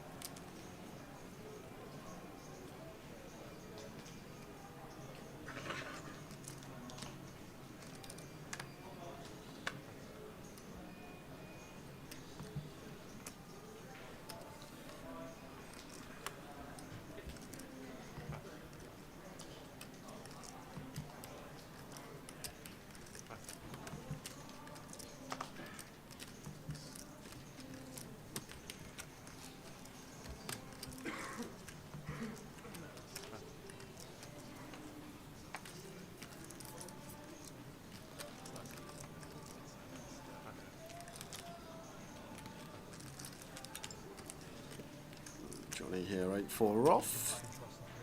Could raise this up. Little 90k, bottom of range, blind on blind, polar. Not going to take the raise.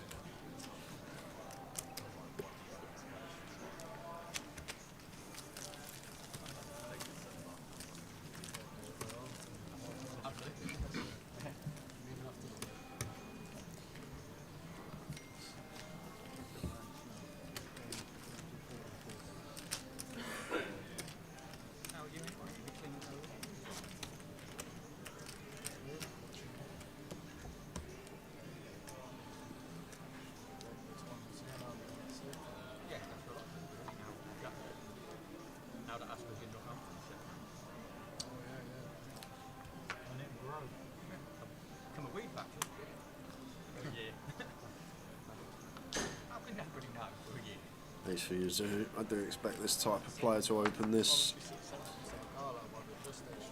And the thing is, if no one's reshoving wide enough, no one's free betting enough, we get away with it. I'm guessing that's why he went for the Queen 4 free bet, thinking that people are only going to, well, he does actually fold it, and Mass was behind with the Ace King suited. But I'm guessing that's why he free bet the Queen 4 off. He just thinks that people are over folding and no one's 4-bet bluffing in this field. Still was a bit optimistic, but does let that one go well timed. Maz with a monster and direct left.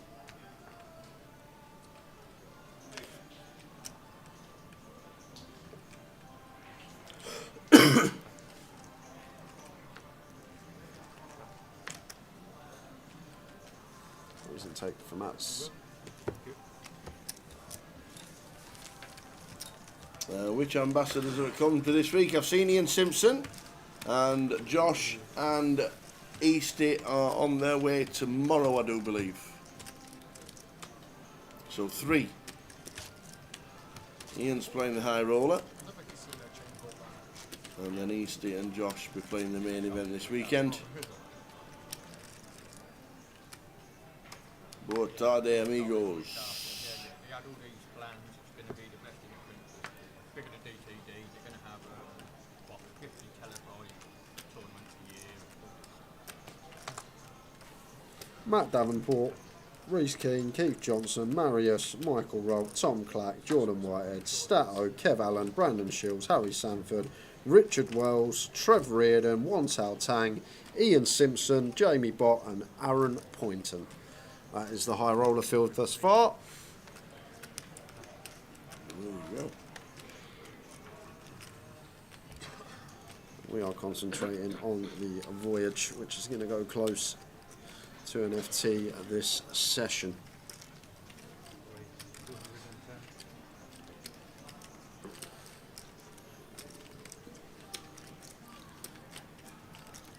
Going to go for free bet here with the Queen Jack.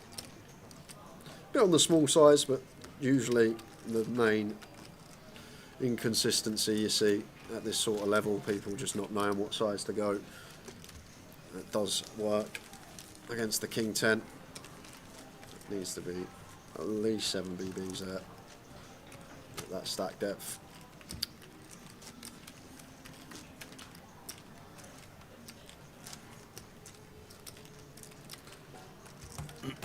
Boa tarde, amigos. Con Martinoni. ¿Cómo estás? Sí.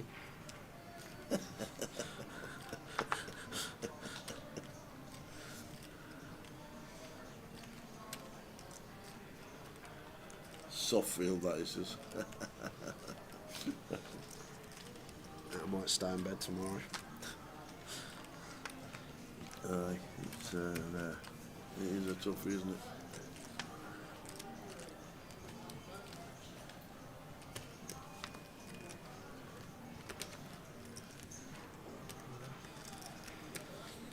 King Jack for Tony.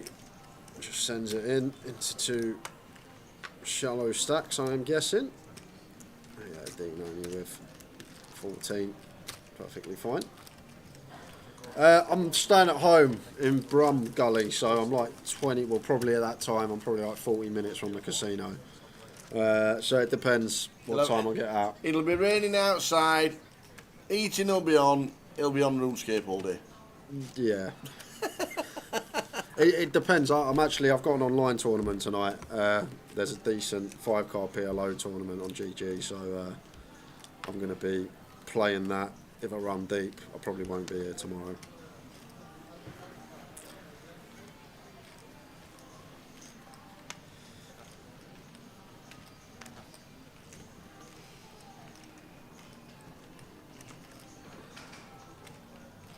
Ian's been on fire, has he? Run on Jono. He ought to get out more, Ian Simpson, I reckon. I know he's got family commitments, I know the missus and the bairn and all that malarkey, but he's a very good player. And we don't see him too much of him. Maybe thinking about jamming here. I wouldn't hate it. Jonathan has been fairly active with the chips. I know we can see he's just had good hands, but Byron not going to be aware of that. I wouldn't hate this jam. He is contemplating it and does go for the send here. And Johnny, just one of those days. Every time he's top end, he's just open. He's got someone jamming into him. It's like so easy when the game goes like that. Don't get these days very often, and you just got to make the most of it. Enjoy it. Yeah, Sam's here tomorrow, Lion. Last day for Sam, I think. Oh no, he's at the Behemoth, isn't he? At the end of the year. Behemoth. I will be there for all the grand final. You thinking of playing something at Behemoth? I might actually just come for the main. Just play the main and the high roller probably. So Byron stands up, all in for his last 14. Well, that's a good turn. It gives us some more outs. Heart or an ace. Can he find it? No, we cannot. Byron Sugar's going to be eliminated in 16th by the looks of that. For 620 quid. Well done, Byron. Good to see you at the tables again.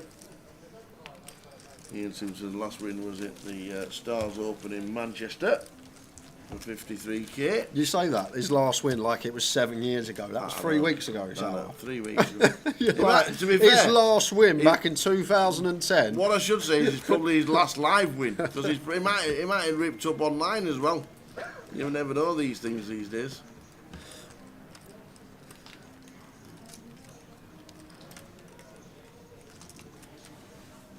I'm playing the World Series Mini tomorrow. Where's that?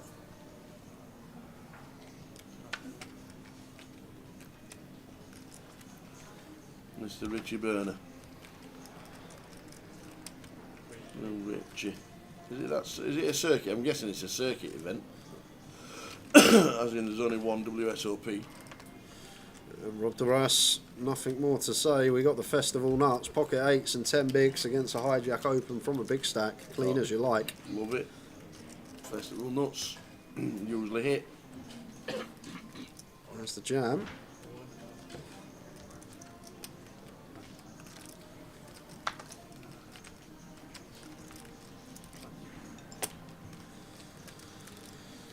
I would call Queen Jack suited for 10 with 2 invested. Whether Tony does or not's a different question, but I feel like this is a cool hit. Hijack versus cut off. Rob's going to shove some Jack 10 suited, Queen 10 suited. He's going to shove like 3s plus, going to shove like Ace 10, some suited Ace X that we're basically flipping against. He's going to let it go, but I feel like this is a call. Alright, he's going to make the call, okay. There we go. So Queen of Spades against pocket 8s. Who wins this one? Flippity flippy.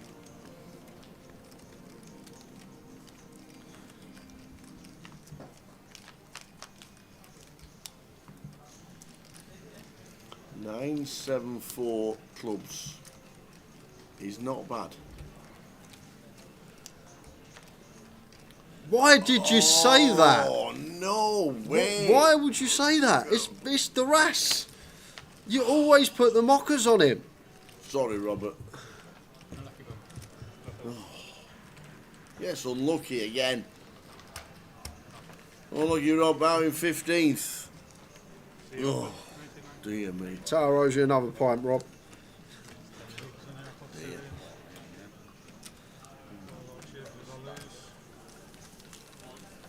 Talking of DTD, and they've got the World Series circuit going on. You know what I've not seen for a long time? This year? Simon Trumper. Wadey. Wadey? Yeah. I've seen Wadey. He was at Goliath. Where? He's been here every Coventry leg. Is he here today? Well, he might be over the weekend, but I reckon he'll be here. I haven't seen him for ages. To say hello to. Quick fist pump and off you go. Final table Wadey.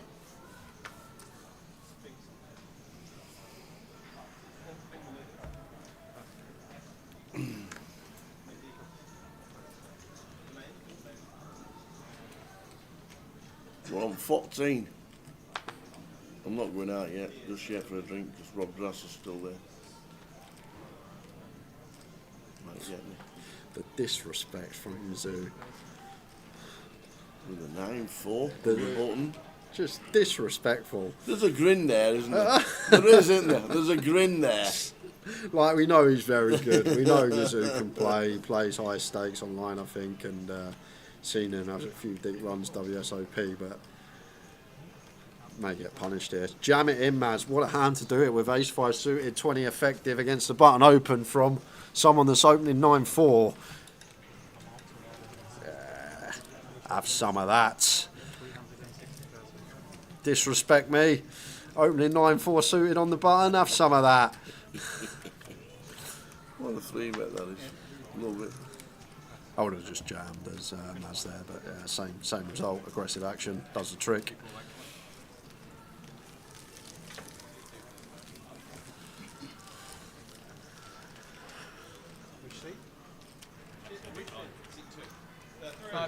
It's like one of them. If that gets the showdown, you're in the big blind there. He shows down 9-4 suited, and you're like, you've opened that on my big blind. How disrespectful! You think I'm that bad that you're opening 9-4 suited on the button? 9-4, did we say? 9-4.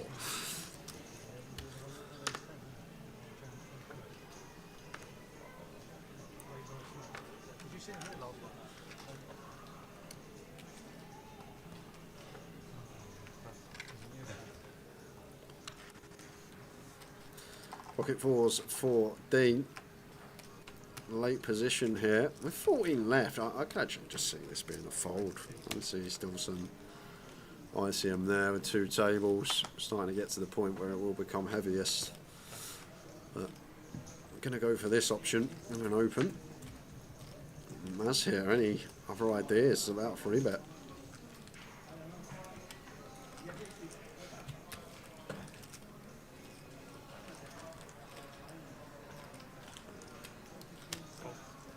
Call with position.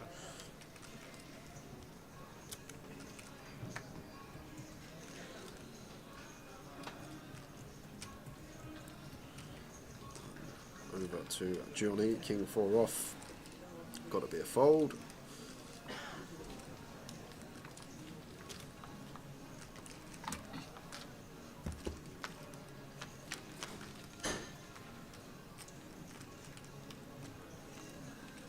And this is like the problem with openers, Dean, like a lot of the time we are just going to whiff the flop, hard to flop a set, always overcast to contend with, and then it can be difficult to navigate and know how to proceed. Like sometimes just jamming can take that out of the question, or even fold, as I said, wait for a better combo to just open jam perhaps, or get some value in the form of an open. Let's continue for 40k, and Maz just going to have an easy call with position. 3 hearts turn.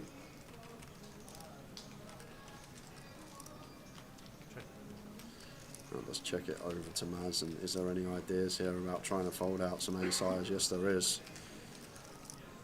And to be fair, Tal, Maz went on the missing list for about 18 months. Yep. And I remember when he was first here after lockdown, playing a lot of poker, like fired a lot of bullets, would make some runs, but had a lot of erratic plays in the locker. And like since he's come back, I don't know if he's done a course or anything, or if he's got like a little study group, but his game's definitely improved in my opinion. Did he not just play a lot of cash? I'm not sure, but I remember he went on the mission list for about a year, 18 months. We didn't see him, and he sort of come back, and he seems a completely different player. Like less erratic, more solid in his like pre-flop holdings. Seems to understand the game a lot more. He's thoroughly improved in my opinion since the Maz that we saw when we first come back out of lockdown in 2021. Seems much more polished these days. It does get the pocket fours to fold.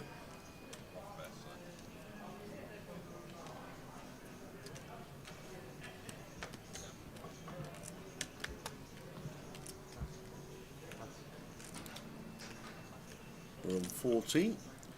11 minutes left of this level. Okay, suited for Yazoo. He's opening 9-4 on the button. He will be entertaining this in the hijack. And Maz here, ace-8 off. Any free bets here from Maz in the cut-off? Can he find another one for 200k? Going to let this one go. He's been active the last few hands, so maybe that in the back of his mind. He expects Yazoo to play back more. Once we V-pipped a couple of pots. Going to be over to the big blind. Shahal will be folding.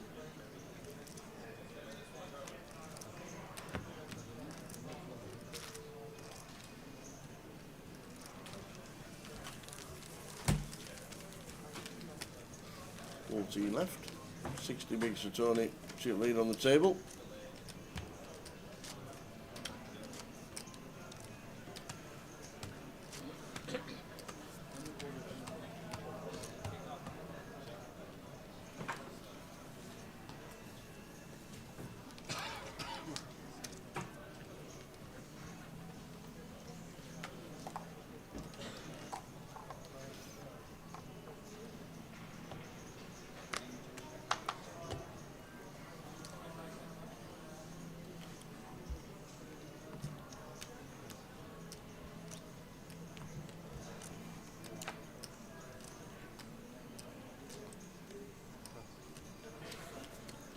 Three suited. David will open. There's chip leader to start the day. Still in with 14 remaining.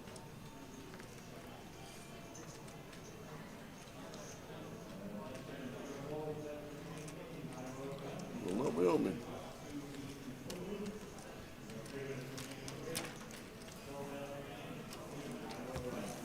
Oh dear, Valade.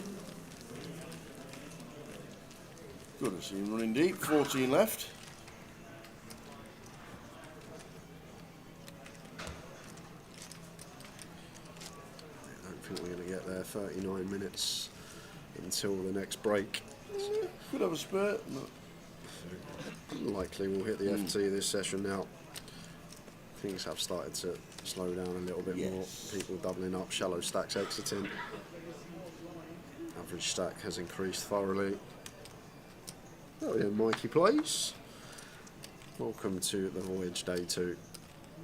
On the cusp of the FT, 14 remaining, got to lose 5, we're in the money. Everyone has 670 quid locked up. And Johnny, with the Queen 10 here, should be opening in the cut-off. Mikey plays poker.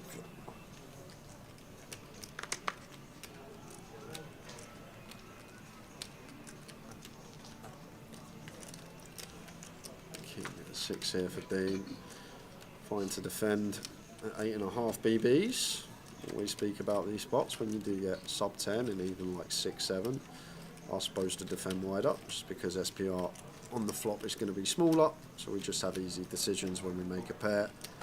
A pair at sub 10 BBs is good enough to go with. There are some situations where like we flop bottom on the ace king 6 mono red, and maybe these are ones we don't have to go with, but most pair plus we would be. And Johnny just going to set Dean in and does get the king high to fold.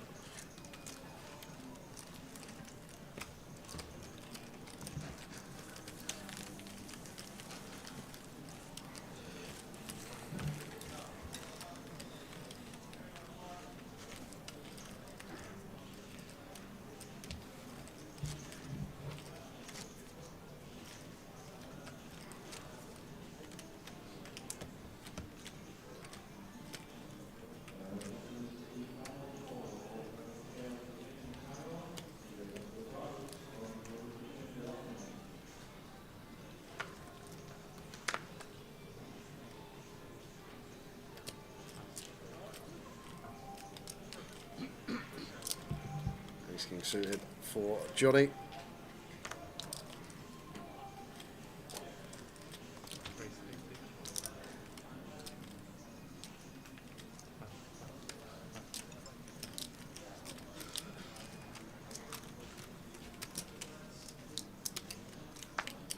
Expect him to get a look here from Yuzu. Should do.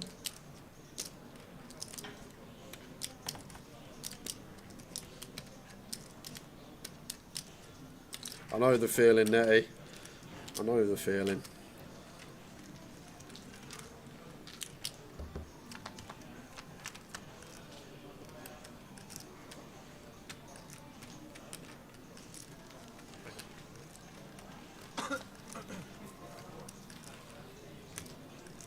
Johnny with the continue. Nothing going on here for Yuzu. Probably just takes us down. You never know with Yuzu. One good thing about him. Yeah. All aboard the exploit sometimes. And he is going to take one off with ace-8 high. We are in front of hands like king, queen, king 10. It's just no club in hand, one of these. If we don't pair up when met with double barrel, just has to fold.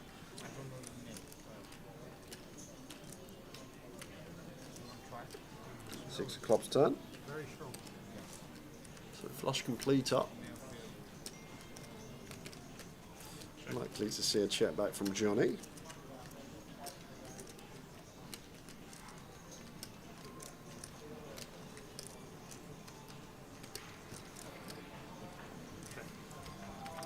Check back does Johnny, and just gets it because she's out. We've also hit the river.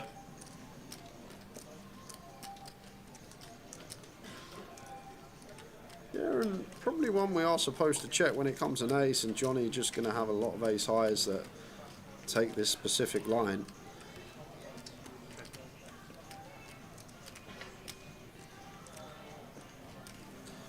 Johnny got to go for some value here.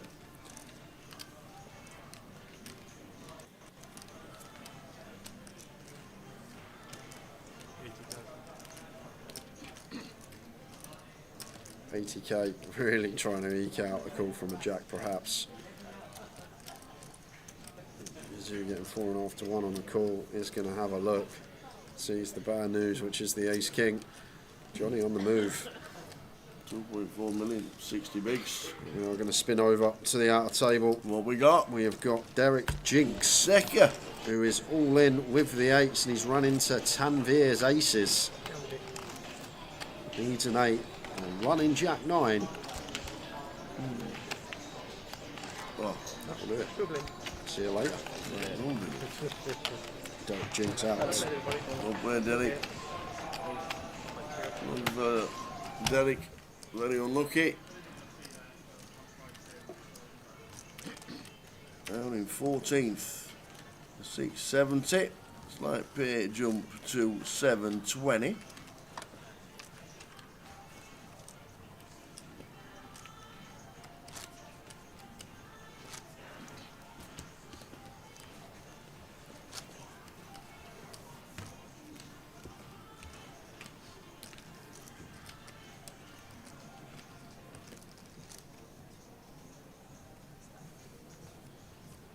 Maybe a situation here for Maz's box. Saw 2 cards in there before it moves to the next seat. So if Maz puts in like a wild 3-bet with Queen Deuce off or something, the deuce won't be a deuce, but only if we get that far. Johnny, King 10 suited, opens.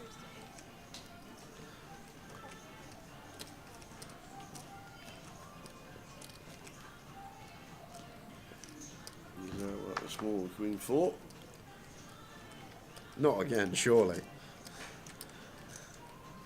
Not this time.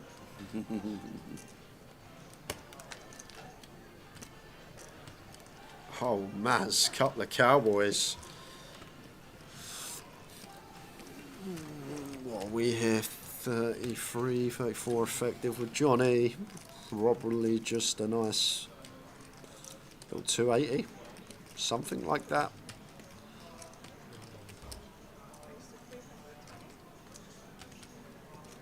320 goes for the full 8 BBs. Always think bigger, better out of position. And King 10 suited here for Johnny. It's frustrating. A hand that we'd love to peel and see a flop with, but against big blind that tends to be the most underbluff spot in terms of 3-bet bluffs pre-flop. It's just going to let it go. Maz gets a small one with the Cowboys. Dean on 7, Shao on 11, Yuzo on 15. 13 players left.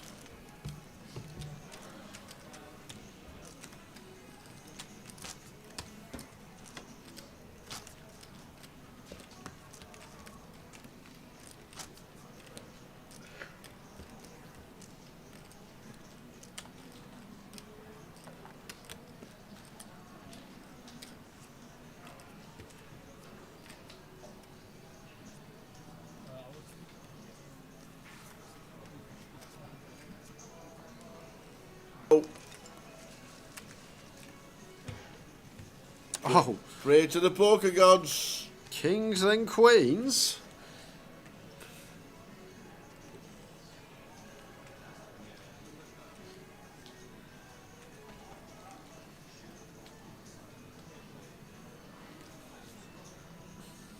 Dean gonna need a lot of help here. We'll be down to 12.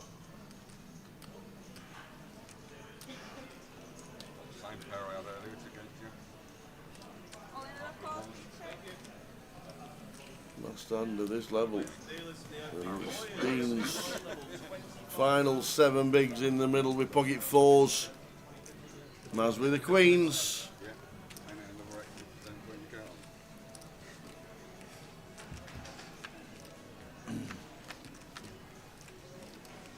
Yes, on the flop. It's 9-8. We need a 4. No runners out there.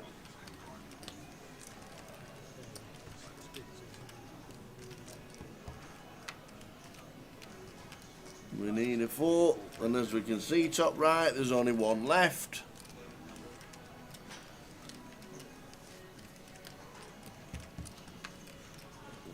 Unlucky Dean. Dean finishing in 13th for 720. We'll play Dean. And anybody who wants to play the 888 Poker Global Poker League free roll, it starts in 35 minutes. Our free roll starts at 6. Yeah, I think we'll do another keyword at 4:45 as well. Okay. Get Lime on for the old keyword at 4:45 because we've got 5 to give away. 6:30 GMT, our free roll, so we will give the password away after the break. We're on GMT now, right? We are. Yeah, okay, so that R5. Sounds good. We are GMT. We'll give out the free roll password. We'll give out the next keyword in 20 minutes.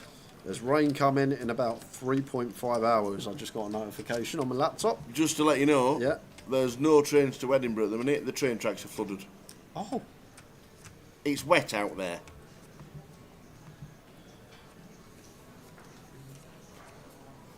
So, piano cap should be sat in a window thinking, not going out in this.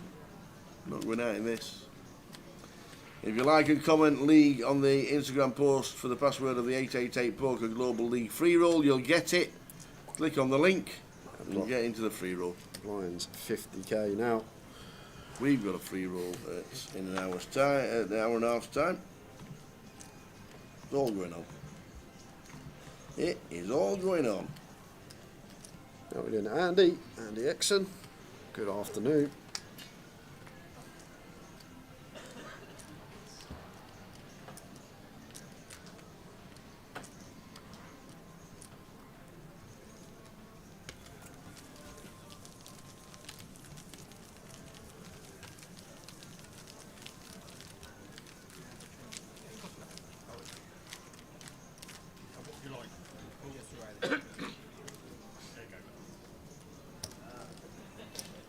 Do you like that one, Gilly?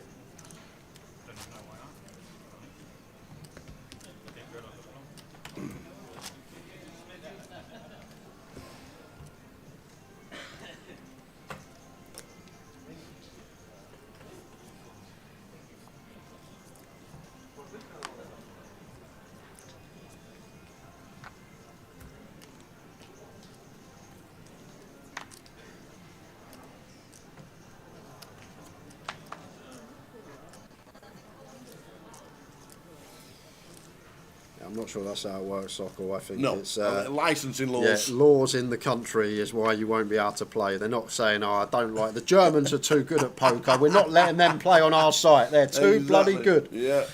It's not down to that. It's down to laws. It's not people going, "Oh, they're too good at poker. That country, they can't play on our site." Yeah. It's down to the country's laws. It is indeed, which is why a lot of poker is not allowed in a lot of countries. It's nothing to do with the poker sites, it's down to the laws of the country. David, could have had a little free bet there, but this is going to be bother. Big bother for Maz, dependent how he plays. And Johnny, how many primos does he want to get dealt in one day? Queens again?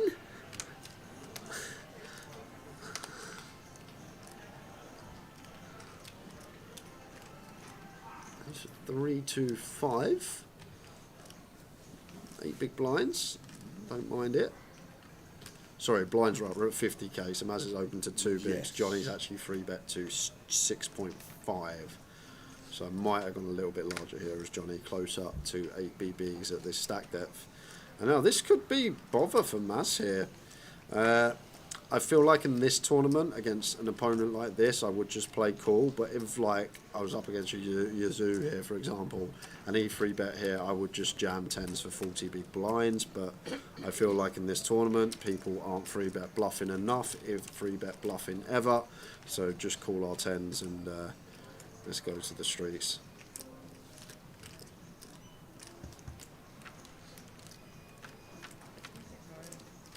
Eight, 5, 5. Going to be bother for Maz. See what size Johnny comes with. Comes with check. Just got a bet here. Maz shouldn't have any 5x in this given spot. Maybe ace 5 suited, but that's probably once the 4 bet, or I'm probably not in a £200 up. But Matt's not going to have many 5x holdings here. We need to bet here as Johnny. First little inconsistency of the hand.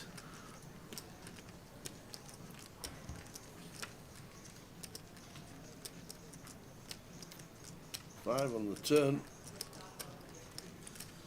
Now, surely we'll be betting after Maz checks back. Let's check again. Checked again, does it? I won't get paid. And now Maz just going to think he's up against a hand like ace king, ace queen a lot of the time. So playing it deceptively as Johnny. 200k here from Maz. And if we're playing it in this manner, I'm guessing we're just check calling here. He didn't just jam, did he? He did. Right. 855 rainbow. What is someone check jamming with here? Other than aces or kings. Well, he's got queens, but what bluff's he finding? No bluff out there at all. Zero bluff. Not a single bluff that is out there. And Maz is going to use a lot of time banks here, rightly so, but when you think about it, really, check. I'm just going to think this is always aces, but Johnny sort of gets the free bet right pre, but supposed to bet flop, supposed to bet turn if we don't, and then if we do play it in this manner, surely we're supposed to just check call, because as soon as we do this, we basically have 0 bluffs, and it's just always nutted over pairs. And if Maz does 5 big blinds post flop on this board with 10s, what a result for him. If he can just get away with this, which I think Maz will now. I feel like, as I was saying earlier, he's highly improved, and when you really think about the spot and what Johnny is supposed to have here, how is it anything other than a better pair than 10s? I'm just going to think this is aces or kings. Queens I may expect to bet more because they don't want an overcard to come off, but I feel like Maz will figure this out. Because there's no bluffs on this board, there's trips on board. But what else is Johnny supposed to have here other than specifically aces or kings? That's what I would be thinking as Maz, and Johnny could have got so much more from this hand if he played it in a more standard manner. But looks like he's only going to nick 5 big blinds from Maz post flop. I feel like Maz will fold here. I feel like once you really think about the spot, if you're not assigning your opponent any bluffs, value is just going to be the better over pairs. So we are not beating anything. 9s just probably bets flop because they need more protection, right? We literally cannot come up with a hand we beat. Like, where on earth is someone going to find a bluff from here?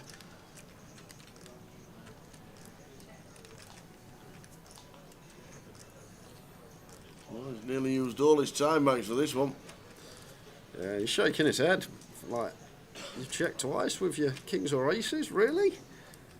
But what else could he do it with? I know we can see he's got queens, but I'm trying to get in Maz's head here what I'd be thinking. Probably wouldn't even assign queens, but I'd always just think this is aces or kings that check twice, especially once it boats up. No bluffs available, so 10s can just never be good here. You need someone to just be getting well out of line, and no one is at this stage of the tournament, so on another day Johnny gets chunks, but I feel like he's played it in such a wild manner that he's only going to get 5 big blinds post flop here.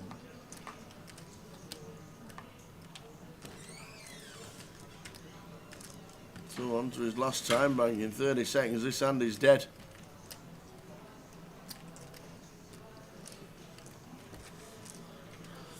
Let me count down from the dealer. You've got 10 seconds. And I think he'll use them all, every one of them. And then his cards will just be in the muck.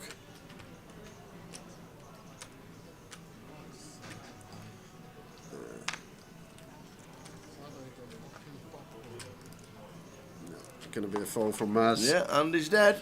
Very good lay down. But Johnny. And he's dead. And Yazoo said to him straight away, good fold. Like, Yazoo just knows this spot is never, ever anything but a big overpair. And Johnny's just left so much on the table to taking that line. Just go bet. Could be up to like 4 milli here, Johnny, if it's so important to always say when value betting or check raising as value or check raising as bluffs, you need to think about the other side of the coin there. For example, what on earth do we have as a bluff in that spot? We don't have any, right? So when we jam, our opponent's aware that we just always have value.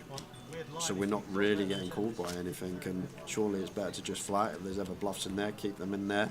If we flat, 10's probably value bet themselves, going to look like we have a lot of ace king. But I feel like it's just a spot we want to go bet, bet, bet, and taking that line has lost us a hell of a lot of chips. Strange way to play it, but it let Maz get away cheaply. It really did, taking that specific line. Let Maz get away from it. A fun one.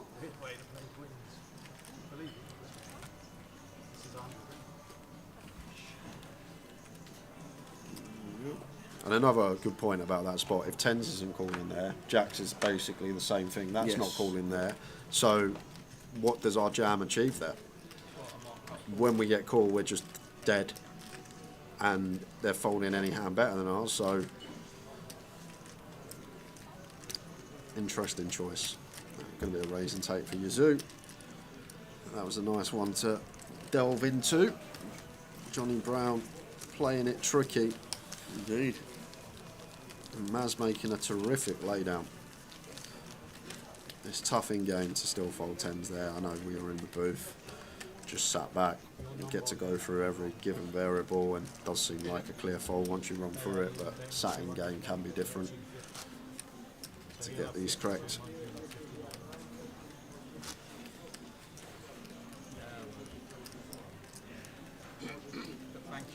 Even that, Brendan looks way too strong. Like he says, when he got the bite from Maz on the turn, make it 500k. What does he make it 500k with there, though? Like, he hasn't got a bluff. The board's 8555. So if he check raises to 500k, like tens are in the same spot. They're basically only beating a bluff, and with no bluffs available, they just become an easy fold. Like, it just has to be aces or kings, right? I know it was queens to try and take the whole cards out there, but around that sort of remit.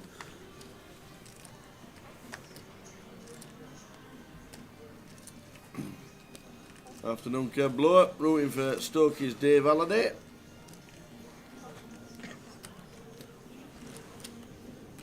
Like, don't get me wrong, Maz might have found the river fold, but he definitely would have called turn, like probably third flop, quarter flop call, size up to like B40, half turn call, and then we don't know what the river would have come, but if it comes a brick, that may still be where Maz could get away from it. However, we then actually still have bluffs as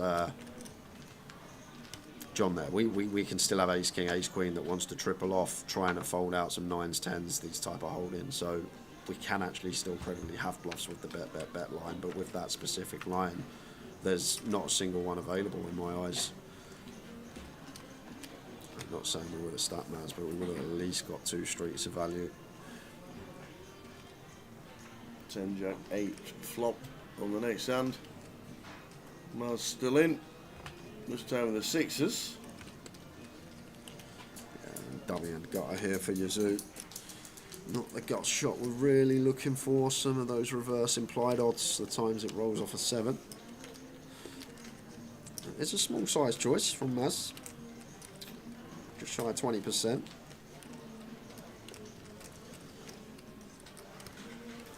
So it's going to continue. This seems like a much better approach. Small check raise here with the king 7. Trying to find chips where others wouldn't.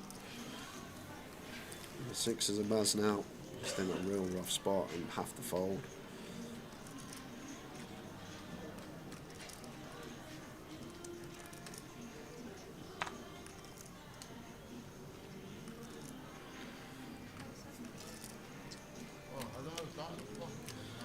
No time banks either, so hand is going to be dead. He's dead again.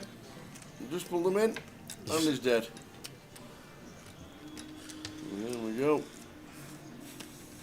It's gone into him, that's hand. And he's dead. 14 minutes to go till the end of the session. Keyword in 5 minutes. Have we got it ready? Have we got a keyword line? Yeah, of course I am. Yes. Keyword in 5 minutes' time. Could do it now if we wanted to. Do it now if Should you we want do it now, to. quick? Go on, do it now. Go on then. They can go on a bit, can't they? We're on break in 15 minutes. Well, that's true.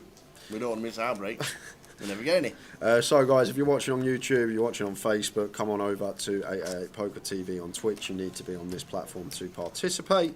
And it's easy as this. Lime will say the keyword in the chat box. Just follow her lead, type it in the Twitch chat box, and then one will be selected at random for a 1650 satellite C for 888 Poker. And the next keyword of the day is Global League. Ah, that's what we're playing at 5 o'clock in the free roll. Global League. Follow Lime, and as soon as she types it in, you follow, and Lime will take it away. Cheers, Lime. Global League. Free roll. If you're on Instagram, make sure you follow the post and get the password sent to you. Global League, everybody. Away you go. 13 minutes of this session to go.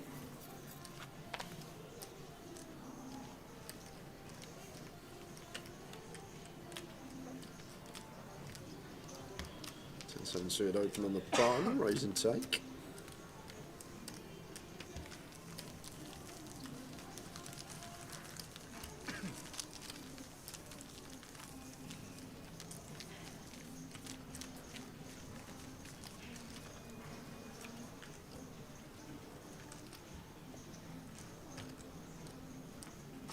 Oh, Smiter's watching. Well, you ain't? How you doing, Smiter? I bet you're happy, Mr. Sunderland. Bloody hell, what a start to the season. They are flying, aren't they? Flying. They ain't playing Spurs yet, though. We'll sort them out.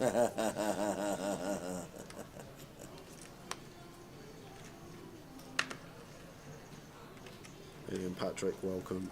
We are just about to go on break in just over 10 minutes' time. Shuhao in for just sub 6 with the king. King Jack off here for Tony. Still with 3 players behind. It would be a snap in the big blind. Probably still okay to go for a little click ISO here. Actually, House should be shoving like Jack 8 suited, Jack 9 suited, Jack 10.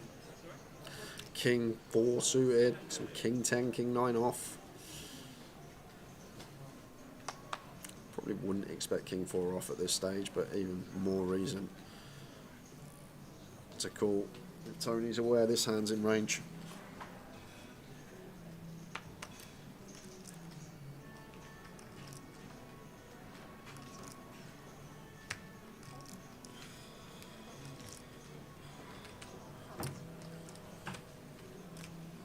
So here we go. Shu Hao.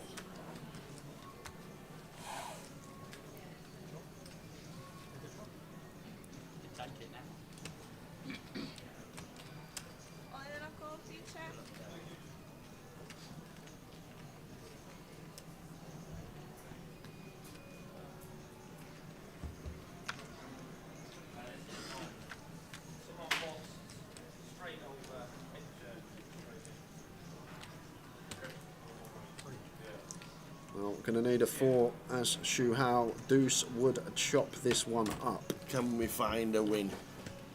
Not with the 9 at the same scenario, now with the 9 involved. 9 and a deuce to chop. 4 to win. Well, Tony takes out another.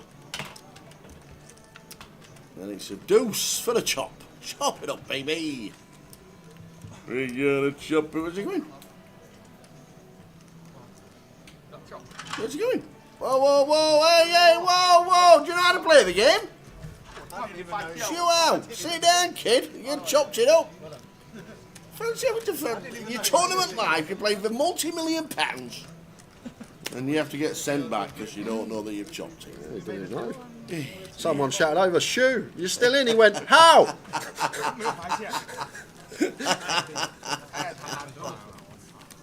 Hey dear, sometimes you think, don't even give him his chips.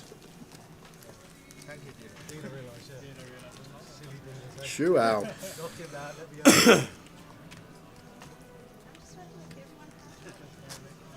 Only one person can win. The rest are all going to be on. Oh dear.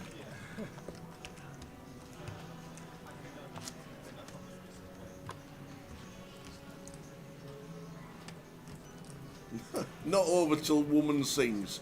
Nay, don't be afraid of saying it's not over until the fat lady sings, No. because that's the actual saying. It's not anymore. It's, It is. It's the jolly lady. We're in It's- 2025. Forget that idea. You've got to say the jolly lady. Not in my house, Jan. If you say the jolly lady in my house, you get kicked out. Let me tell you. Hey dear.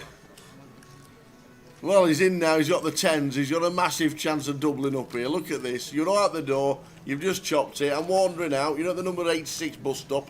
Somebody shouts you back.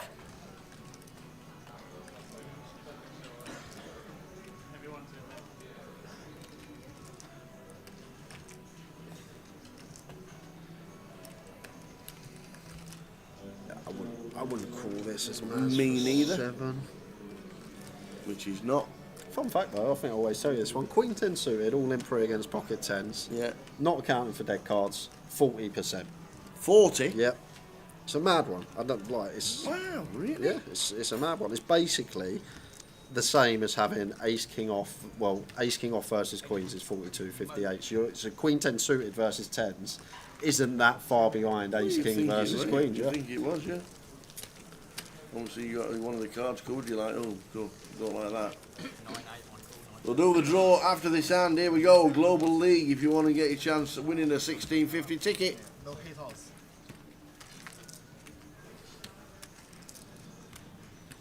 And we are ready. The countdown's on from Lime. 10 seconds. Countdown is on. 7 minutes left of this level, and this break will be at the end of this level. 15 minutes. The countdown is on. Champagne Poker trying to do reverse psychology on Nightbot. I doubt it's me. I doubt it's me. Lime Ricky is the winner. Yay! Go on, Lime. Rigged. How come when I do it, Fix, I know it fix. pulled out? Well done, Lime. Oh, she's automatically redrawing. And it's Oleshk. Oleshk. Thank you. There we go. Congratulations, Oleshk.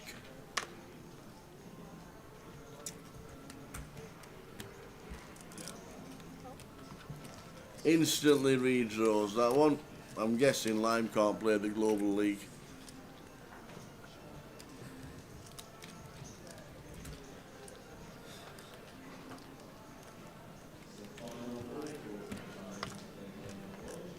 So now we've got Queen 10. Calling out the big. Use out razors from our jack. Ah, ace 10, 4. Flopping second. Yeah, but bother. behind to use out. Big bother here for Shu Hao, especially against Zhao here, who's going to open wider than most. And just because it's come A-side doesn't necessarily mean he needs to have ace-X. I would probably check jam here with a 10 against this opponent specifically. Against 20%, just shy of though. Maybe he feels he does actually have room to call and play some turns. Against bigger sizes, maybe more inclined to send there and then, but against just south of 20%, maybe he feels like he's got some calling available with Shahao.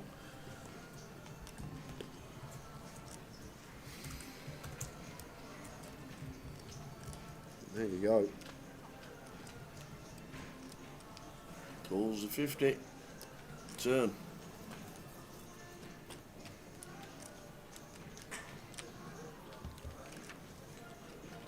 Three of diamonds on the turn. Yeah, now this stack depth, like usually like A6 here would be a 2-street hand and we might check back turn, go for value on river. But when Shu Hao should jam like ace 10 plus pre, maybe even lower down like ace 9 suited, ace 8 suited, it's hard unless Shu Hao has 2 pair here for us not to have the best hand as Yuzu. And here we go, he is going to go for a second street for that reason, and I actually think this is really nice. just recognise his pre-flop ranges. There's not really going to be much stronger ace-X. Maybe the ace-7, the ace-8. But then you've got all these heart draws. You've got all these 10x. You've got some 4-5, 4-6 suited. They could have turned a diamond draw. So it makes sense here for Yazoo, just recognising how a lot of the ace-X isn't going to be in there because of the stack depth Shuhao has pre-flop. And going to try and extract another street here. We're on break in about 5 minutes, Smiter. End of this level. In about 5. And we go into the break with Shuhao intact. It's tough. It does become really tough now. Queen of Hearts, terrible card to have as well. We want Yazoo to have some like Queen 9 of Hearts, Queen Jack of Hearts, King Queen of Hearts, Queen 8 of Hearts. Want him to have just maybe some random Queen Jack, King Queen. Makes a good lay down there. Nice fold Shuhao. Tough against that size on the turn. Yep, down on 6 bigs. 3 minutes to get them in. I'll come back with the blinds at 60. Is Tower hosting any conference parties tonight at the arena? No, Bob Dylan's in town. Mr. Bob of the Dylan is in town. His rock and roll tour. 84 years old he is, Bob, and he's still filling arenas. Congratulations to the winner of the giveaway. We've got 3 more to give away today.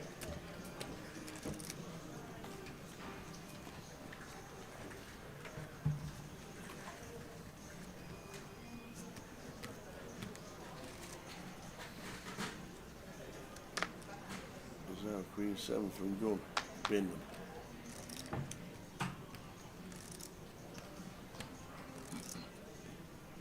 Yep.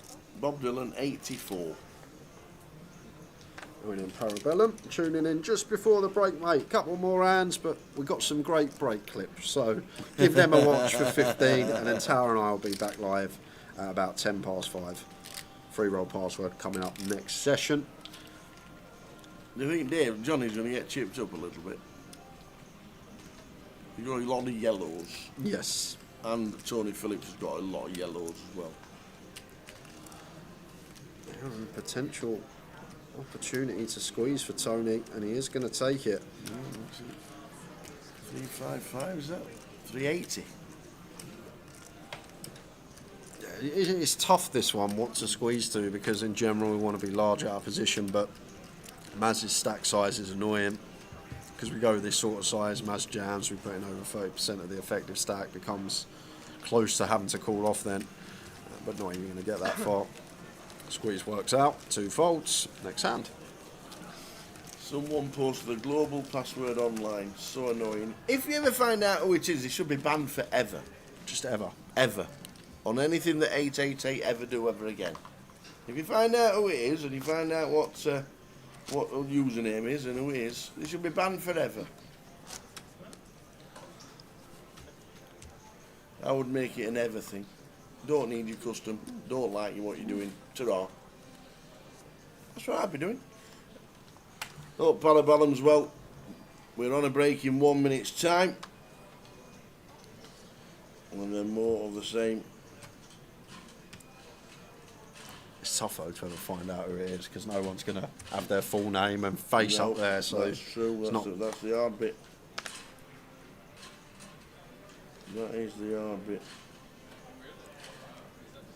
Need like the black. You've seen the Black Mirror episode where you can block people and he blocks them in real life, and they're just like a fuzzy TV screen. All in for set with pocket sevens. I was going to give him a spin. Last hand before the break. Last hand. Is it a break or is it a long break for Shuhao? He could chop it up and think he's out. Not as if that happens ever. Off we go. Hard to bloody chop with these 2 hands, I'll tell you that. Well, it is. It is.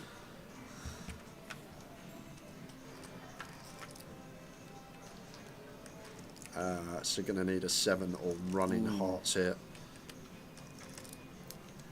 There'll be no chops this hand. Heart for a sweat. Next door. That's it. Got the 3 across. It weren't the 7 we needed. Shuhao needs a 7. Can he find? No. So now this time you can say, go and catch the 86 bus. He's out. We're God on a bless you, Hal. 15-minute break, guys. We're going to be back just before 5:10, so 15 minutes, and we're back with 10 players. Won't be long before the FT. Absolutely. See you soon. The knockout games are back on 8-8 Poker.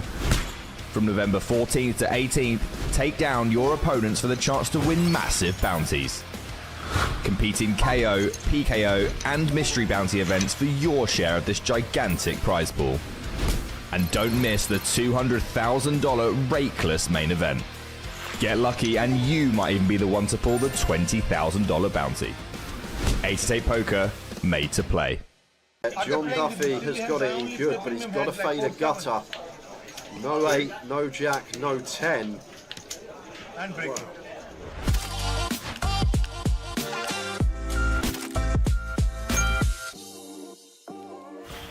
That is true. Keith, King 10 suited, going to be a jam here on the button It for is 10. indeed. You fan with the 8s. Your fan making the call. Here we go. 8s. For your fan. Keith Johnson in seat number 9. King 10 of clubs. Silver pigeon. The silver pigeon. The silver grey-haired millionaire. Got some nicknames. The grey-haired millionaire needs to hit an ace, a king, or a 10. The aces will be big grim.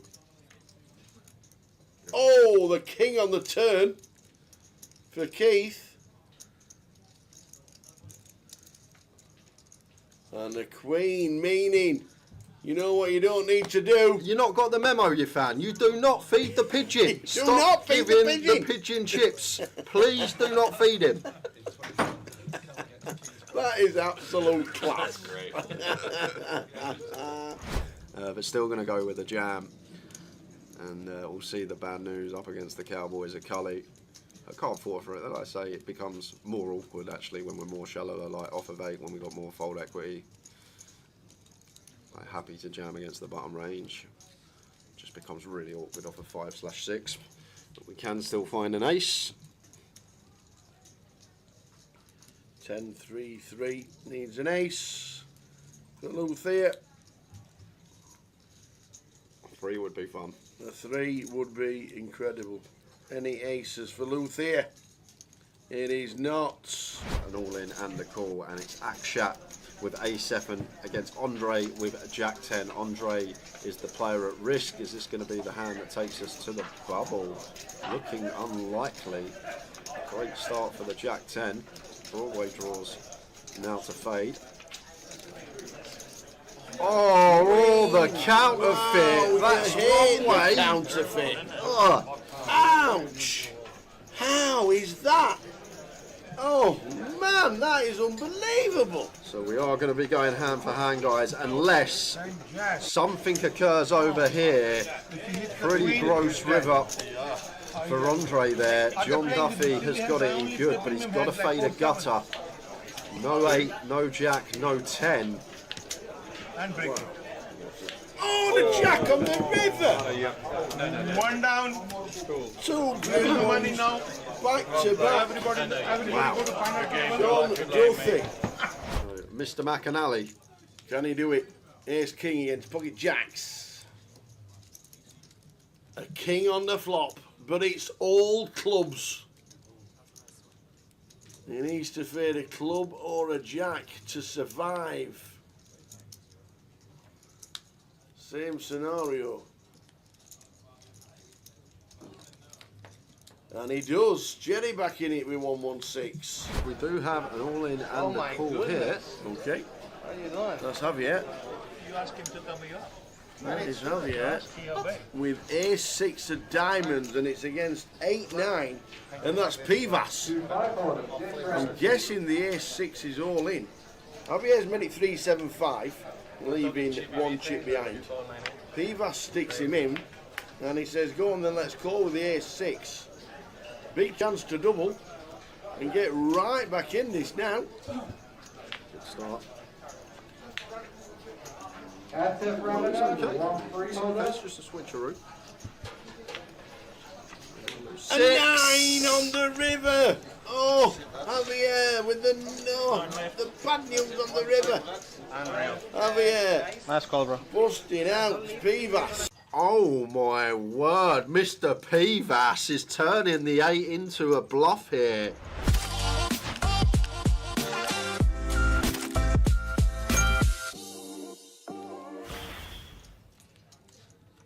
Oh, wow, the straight for Akshat, but look at this for Cal. What a hand to kick off the day. 2 of the biggest stacks here, and it's a straight for Akshat. Front door flush completes, but obviously Cal's range going to have hands like Queen Jack for Ace Jack. He's going to have over pairs in here as well. So Akshat goes for 225. And the best hope for Akshat here is a club. It's his best bet. He's going to really struggle. Let's put the lot in. To have an 8 as Cal. The triangle is in the middle. And where are the bluffs coming from? Because it's hard. Where is Cal going to find a bluff from here? You've got to remember, he's betting to 2 players on the flop. He's been check raised, he's called. So it's not like a situation he can have an ace, king, ace, queen club that's bricked out and bluffing. It's really hard to come by bluffs there for Cal. Pivas overcard. 3 to straight, 3 to flush. Going to float in position against the smaller size.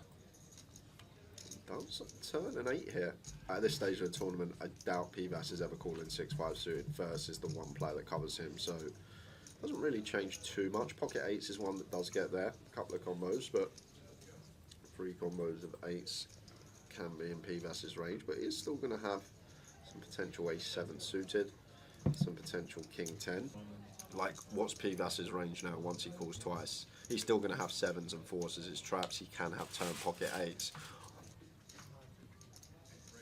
Interesting from Cal. He is going to go for 3 streets of value here with King Jack. Fair play.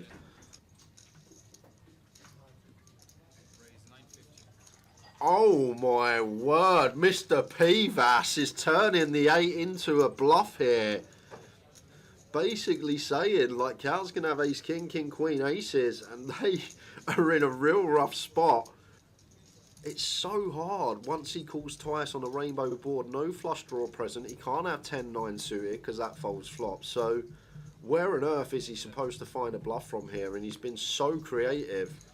Once Cal triples, saying, I think Cal's got a king here, and turns the 8 into a bluff. What a sick guy. Take a bow, Mr. Pivas.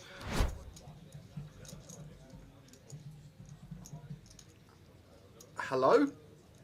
Hello, Akshat. Are we okay? Oh my word! Oh! We just jammed it! King 7 off, shoves over the under the gun open for just under 15 bigs. What's happened there? What's going on? What? I have no explanation for why Akshat's doing this, guys. And I can't wait to see Ross's face when he sees what he's been 3-bet shoved by. Yep. And here we go. Akshat has looked at the aces and he's been 3-bet by King 7 off. King 7? Oh my word, this has been some FT, I'll tell you that.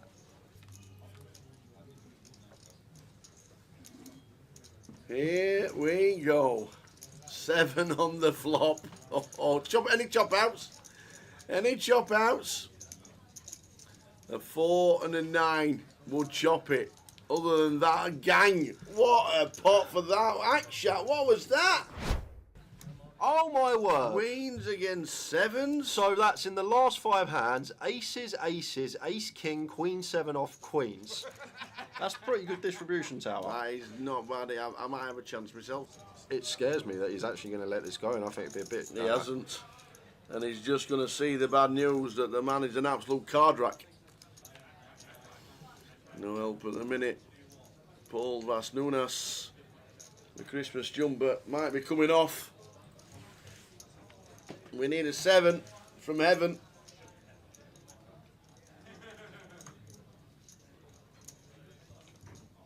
And a little bit of overkill on the river. Paul Vasnunas finishing in 4th. Oh, the triangle's in! It just has to be a call. Yeah, heads up. We've got an 8. Don't fold! Like, Please don't. Come on, Daly. Cal can have 7-5, he can have 9-7, he can have some club draws, he can have worse 8. Here we go. Or just Or kill it. just kill it on the river, ladies and gentlemen. Whoop, whoop, whoop, whoop, whoop, whoop, Gangnam style. I tell you what, get in there. He's only got the money. Whoop, whoop. Gang Wang style indeed. He done it in his own style. He played his own game. You know, what advice would you give people playing the main event? Is there something, are there adjustments that you make when you play a tournament like that? Because there really is no tournament like I think obviously the clear cut mistake that I see the most just through all the years I played the main event is like people start doing things that typically they wouldn't do in like and so say like they're like just a normal mindset. For example, like you start with 50,000 chips, like people start getting down to like 35,000, 30,000. They start like getting antsy, anxious, like I need to make something happen, or you know, I'm just blinding down. They just start running situations and like variables in their head that isn't needed. And like I think the most important thing about the main event, you just focus on every individual hand. Like just focus on the people at your table. Like this is a big spot, like it's a $10,000 buy-in. People are just like, this is on people's bucket list. People will do so much things to be able to play this tournament. So like get off your phone, like just pay attention to your table, understand like what people are going through emotionally at the table, because like there's people ready to just go off, and you just got to be aware of that. Like you can see people get frustrated, you can see people like who are like excited to be there, who have the chips locked up, who like maybe won a big pot and they're not going to let those chips go. So just really understanding like who you're playing against. Like these are not all your, you know, these aren't the top pros in the world. These are like, a lot of these people are bucket listers. A lot of these people, you know, have a lot of oceans at the table. Would you say that's one of your strengths, being able to make adjustments, you know, whether you're playing Bill from Iowa, yeah, I think, or Mary from Arizona, and then you're playing one of the top pros? There is a big strength to that. Like, I mean, everyone, you know, Phil Hellmuth is a big topic of discussion, like, because obviously he doesn't play like the GTO that, you know, these kids or wizards are accustomed to. But it's like, there's a skill into being able to play against novice players too, and be able to capitalize and, you know, raise your expectation versus like non-standard play, and, you know, adjusting to, you know, your table versus playing like a bot and playing like a computer and playing like this is correct because so-and-so. It's like, you really have to, you know, play poker at these, in some of these games, and not just worry about playing 100% fundamental and just play more a little bit exploitative. I got really familiarized with the modern strategy, started using solvers, and I kind of like sort of resisted it in a way. I had some early experiences with them where just didn't lead me to feel that excited to pursue them. But as I saw how much better people were getting, and then I kind of saw another angle of it where maybe I'd attributed too much negativity to them. I didn't want to feel like my creativity was being stifled.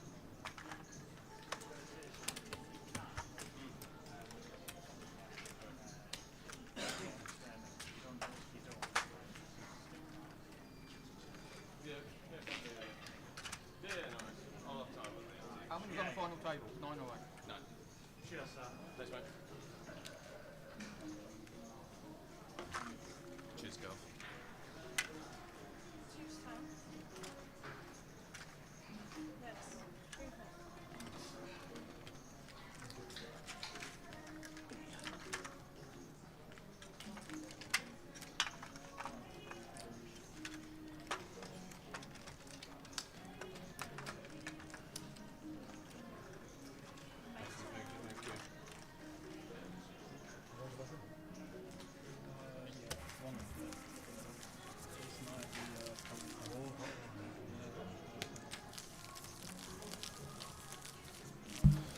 Let's do it again.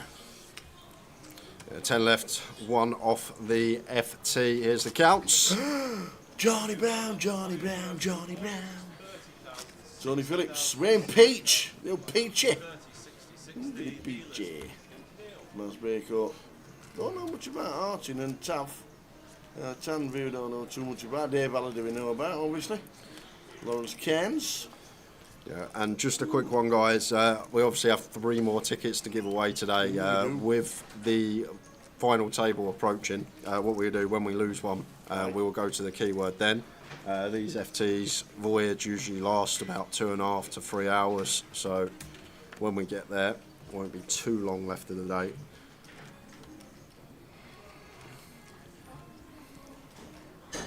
Oh, we got the old proper English flag. I see. Good.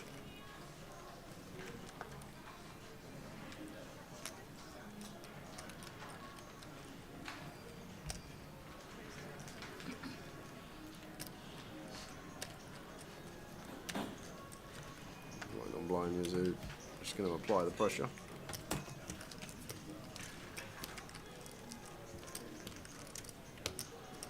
Come on then, genius. Where does Maz come from?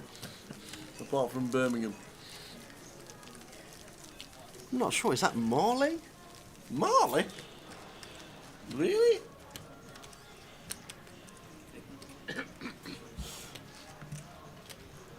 Tickets still available for Bob Dylan tonight, and be aware it's a phone-free event. It is.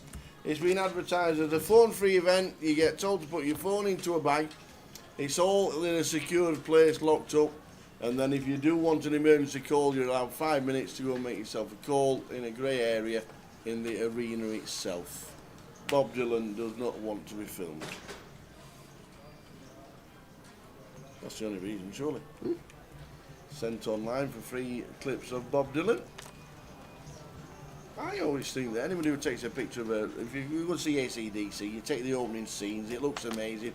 Like champagne, the most viral clip of any concert this year is cigarettes and alcohol, Oasis doing the Poznan, turning around in every stadium in the world, and everyone doing the Poznan. And every time they've done it, it's been sent on social for a minute, and I'm sure it just means everybody just wants to go and I want to join in. I'm buying tickets at next leg, wherever they go.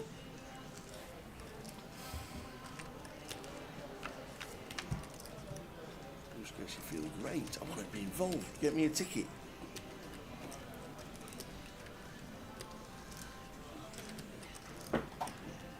Action here. Top pair for Maz. David gonna have to call and see a turn here. He just jam? The lot. Davo. And blind on blind, top pair gut shot. Good enough for Maz and David. Dave Halliday, has he got his tea? Is Kev Bloor cooking his tea? Maybe he's going to watch Bob Dylan. But he's got tickets at Bob Dylan at 6 o'clock. Dave Halliday says I'm off. Dave. If this is how they all play in Stoke, I'm coming to your game in Blackpool next year, Kev. Can still find a queen or a 5. He can. Needed a queen or a 5. Jack of spades. We're there, final table, and as we get to the FT, Dave Halliday need to give out the free roll. Free roll? Sound like Jonathan Wass. Free roll password for this evening, and the free roll password is 888 Coventry. Why is that then? Because we're in Coventry and it's an 888. There you go. No gold either this time. So it's about a 5-minute turnaround, guys. Free roll password now. Yeah. Out 888 Coventry. I'm not going anywhere. If you want to have a wander, you can do. We've got the password given out. The password is 888 Coventry, and Maz is from Zimbabwe, so that's the flag. So we're having a final table redraw. I'm going nowhere. I'll run through what's happening in there. Get the keyword ready, Lime. That's an idea. When we start the FT, we'll do one keyword, and then we've got 2 more to do for the remainder of the FT. We'll do the next keyword at 5:30. That sounds good. That's what I'll be doing. Jay's just going to take his 2 minutes while they get the seats redrawn. What we'll do is we'll run through everything that's going on regarding this schedule. There we go. The rest of the week here in Coventry. There is a satellite that's been going on for the high roller. There is the 888 main event. There's the day 2 of this, and there's a high roller. Tomorrow, Friday, we've got day 2 of the high roller that we're covering. We've got 1B of the main, we've got 1C of the main, and we've got the target cash saddle out on the Friday. Saturday we live stream day 1D, and Sunday we live stream the final day of 888 for 2025. But what we have tomorrow is information regarding the legs for next year. We'll have all information about legs for next year regarding 888. The legs at the moment for 2026 look like this, and we're starting in the Vic.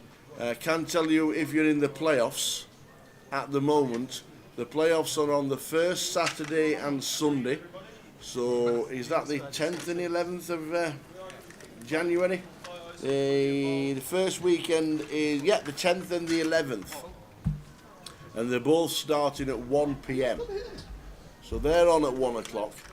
The NPL playoff and the 100k Invitational, they are on at 1 o'clock on Saturday and on Sunday. We're streaming cash on the first Friday. So we are streaming cash from the first Friday, the 9th of January, when we come back. The festival starts on the 8th and it runs through to the 18th. Quickly run through the thing if you do it. Are we doing post-concert interviews with Dylan later after this is finished? Imagine him coming down the escalator and just having a pint at the bar. Oh dear, that'd just honestly be great.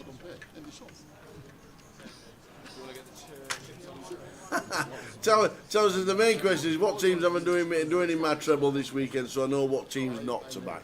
Well, let me tell you, this weekend it is going to be tough. There will be one, but obviously because of the international break, there's about 4 games in League One. There's a couple of games in League Two. We might even have to go into the conference, but there definitely will be one, and we'll be on 888 Sport. That's what we'll be doing. So check that out. We'll be there. So if you don't forget, the free roll password is already out, and the pictures are there. 888 Coventry, the password for the free roll. Oh. Andy, we nearly celebrated with champagne and caviar last Sunday night. You know that, and I know that. We had a treble touchdown scorers in one game, a treble touchdown scorers in another game, and we had the 6 combined on Sunday. I got 5 out of 6. So we got the second treble up, got us a bit of money back. The other one, we were waiting for the tight end for the Detroit Lions for £990, and it didn't come in. For £990. We nearly had champagne and caviar last Sunday in Blackpool. We ended up with a burnt out piece with a bit of kebab. Oh, shocking. Yeah, Dylan. It is £80 for a ticket for Dylan upstairs tonight. If you want to go and enjoy the show, we might be able to catch it. Let him know we're on his way. Yeah, we could just sneak through, surely, through the back. We should. We come out there, you come out the wrong door, you'd be on the stage with him. Just, oh, sorry, mate. do you actually know where the arena, how it all works inside? Because he's obviously not on the pitch. Yeah, I don't know. I have no idea. I have no idea how the arena works. There's 6,000 tickets that have been sold. I don't know. Do you think he'll be on the pitch? Probably, yeah. It'd be a bit cold for an 84-year-old. We stood outside in Coventry. It's be hot though, all the lights on him. Is there not an indoor arena on this place? I suppose. I think for the older folk, they put heaters on stage as well, don't they? Do they? Yeah, I reckon. Do they heatings on as well? Can we just nip upstairs and have a look? We can have a look. We can have a look. Right, guys, we are about to start the final table. Quick rundown of seat draw. Lawrence Carnes in 1, Mazbeko in 2, Tanvir Akhtar in 3, Yuzu Yin 4, Artan Bazazi in 5, Jonathan Brown in 6, Tony Phillips 7, Wayne Peach 8, and Tai Huang in the 9 seat. There are no stadium view sides rooms available. That is why the hotel's full this week. Ah, Keno's got one. Has he?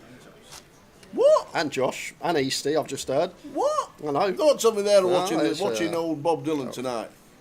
I'd be sat there, I'd go and get myself a nice little takeaway, sit on the balcony, have a nice cup of coffee. I love that.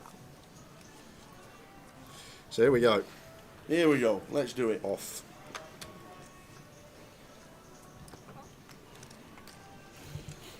Only play 5 minutes of the 60k level. And he says instead we got pork scratchings and lager shandy. You were on no shandy, by the way. Great week in Blackpool for GUKPT. It was a cracking week. Yeah, it really was.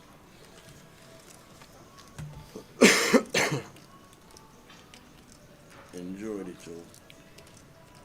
King 5 for Maz here. Let it go. Tanvir with the King 7 suited. Starts with complete. Yazoo with the Ace 8 off here.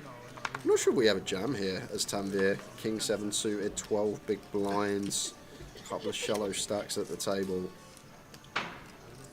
I'm not sure we're meant to jam ourselves either way. Yazoo going to set us in with an ace of his own with the stack depth. Kev Blower says, boo, no Dave Halliday. Dave, Kev, Dave should be round at yours in 2 minutes' time, because I'm pretty sure you must have offered him tea with the dessert the way he played his last hand. Yeah, strange. He'll be straight up the M6, knocking on the door very shortly, Kev.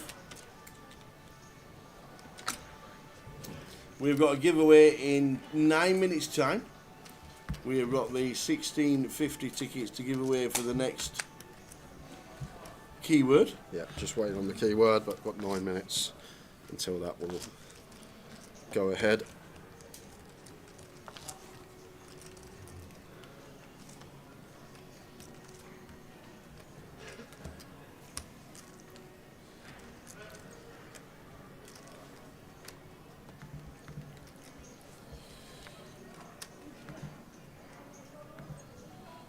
And I've seen your message, Kev, just at work. It's always have loads to reply to when I finish work. But I'll open it and have a look.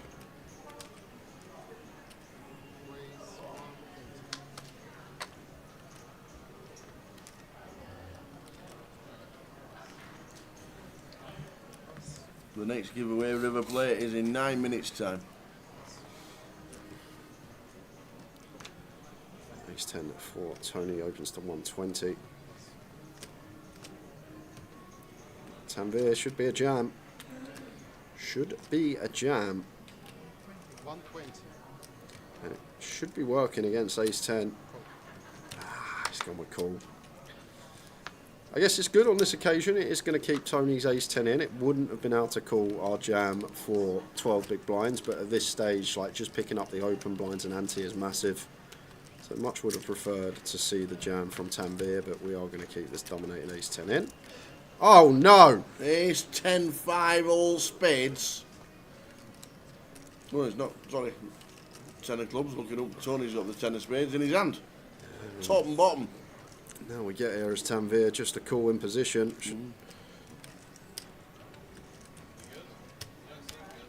That's 75 and a call. Just little missteps sometimes can send you out the door. We jam pre, Tony can't call Ace 10 in this configuration. We pick up the pot, blinds and ante.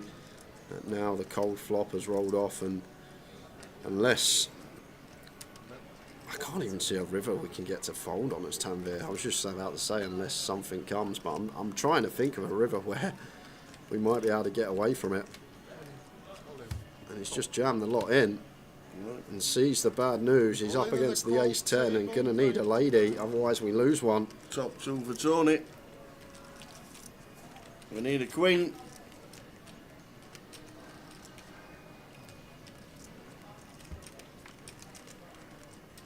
And it's a deuce. So straight away, could have been a situation avoided if we just jam ourselves for 12. An unorthodox flat sends us out the door. To be fair, was unlucky to be met with the ace-10 board. Ace-10 board. But could have been avoided.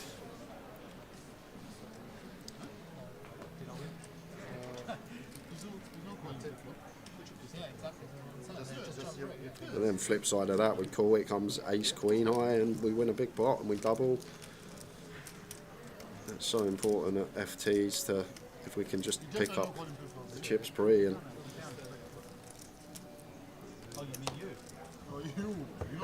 Oh, and he just got his food delivered to him.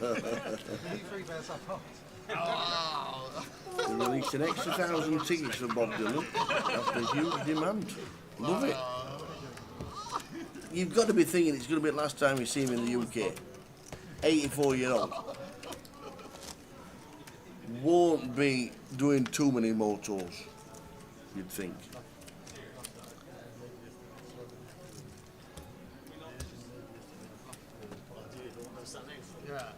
Who'd have thought there'd be huge man? He's Bob Dylan.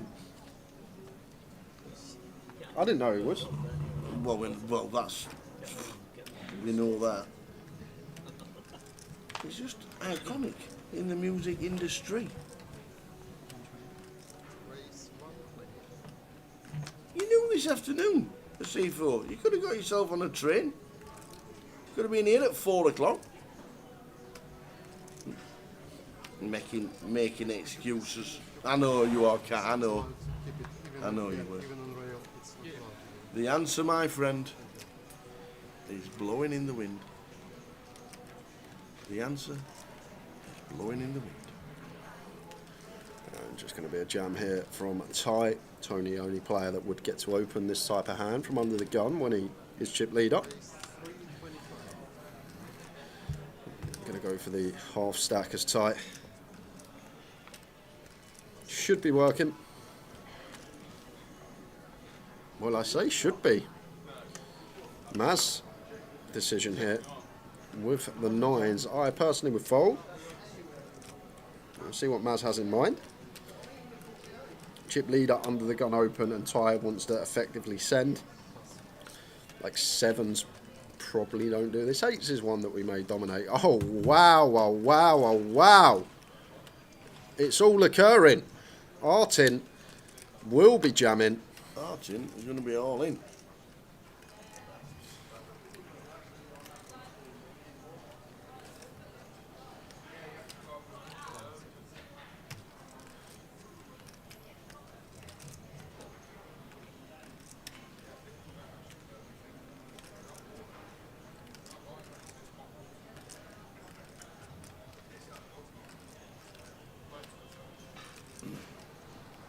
Is there a reason these 10 bigs aren't in?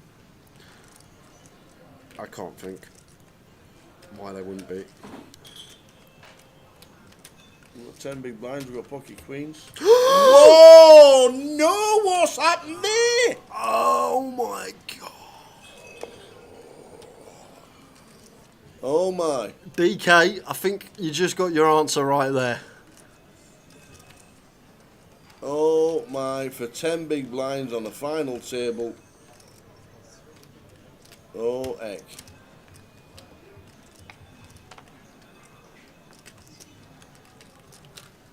Wow. Wowzers, wowzers, wowzers. But I need to know each of your nationalities for the stream. So could you... England, where are you from, man? England. Okay. England. And England. I hope Sam's just come and gave him a round penalty for that fold. That was strange. Just asking for the flags and Maz says I'm Zimbabwe, mate. You got a target on your head now. That was wow. Oh, I have no explanation, guys. I really don't. I wish I did. Nope. And like, it's actually great that Ty's the shover as well, because we are 9-9. 8-8 and 7-8. So we have near identical stack with Ty. So when we win the pot, essentially ladder another spot.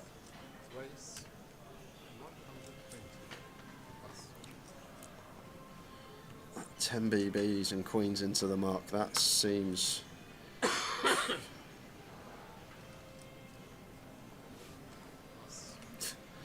I don't know. Ty, back to him. Ace King opens from +1. Nice laydown from Maz in the hijack. Ace Jack into the muck. Well, we're not playing these. Yeah, I'd fold these anyway, Tower.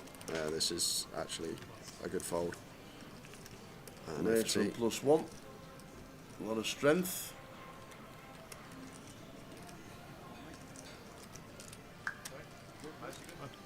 Storm Claudia's on its way. Watch out, Town and Jay. Storm Claudia is on its way. Cheers, Nay. Where from? Is it coming down? Because apparently Edinburgh's been a deluge of water today, and the whole of Scotland. We've had no but storms for the last 2 months. It's been horrendous. Even our course had a puddle on it. Course we're playing, there's leaves everywhere at the moment. Oh, It's so annoying to find your ball sometimes. Yeah. Someone actually told me there's a rule or something, the leaf rule.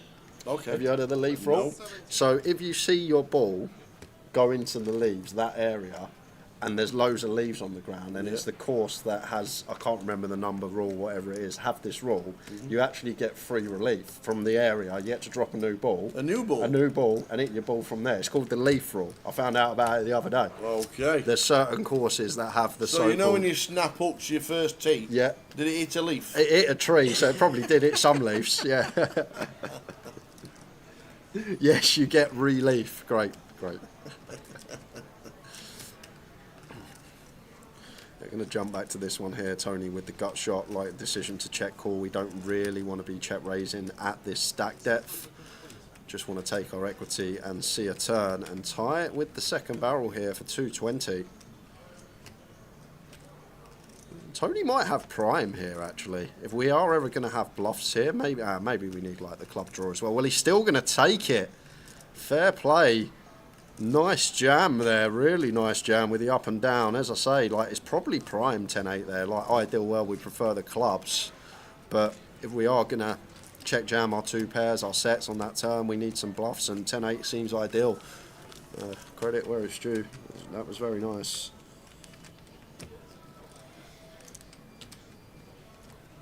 In general, against chip leader, yeah, Gully, we aren't going to bet as much as Ty there. We are going to be playing more honestly against Chippy. A lot more checking, a lot more realising. Maybe just trying to dislodge 7x and 9x.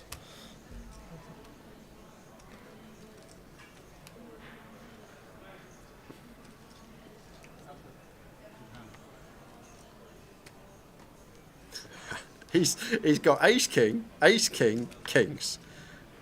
What a start. What dreams are made of.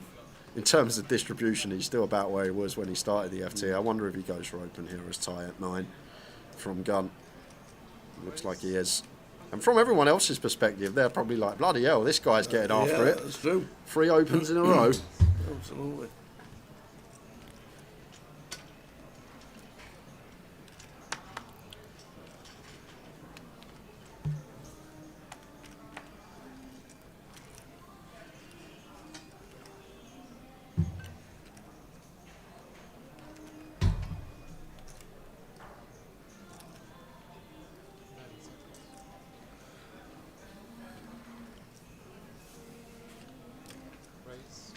Yazoo.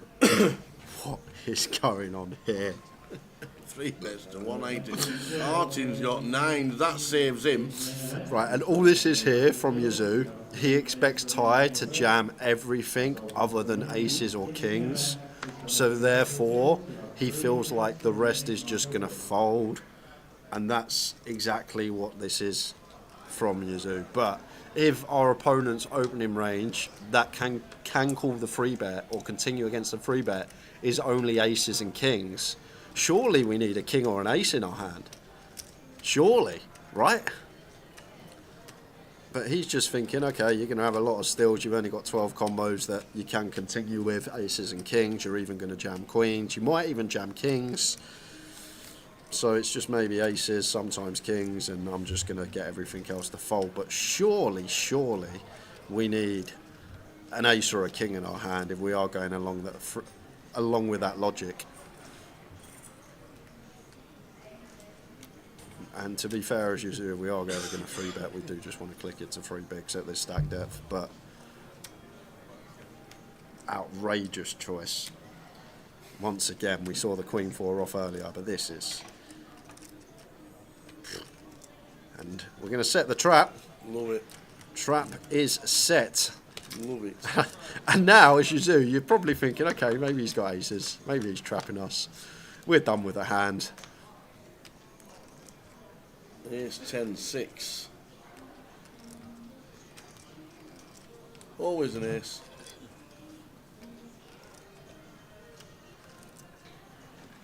Always an ace.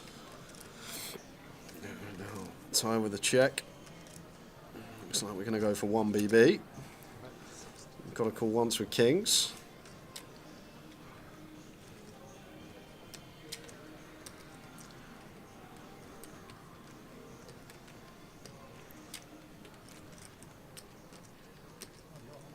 Attention players in the event, you have 1 minute remaining on your break. This is your final call to take just once again.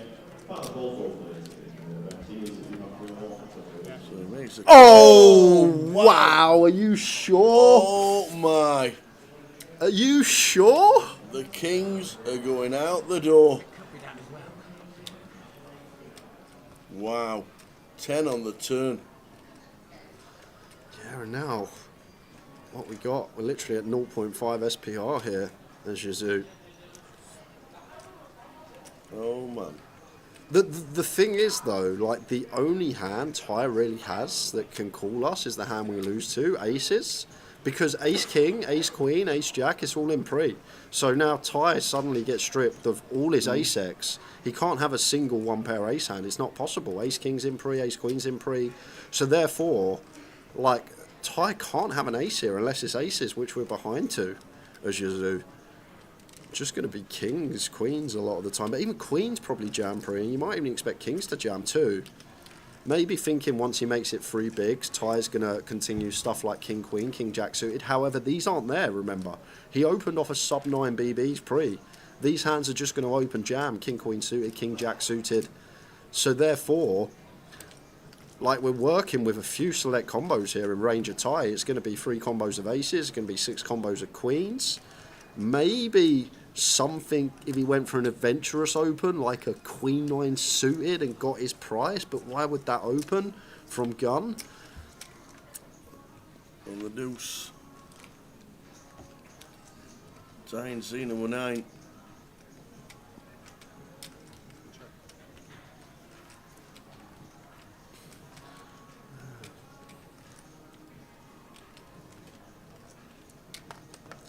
He is probably going to jam here, Tab. I'd actually be worried about jamming and just feel like this is aces, and then the rest of the hands we're not going to get called by. That we feel like kings are going to call. Queens I expect to shove pre. Jacks you expect to shove pre. Ace king, ace queen, all this stuff shoves pre. So it's actually really difficult to know like what we're working with in terms of combos, because I'm just going to think as soon as Ty opens off of sub 9 and he calls this 3 bet rather than jamming, I would be so worried about aces here. And now, as Ty, when you think about Yazoo's 3-bet bluffs, I'd expect most of them to contain an ace tower. Well, he is going to call it off with the queens. Queen, isn't it? That's all I'm thinking. I'm going to see the 10-4 off. I'm just thinking it's ace, king, ace, queen, ace. Well, it can't be, yeah, but it's... That's all I'm thinking. Yep. When it's 3-bet, it's a big ace. When he's gone better bet, it's a big ace. And yeah, we know we can do it with 10-4, which he's just done there and got really lucky, but most of the time it's a big ace. Unlucky tight. That was a fun one. That was a real fun hand to dissect. We have 2 passwords, and who was it? Sage6 says the password is not 888 Coventry. Well, we know it's not. It's 888 Coventry. And if you want to play in the league, the global league, the password is all in global. How you doing, Mal? Good afternoon. So we're down to 7 on the FT.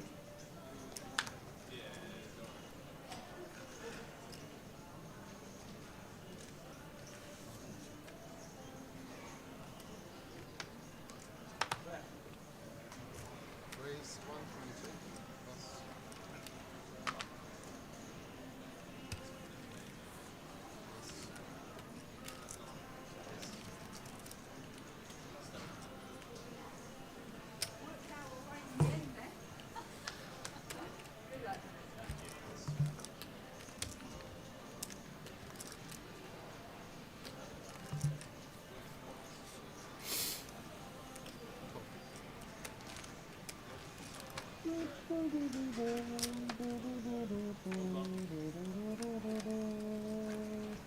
Jack 4-4.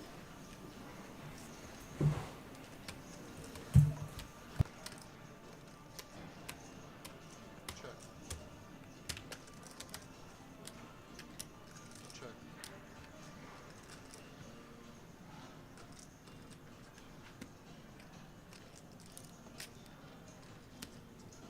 Bet 90.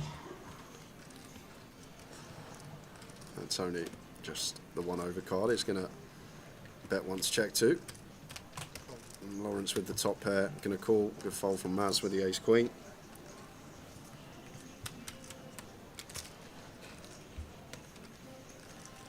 King of Hearts turn. They're not really changing anything here. There shouldn't really be much King X in Lawrence's range. However, Tony can start stabbing hands like King 10, King Queen suited, even King 9 suited, but that's probably wants to play free bet against Maz's open rather than pill. So decision point here for Tony. If he does want to try and dislodge a jack, he's going to probably need to do it over 3 streets. And looks like he has made that decision. Maybe feels like 4x from the big blind is going to let itself know now and probably check jam. But the idea here from Tony has to be to try and fold out this jack X. Once the big blind calls on jack 4-4 rainbow, it's just always a jack or a 4, maybe some pocket pairs. And at this stage of the tournament, when it's gun open, button flat, Lawrence shouldn't defend ace 4 off. He shouldn't defend any offsuit 4. He shouldn't even defend hands like jack 4 suited. So he maybe has like king 4 suited, queen 4 suited, ace 4 suited, a few select combos, but then you think about all the jack X combos he has. There's much more that we're going to be able to target and fold out. And I'm guessing this is the idea here from Tony. Reduced 4x combos, catalogue of jack X combos, and just going to try and fold out this jack here and now on the turn. And does get the hand to fold, nicely done. Always credit where it's due. Out the box thinking, a lot of people check back the 9s there, but recognises there's just so much jack X that may have to fold here and now from the big blind, and does dislodge that.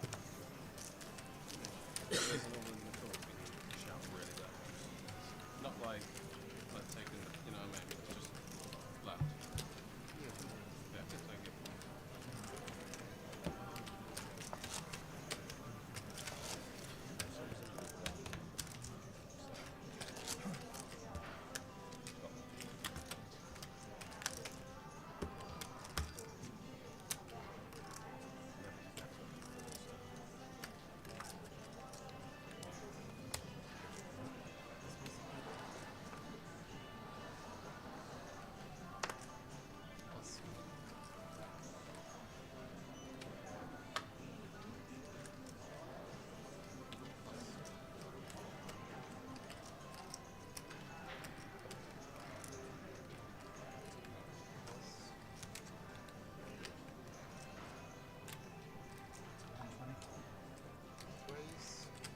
Here's 3 Tony.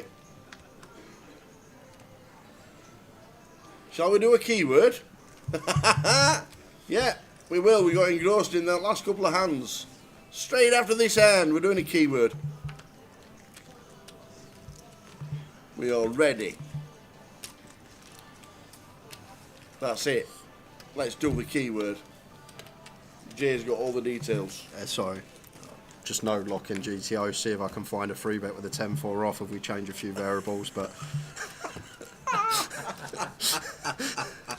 So, Next keyword, guys, quick rundown. If you are on YouTube, if you are on Facebook, please come on over to 888 Poker TV on Twitch. All you got to do is write down the keyword in the chat box. You will have a chance of winning this 1650 ticket. And the next keyword is Dylan Show. Yes, the Dylan Show is on very shortly here at the arena. Dylan Show.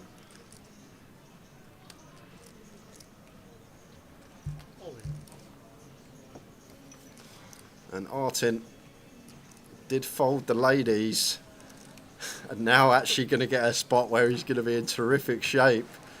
Johnny not going to fold ace queen.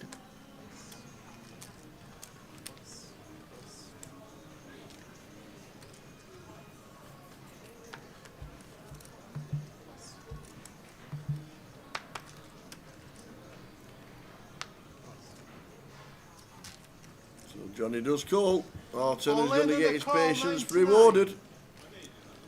Folded queens with 10 bigs. He's got 10 bigs.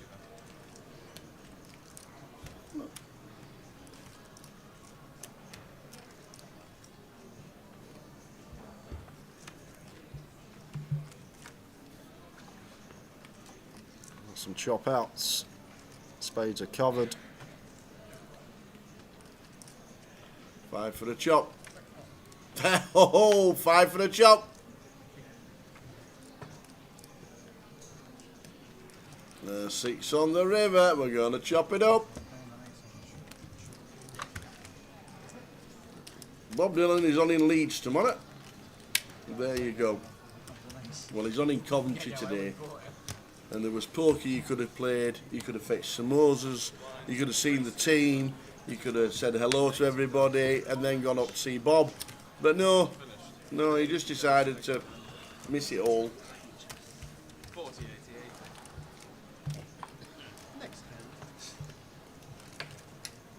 40-88. Will he have a support act, do you reckon, to start? I don't know. They usually do. No, he hasn't got one. Maybe they didn't want to film him. Dylan Show.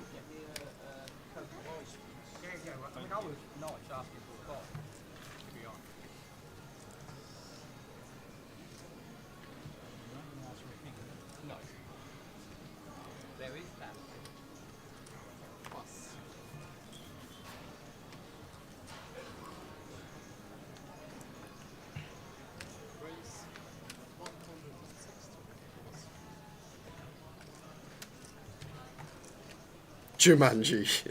I just actually had a look at Wayne's top then. First time on that camera angle, I've actually had a good stare. It suits him, to be fair. Wonder if Peter Flynn's going to tune in and sees himself on someone else's top in Coventry. Yeah. King 8 suited, good open as chip leader. Once again, probably the only player that gets to open this hand, but things change drastically in terms of ranges, dependent on stack depths at FTs with ICM present. And Artin not even defending 9-7 suited for one more BB. Off a 6. I don't know. I'm still baffled by the queens. You should be defending 9-5 off there at 6 big blinds. 9-7 suited into the muck. Shh.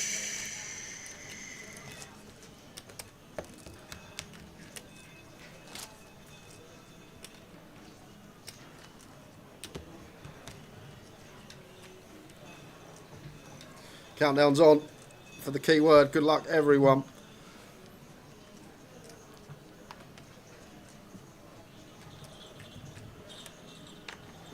Here we go. And the winner is that deprived king. Again. Again? Every week. TDK? Yeah. Unbelievable. He's the best. Best to ever do it, TDK.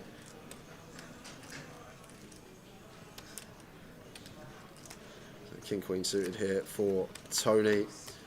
Should be a fold from Lawrence, but he's going to go with free bet instead. This is off the charts, this FT. Makes it 370. And back on Tony here, we actually have an okay 4-bet send, but we can't really, once Lawrence puts in this amount of his stack, just two things out of whack here. Combo choice should never be a thing here for Lawrence, and then size as well should never be a thing. Just need to be going a lot smaller here. Got to account for our stack depth. I can just make it 270, somewhere around there.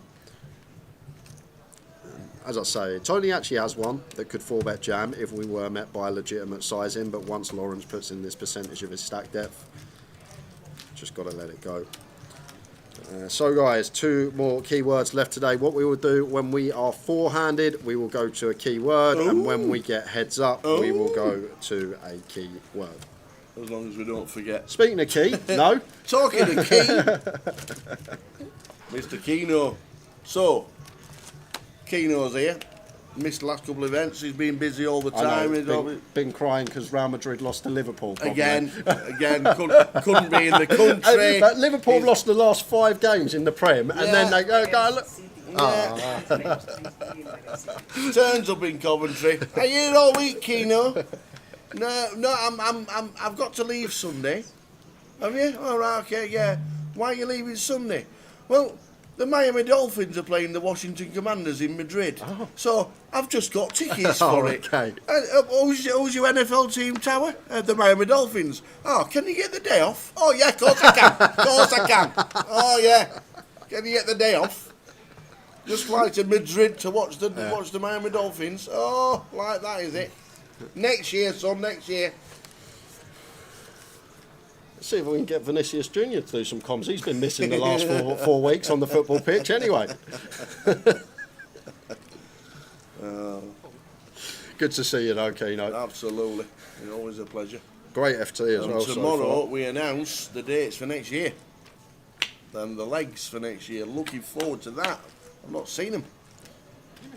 Excited to see where we're off to, the dates. Hey, what happens if it says Madrid, June? I don't think we'll be going Barcelona, to Madrid. I don't think we'll be going Barcelona. No? It's UKPL, not Espanyol.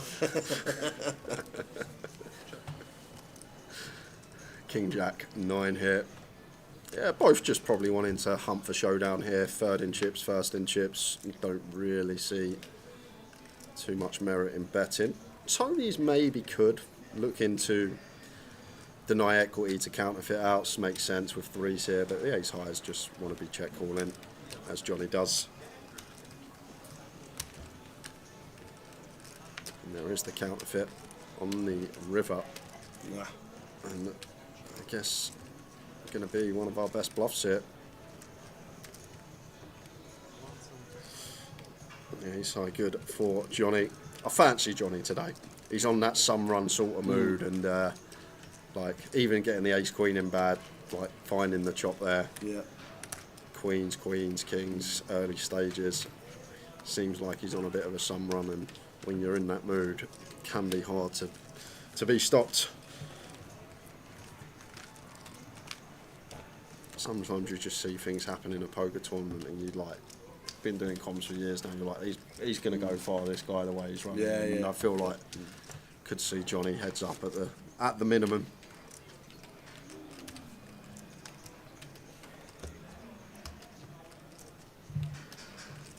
CDK, well done. Congratulations, ticket will be with you.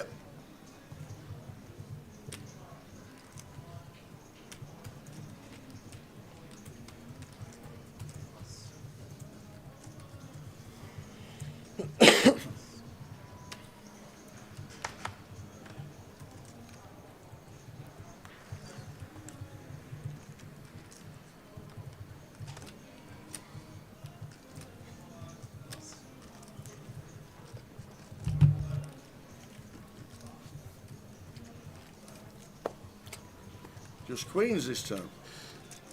Hat trick of ladies. So you got the you got the chips, you get the cards. Queens again. Yeah, a bit big though. Does open slightly larger. Oh, and Wayne here with 6s against the larger opening size.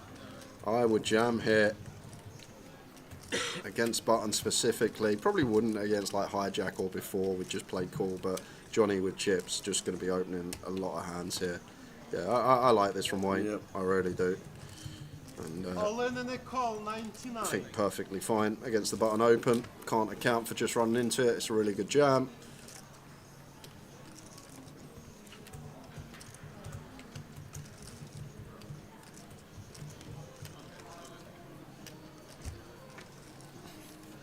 The Mickey Black statistically set up more than any other pair. Oh, wow, you've gone and called it. Set on the flop for Wayne Peach. You've absolutely nailed it. Fading ladies. The Queens lose this time. Sorry about that, Johnny. I've just put the bock on you completely, mate. Yeah, absolutely. I only mentioned Rob Duras once. I get the blame. There's you saying he's the best player. He's got all the chips. He's played really well. And then you go and say that sixes flop sets more than anybody else. Boom, there's a 6. I don't know. Johnny back to 1.6 mil, Wayne up to 2.8.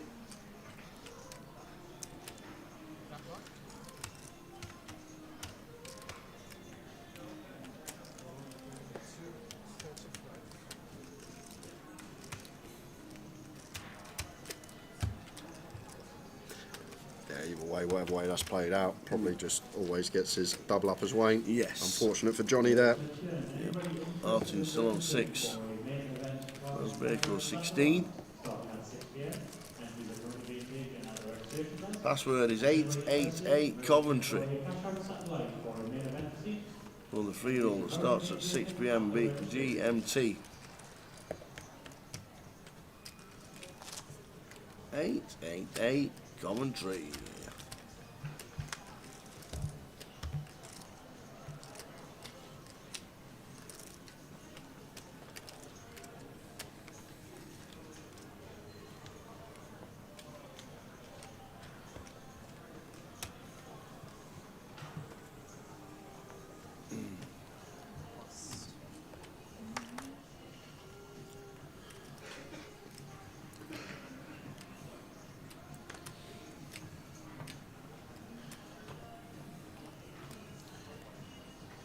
I'm not think we're supposed to open here as Yazoo in theory with reshove on direct left and then 2 bigger stacks 2 to our left, but he probably opens because he doesn't expect the 2 bigger stacks to punish enough, and if that's the case then yeah, treat yourself to an ace-9 off, even being a middling stack here with 7 left. Like, if people aren't taking, like if Tony's not going to free bet every offsuit ace-x and not going to free bet every suited king, then suddenly it becomes more viable. People not playing back enough, and does get the steal through. Nicely done. And this is the thing, like, you can put the work in, you can study, you can know what to do in equilibrium, but in these type of tournaments you don't even really be wanting to go anywhere near that. A lot of the time it's exploit. People aren't free betting or reshoving enough. We can open wider if people are going crazy, we open tighter. People c-bet once and then always only turn barrel when they actually have it, then we can just start overfolding turns, or when they goes check check turn we can just lead all rivers when we're unpaired. But it's just like little things like this in £200 tournaments, and that's like the idea from Yazoo opening that hand there. Just doesn't feel like people are going to reshove wide enough and people aren't going to free bet wide enough, so therefore his open's just going to get through more often.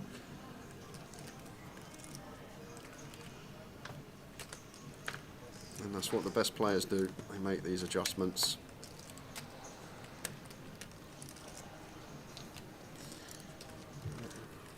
Free reign now for Wayne. Every time Tony folds, we've got 2 of the bigger stacks to our right, and then just getting to open relentlessly. And Lawrence, here we go. Ace Jack in the small here. 14 bigs. He's just gone with call. What a well-timed call. Absolutely. Because a lot of people were in here. 13, 14 big blinds against the button open from second in chips now. Seems like a send, but either way, this is going in as well. It's trouble. Here's an house check. Wayne Peach is going to... One big see 80k on the ace deuce deuce.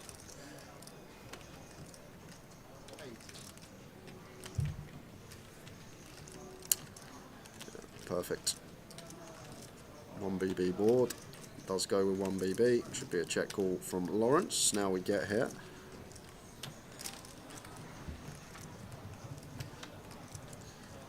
And one really good thing about this spot as Wayne is the fact that there's no deuce X from the small blind. Maybe we are a little bit worried of like maybe a king deuce suited or something like that from the big blind, but small blind never has deuce X here, so therefore we've just essentially got the nuts. Maybe ducks, if he's flat and ace jack, maybe he flats ducks here for the one combo of quads, but if he's got quads, so be it, is what it is. Just going to want to go bet here as Wayne.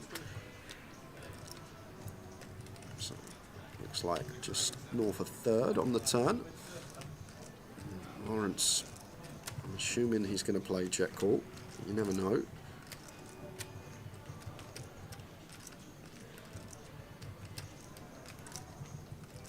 And he just jams it in. Jams the lot in. Wayne with the call, and we're going to be saying goodbye to Lawrence. Does have some chop outs. He does. A jack, and there's only one left to win it. A king and a deuce to chop it up. Yeah, to be fair, it should have gone all in pre, so it is what it is. And Lawrence, oh, a little king to chop. Another choppity chopper.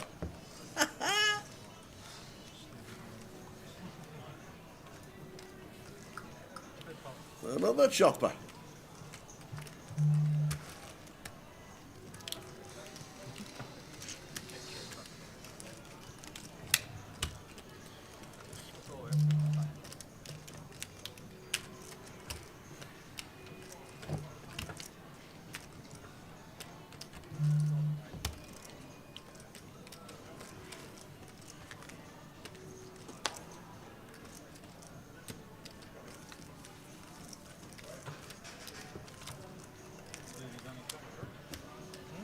Chop it up, on to the next.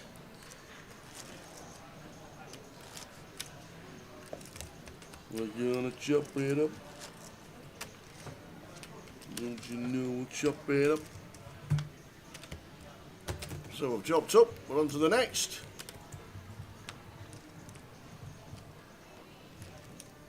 Action tracker. We'll catch up with it shortly. On to the next, arting folds.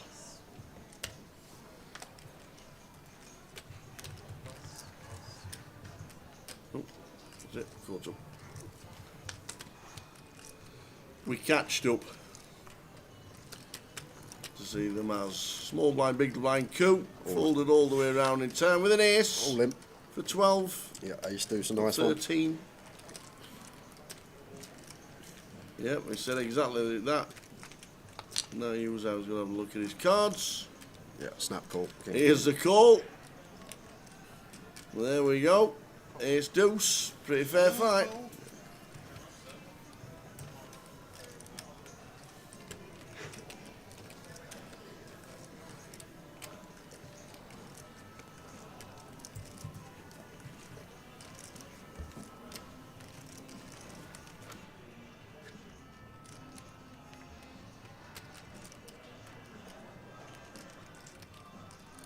So kings and queens, and there's the lady for Yazoo. So leaves Maz with an ace.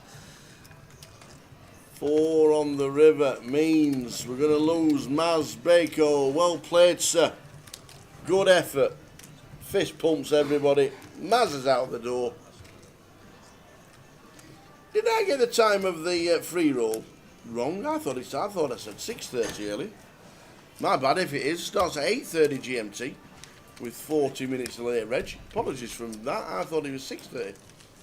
Sorry about that.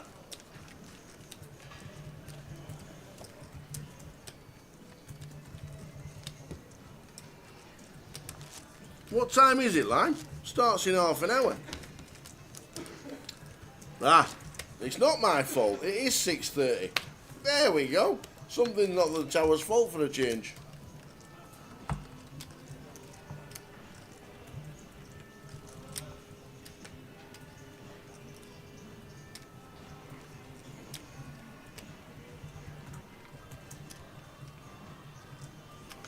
Oh, that's it. Hashtag blame Limey.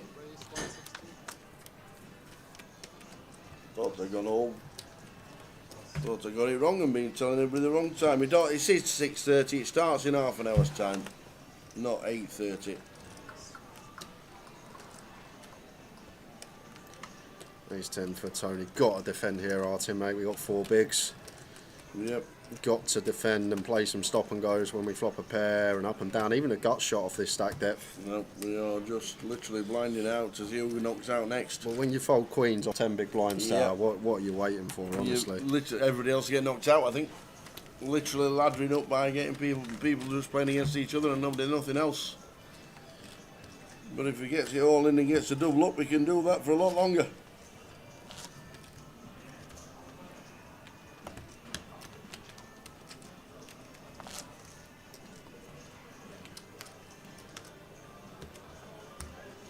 Fixed. There we go. The 888 free roll starts in 30 minutes at 6:30 GMT.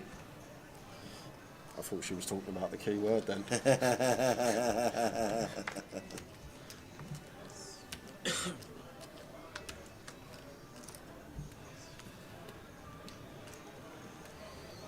Good luck, everybody, when you play it. You'll be watching the live stream here from Coventry, as you do.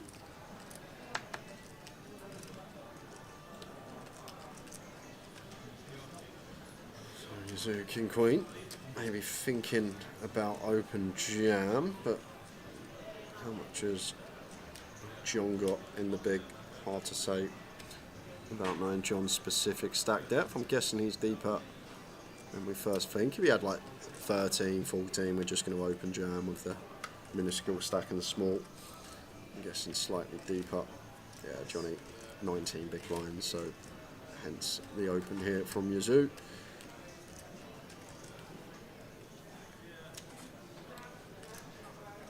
Here's some defence from the Jack 8.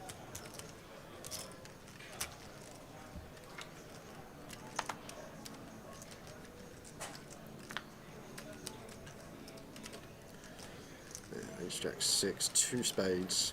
This ball we should be betting. Our range that we open probably scales down to quarter. Let's go just south of quarter, 100 into 440. We got a jack as Johnny, so got to see a turn, but I feel like this is a hand that's going to get barreled relentlessly by Yazoo. Any brick turn, that's just boring. Just turns the nuts. They've been thinking about barreling on some bricks, but now we're going to get to value bet here on this 10 of hearts turn.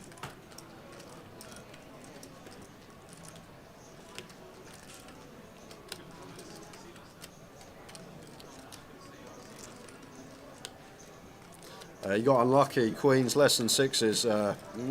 That's how Johnny got crippled.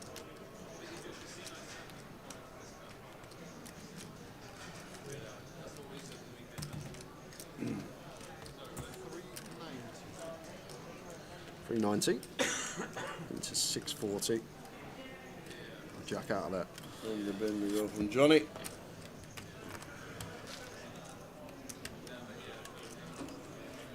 Going into 100k level in 7 minutes. Arching down to 3 big blinds.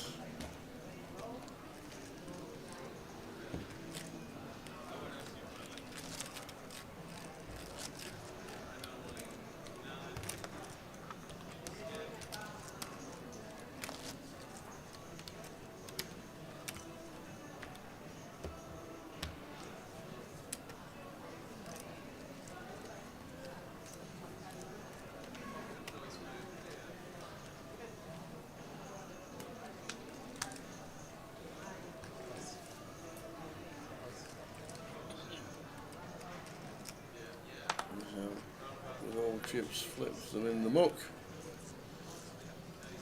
on the button.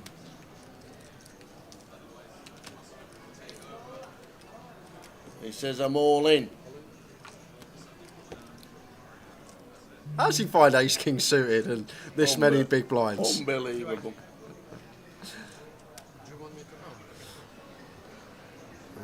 3.5 BBs. Johnny with an ace here. All in for 280. Says call. Go on, Tony. And Tony says, yeah, go on then. Make it three-way. What a spot we've actually got ourselves in here as our turn. Yeah, that's very, very good. Yeah, so go through the four. Just fading His queens and fours, three-way. Oh, and a queen on the flop. 9-jack queen for Tony Phillips.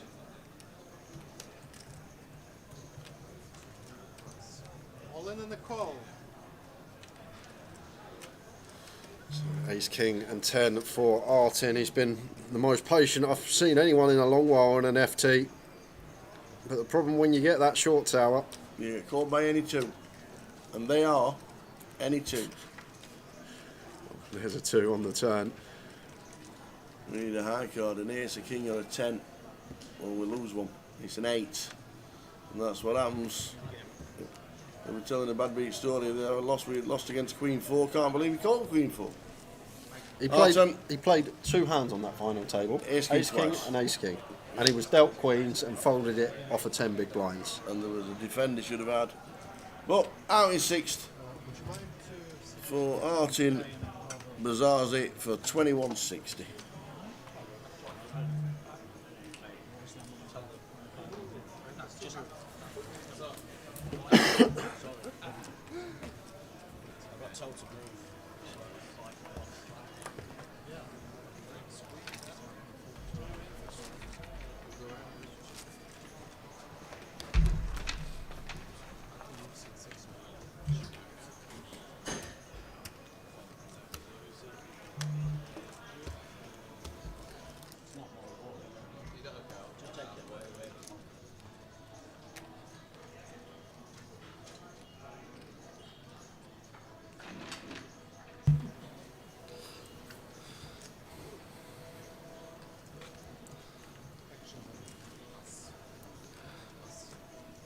Johnny, couple of 5s on the button. We find a pair with 12 BBs. Easy decision. Should be a jam.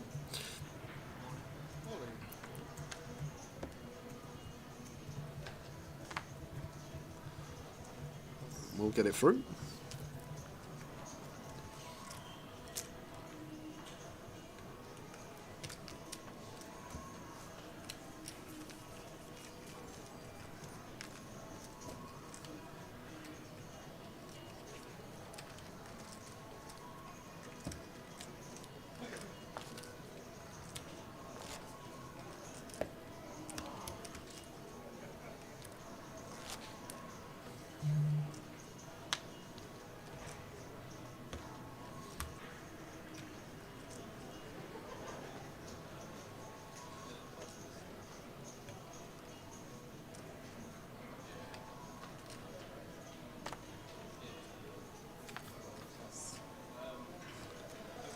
Johnny cut off Queen 10 off here. We'll just let this go. Let's get out of the way. Leave room for chip leader to open an ace on the button. 160. 8-5 of hearts, fine to defend for Lawrence.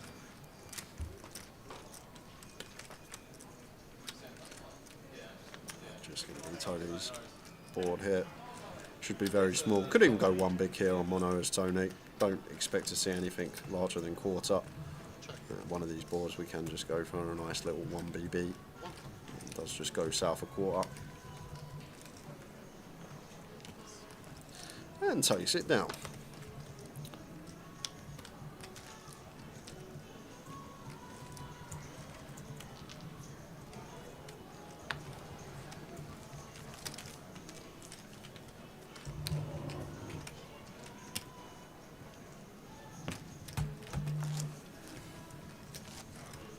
Lawrence has just moved, scooted around the seat 2. Got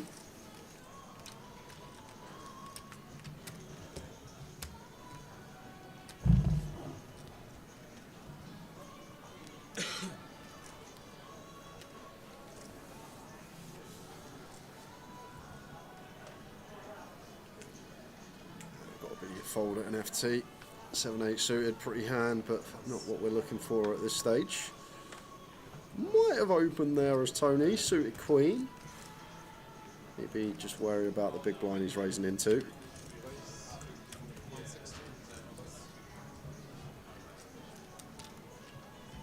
Oh, sorry. What's happened there is Lawrence has moved into seat 2. He's not from Zimbabwe.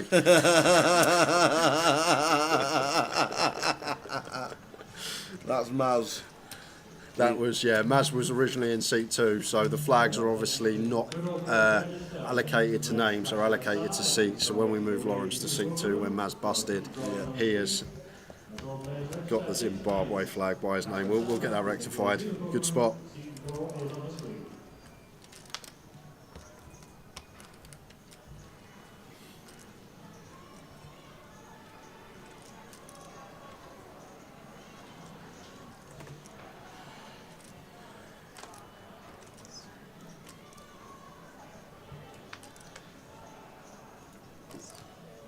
Everyone's going to be going up next hand.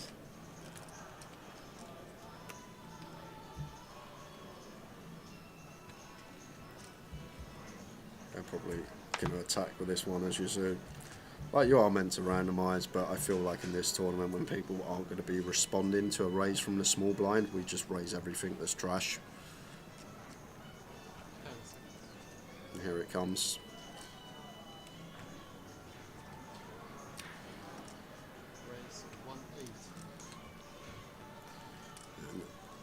King Jack here for Johnny. Will be V-pipping. Is he going to send this over the Yazoo raise? One thing here, I think we're actually meant to call this one in theory.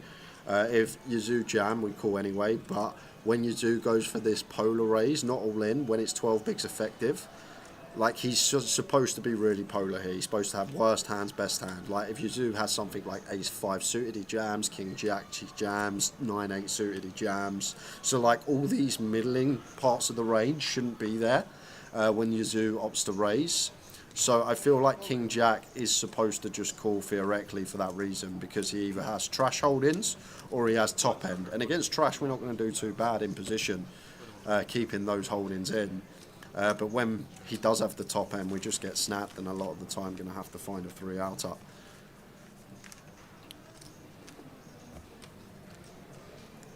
Like, it's kind of funny, isn't it? Like, if Yazoo jammed, we'd call king jack, but when he raises, we just call as well. We don't jam ourselves because of how his range is supposed to look and how we want to respond to that. Like, he's going to have king deuce off, king 3 off, king 4 off, king 5 off, king 6 off, all these hands that we just dominate. He's going to have jack deuce, jack 3, jack 4, jack 5 off. Has to be offsuit because the suited variety would just jam at 12. So just these shallow depths, blind on blind, important to recognise that. How there's going to be two different parts of range. There's going to be a non-all-in range for a raise up, and there's going to be an all-in range, and the all-in range is the middling part, and then the raise not all-in is going to be the bottom end and top end. So like king jack off there just responds very well with a call.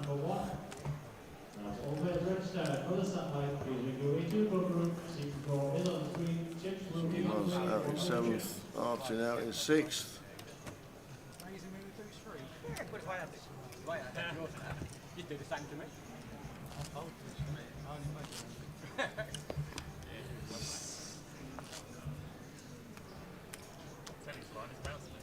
And when we lose one more, we'll go to the penultimate keyword of the day. Yes. The line will come up with a cracker.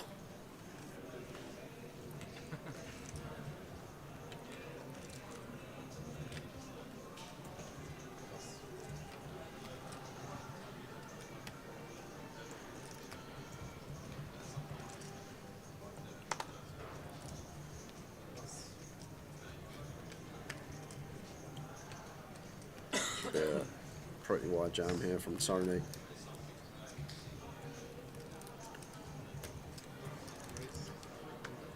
He's just going to go for the raise, not all in. Oh, sorry, Wayne's got 26. Apologies, I forgot Wayne doubled up through Johnny. I thought we had about 12 big blinds. Much more after winning the sixes versus queens.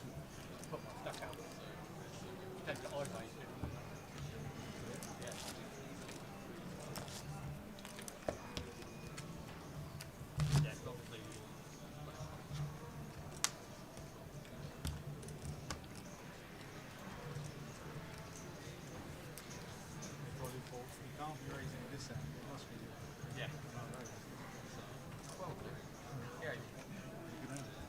So probably said, how's he folding now?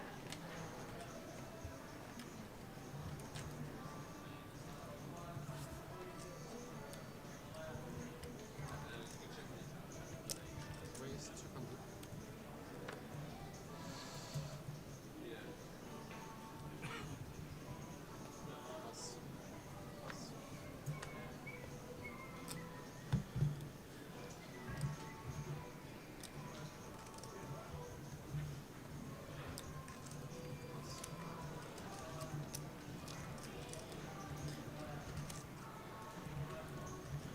200. Jamie won't mind me asking this, but what's worse, the fold Jamie with 9s free-handed or Artins queens?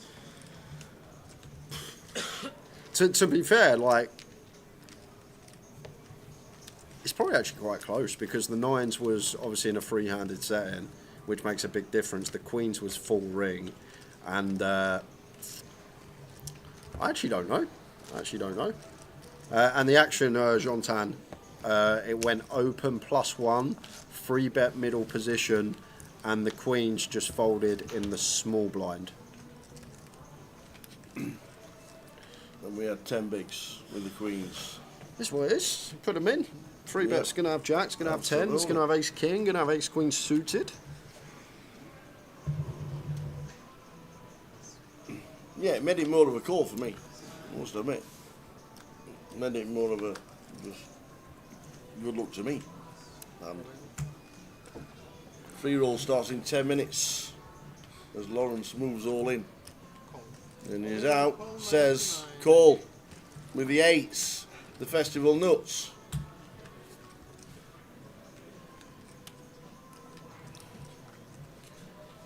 And if we don't see a jack or some clubs, we'll be going to the keyword at four-handed. Oh yeah.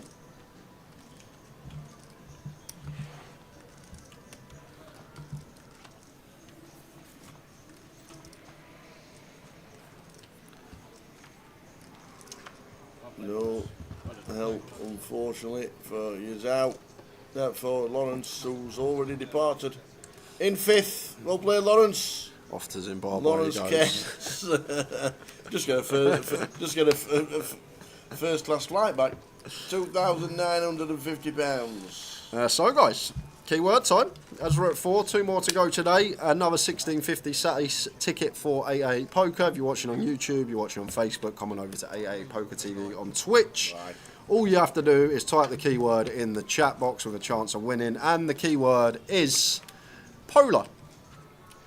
Polar? As in polar bear or Polaroid? Polar? Yeah. Polar. Or polarised? Polarised.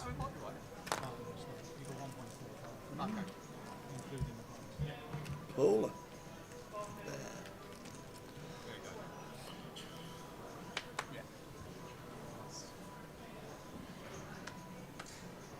We are 888 Coventry if you want to play the free roll starting in 8 minutes as Polar is in the hands we were on about. See, now this one's a bit different for Yazoo because it's probably like 40% up the chart. It's just going to jam. There you go. And this is the difference. Like, if this was Jack was a deuce, he'd just raise it up. But like the middling part of the range, just going to send it in. Worst and best. Perfect timing. Polar. We want to be polar. Best hands, worst hands, and then the rest of the hands we just want to send into the middle. Thank you.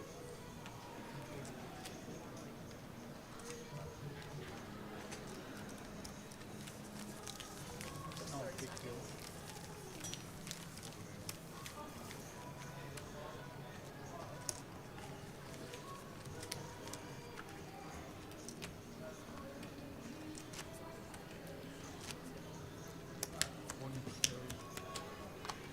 Four left in the voyage. Tomorrow we'll be streaming the high roller from 12:20 p.m. GMT. Something like 5:20 in the morning for line. Up at 3. I'll be prep for the year. No high roller tomorrow. Something's cropped up. I've got plans now. Oh, right, okay. Where you off shopping? No, just IKEA? No. No? A friend's having a home game. Oh. Nothing to do with... It is, yeah. Nothing to do with the missus wants to buy a new 3-piece suite. I will be playing some poker tomorrow. Nice one. A few friends. Well, not really a friendly game. It'll be pretty massive, but just have a day off at the tables. Okay, fair enough.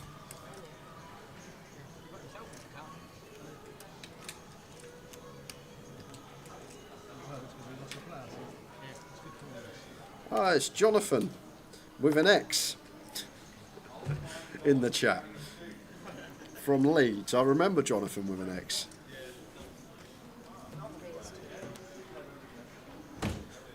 I'll just imagine that over the phone. It's Jonathan wearing X, the person on the other end of the line.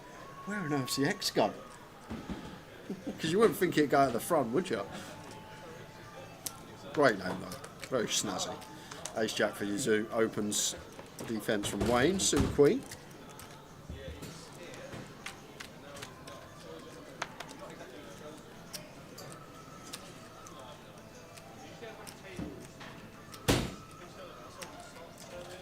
And we've got nut flush draw against top pair, decent kick up.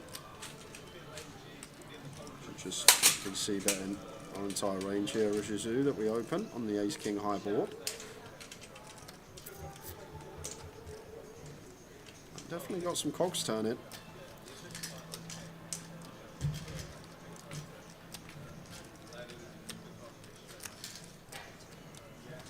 And that is because he's going to go for the scale up here, 270. Half pot.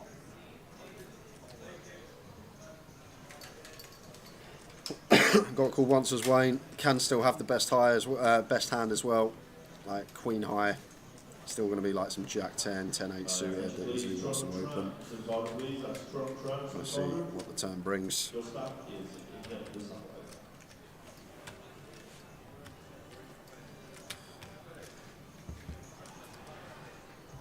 Ace of diamonds is a turn.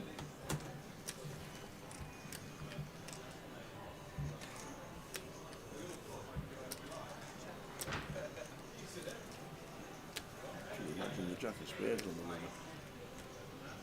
Don't think we'll get their tower. I don't think we should. Size that Yazoo goes here. On the board pair and ace, don't expect like a large size here. It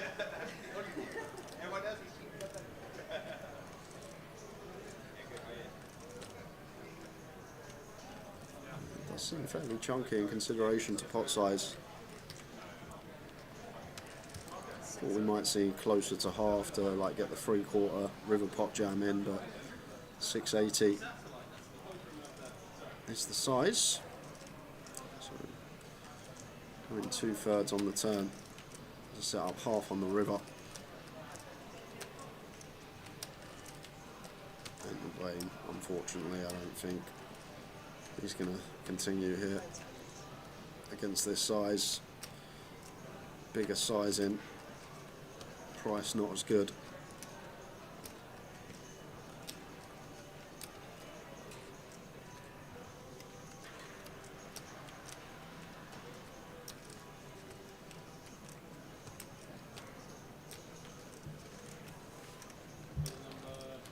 Really cool. He is. Well, if he's calling here, he must think that Queen High will be the best hand some of the time, and that he's protected in a way that Yazoo will never bluff river because he can still plausibly have ace-x of his own, which does make a little bit of sense. That we can still be best here with Queen High, and maybe he thinks that Yazoo always gives up rivers because we still plausibly have ace-x of our own, so when met by river jam, Yazoo always has it. Could be the idea. Right. Gotta be thinking now, any bet from Yazoo is too big.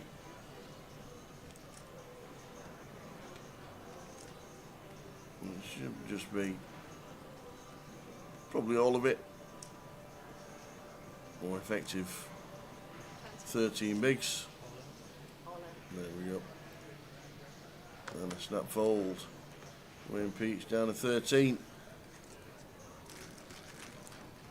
Good afternoon and good evening, winning Kathy.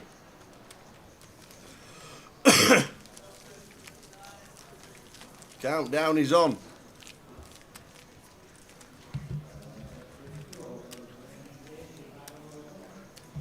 Good luck, everybody.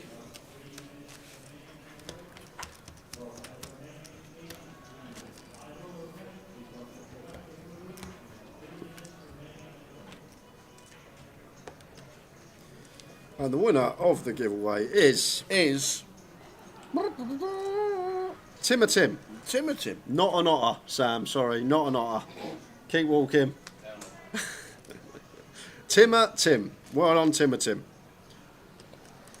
And just been told as well, guys, we're going to break in 15 minutes. Unscheduled break at the end of level 27. Oh, are we? Oh. Going to play 90 minutes this sesh. Okay.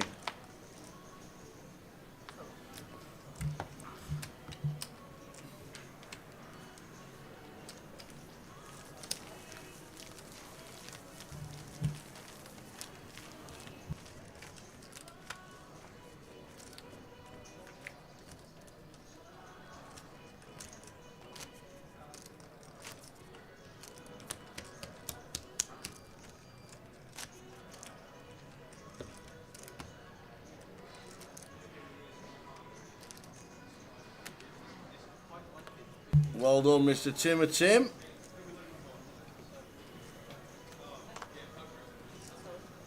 Oh, we did Husky United. Who's Phil? Yeah, who is Phil? Hello, Jane. Phil.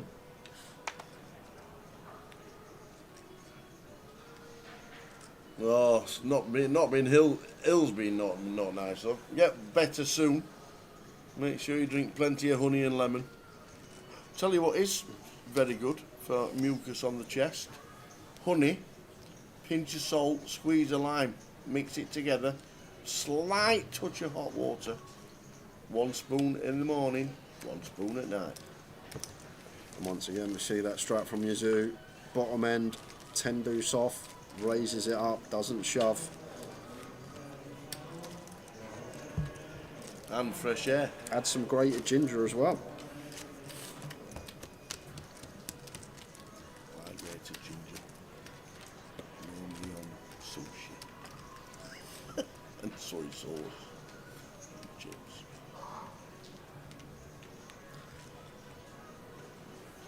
I don't like ginger, it's a bit too harsh. You don't like ginger? No, You it's not a have bit it, too... have you cooked in No. anything? I like Biscoff's like a bit gingery, ain't it? Lotus. No, that's cinnamon. No, well, it tastes a bit gingery. Don't tell me a ginger biscuit's too harsh for you. It's like With light. a glass of milk. Yeah, a bit, but like the Biscoff's like just the right amount of ginger. Because it's not ginger. Well, it tastes like It's not ginger. ginger. It tastes like ginger. They're Scottish stuff together. But the normal ginger is just mad. It's like flavours everywhere. But I'm just going to jump back to this here because wow. Wayne up. Wayne Peach. Who's down to 13. Standard click from Gun. Yeah, and if you're going to free bet 10-4 off at 12 to 3 big blinds, you need to do it with your big hands as well. Exactly. And you're going to get snap action. And it's Kings against Jacks. And Wayne Peach is going to need a Jack. Cold deck for Wayne. What can you say? This is cold as cold in a four-handed setting. Jacks into Kings. Kings or 10-4?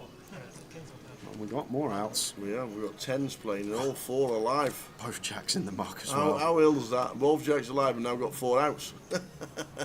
We were drawing dead on the flop.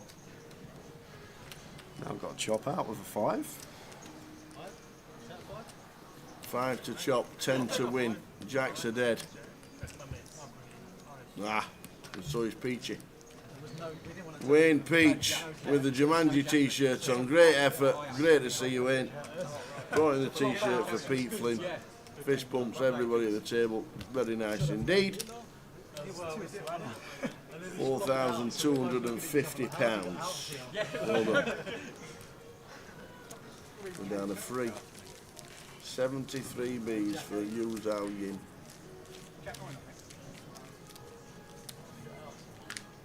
Well, I think last win on the circuit or on tour anywhere is the high roller that we won here at the Goliath.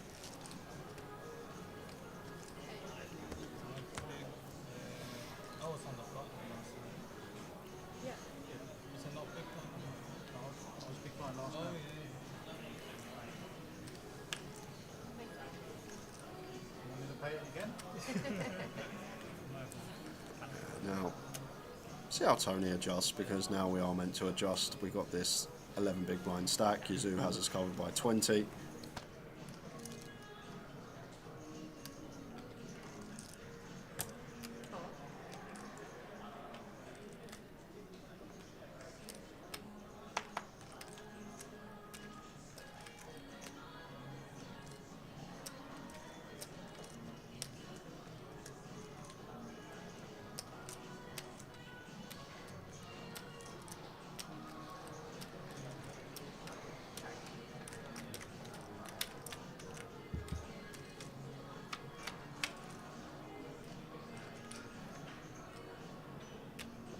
Four, 5, 6 flop after Tony just calls.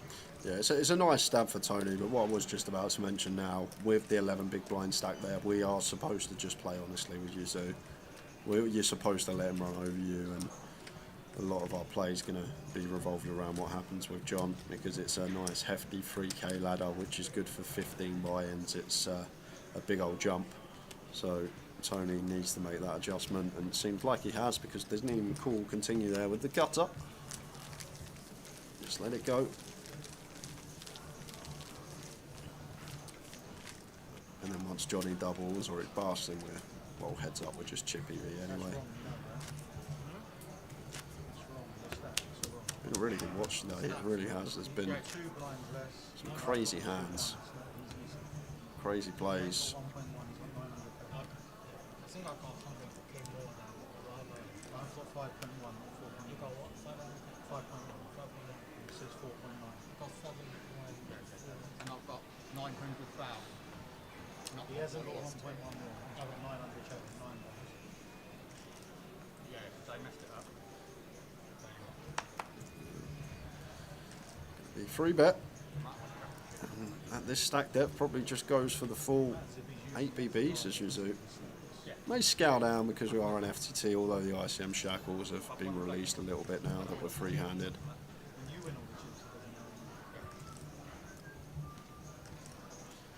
It does just go for the nice meaty 8 big blinds from the look of things. 850, smidge more.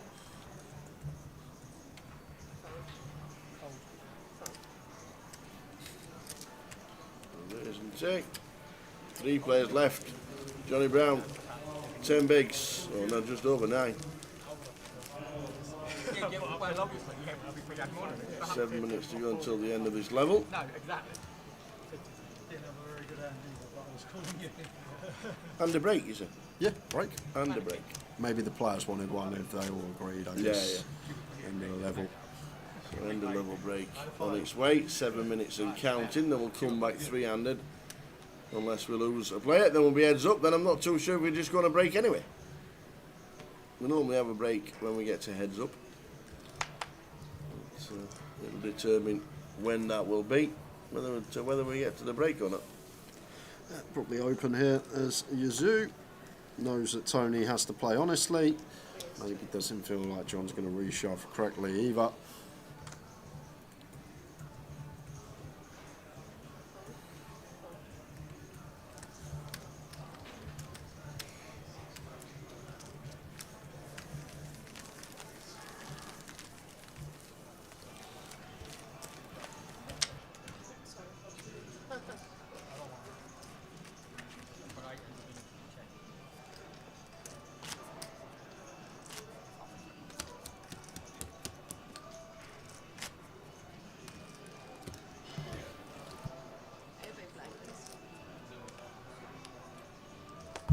What's up, Dark? Doc Matouche. Five hearts exposed.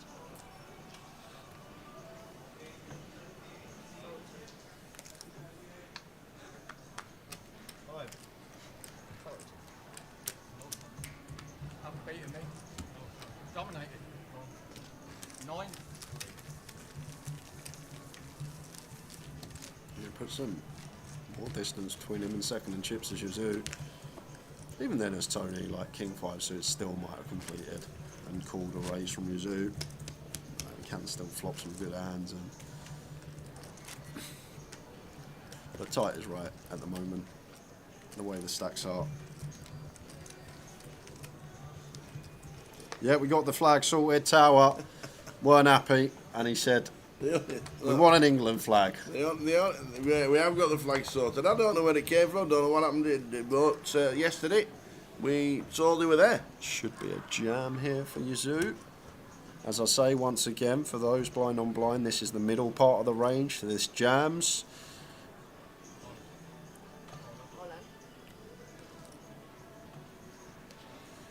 And we got a bullet for Johnny, and he's going to make the call.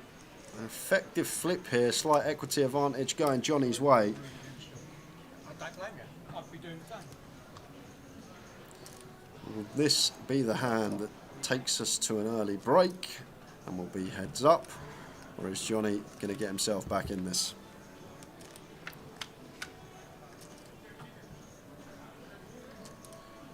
We do catch the free as Johnny, but doesn't mean anything. Same scenario. 6 outs to fade. 10 would make it interesting.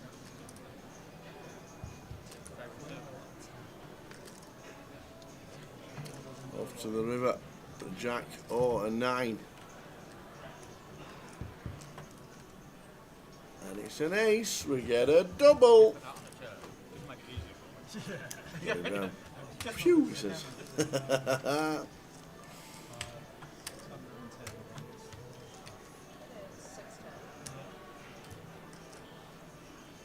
4 minutes to go, we're still 300. Moves down to 7.3, down over to 1.6 and 16. And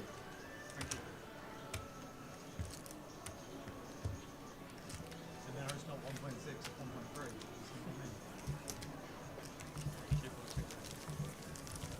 Size points,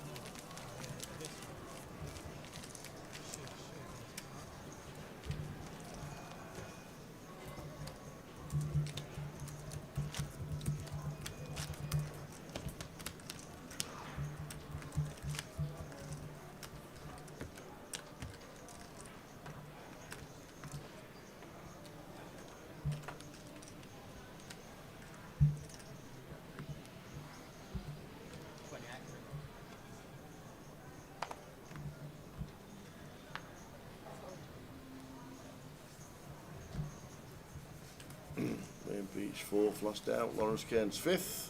Martin 6th for 2,160. Hi, Harry.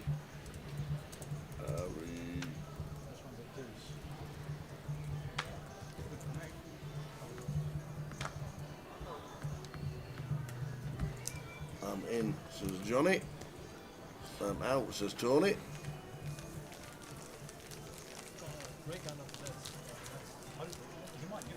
Couple of hands left at this level, and then a 15-minute break. Looks like 300 now. Johnny's had a double. That could be ages, it's got loads at the minute. You have like a 10-minute break at the end of the level if you want. You did not win the giveaway, an otter. No way. No way. In fact, I actually heard that an otter was one of those where they're never going to win because it was on the little list that Lime's got, and they can't win ever. So don't tell. So don't tell them. That's what I'm pretty sure. Pretty sure he's in an otter. From Tony. 10s for Yazoo, right? Once again, Tower. Now this is top of range. We ain't had top of range yet, so this should never ever jam. This should just be raising it up to probably around He's got 18 now, actually, so there may be some completing going on, but do expect a raise here from the Zulu. Probably 250, 275.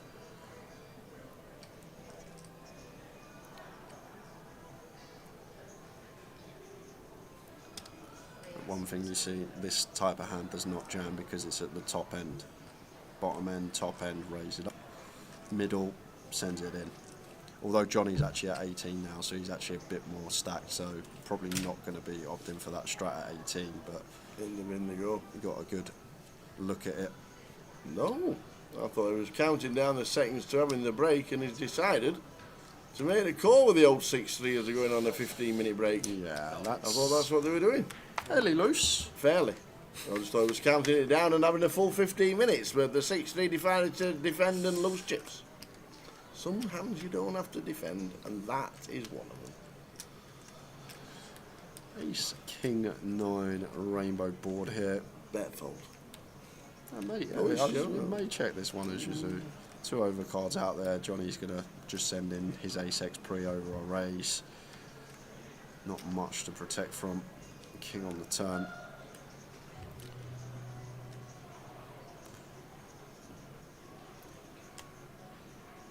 I guess we could extract from a 9 here as Yazoo, but that's probably about it. So it does check over again, trying to get a stab perhaps from Johnny. He now knows he's winning. And the Queen of Spades on the river. But that's a bad river for Yazoo, because there will be some suited queens in there. And suited queens have no need to bet, because Queen high blind on blind against this range can still be best. And a check from Yazoo, and is Johnny going to stab? No, he's not. He's going to check back. The board. We will see you at 7 o'clock, guys. Was able to, you know, open my mind and learn a lot, and yeah, that was very fruitful. And I think that kind of, you know, in large part led to the successes I've had in recent times. So are you at the point of your career where you're saying like GTO is more important, or the technical side of poker is more important than the intuitive aspects? No, but I do think that there was a lot to be gained from just familiarizing myself with modern strategies, and then it was only once I learned what was available, I was able to kind of coalesce the two of them. You've always kind of been that, like, what's your gut instinct, you know, trust that intuition, there's something there. And I still am that, for sure. And you, okay, so you, yeah, that's what I was gonna say. I mean, because it feels like the trust your gut instinct, your intuition is important. It's telling you something that's valuable. Kind of is in stark contrast to what solvers and GTO would say. You can see it that way, but it's just, to me, it's how you implement those ideas. So, like, having more kind of structure to your game, understanding, like, these are the spots where you typically don't want to bet very big. These are the spots where you do want to bet very big. These are the types of hands that make sense for this action. I think it just gives your intuition more ability to kind of flow into the process. Oi, oi! What you got and done a royal? What's happening here? Royal flush on the feature? Royal flush on the feature for the mirror?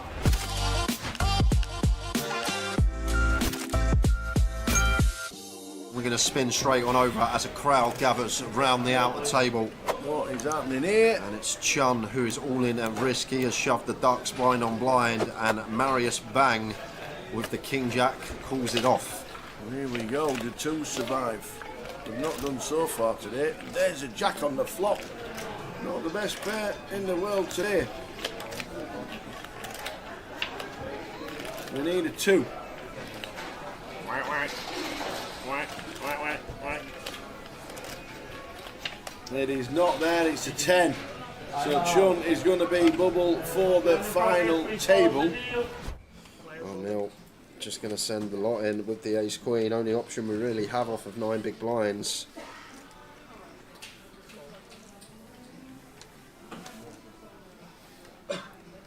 It's out of the way. The 3s. Will is going nowhere with the jacks. Just an ISO you expect. We are Just say the flipping. words, I'm all in.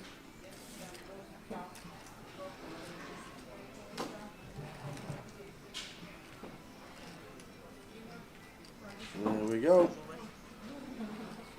And here we go. Ace Queen for Neil.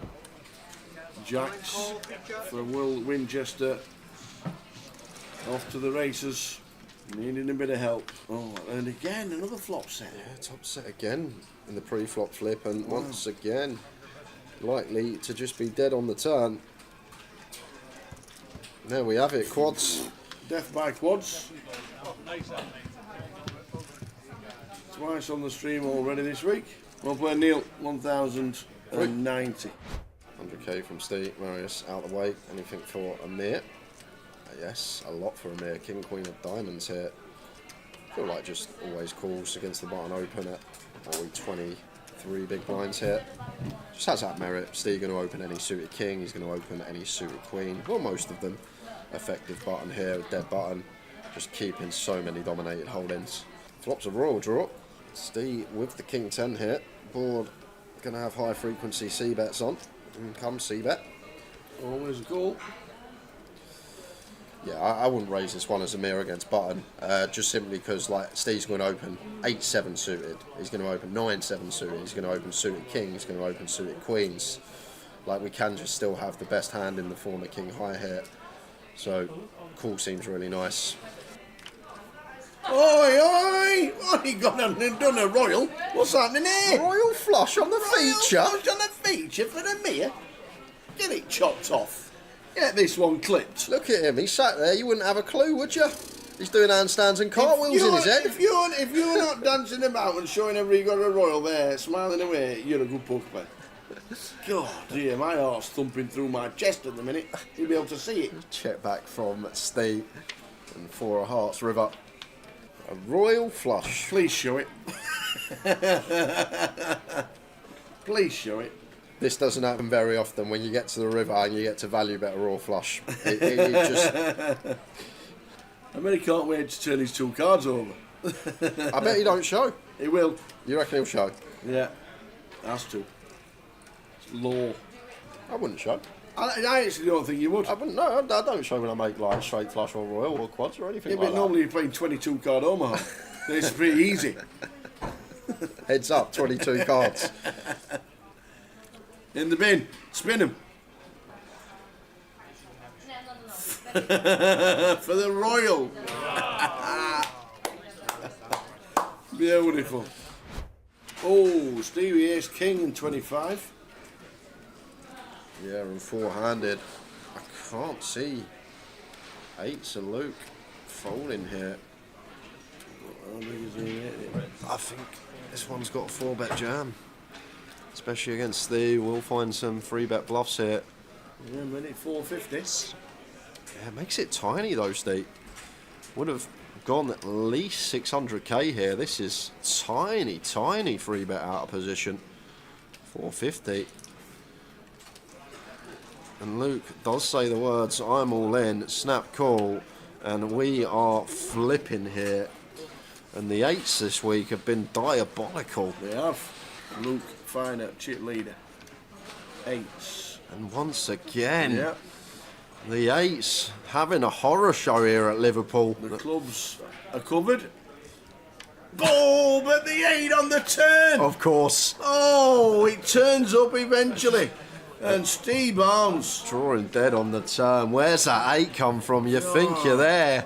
You think you've won the flip, but the old 2 outer rolling off on the turn. Wow, wow, wow. And Luke, 60% of the chips in play, down to 3. Well, King 8 for Luke, sends it in. Only got 7 bigs with the blinds going up, and Will finds a primo. So we look down at 10s. Luke's got 10 bigs, and Will looks down at 10s. Is this it? Is this it? Well, looking likely, 8 of diamonds in play. Running 7 of diamonds would be a fun one. It would be.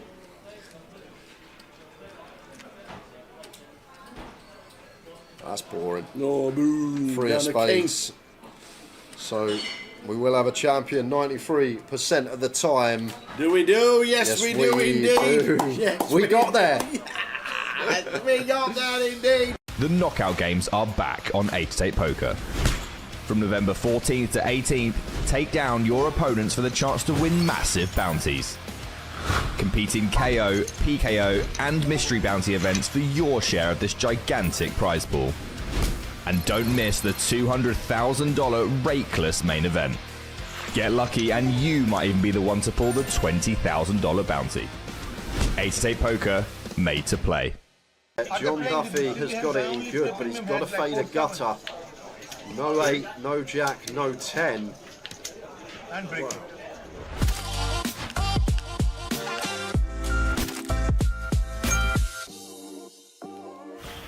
That is true. Keith, King 10 suited, going to be a jam here on the button It for is 10. indeed. You fan with the 8s. Your fan making the call. Here we go, 8s. For your fan, Keith Johnson in seat number 9, King 10 of clubs. Silver pigeon. The silver pigeon. The silver grey-haired millionaire. Cool. No problem.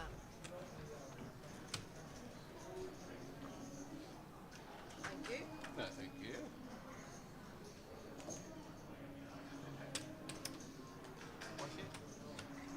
Joke.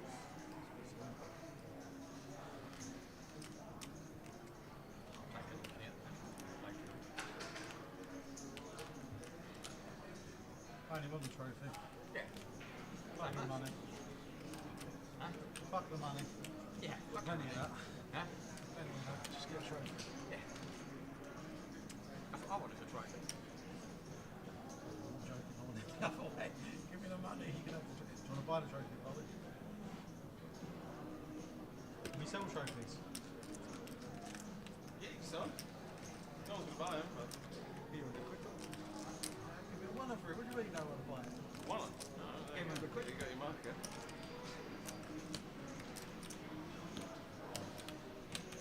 What price is that? We're going to be coming back at 61.20. Is that where the button is? It is, yeah.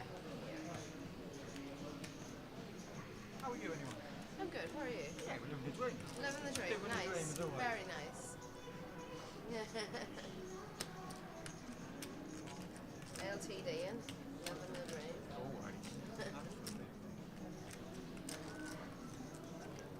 Facebook page would be very nice.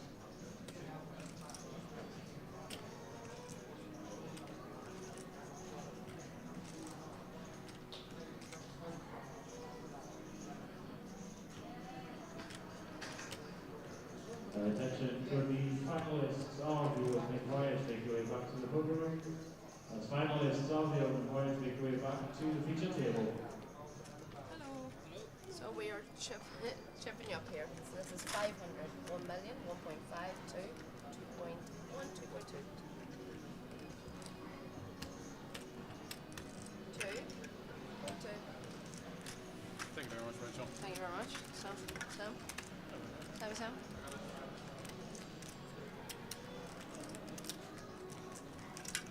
What do you have, like 1.2? I don't know.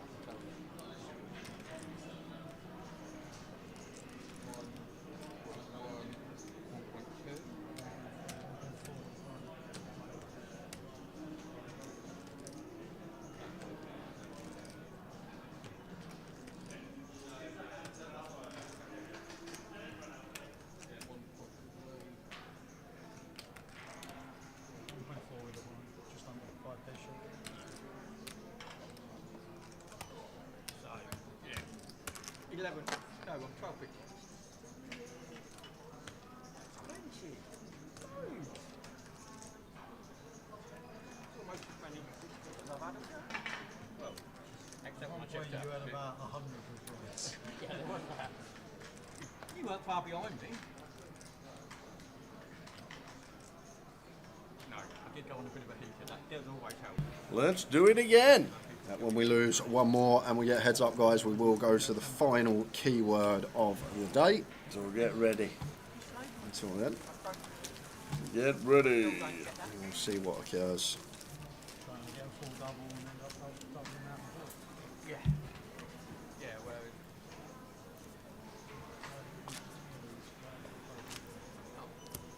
I've used a couple when I had aces and then when I shot my mixture. Here we 3 players out of 269. Restart the clock, please. Let's go.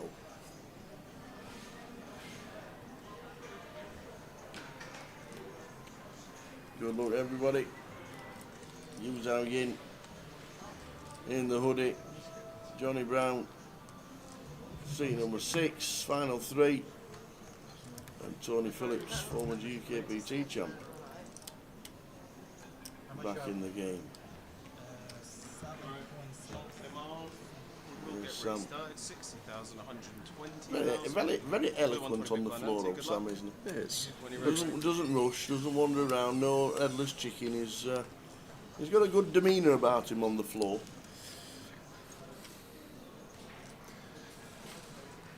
It's very suited for Yazoo. He looks good. 20k, big blind now.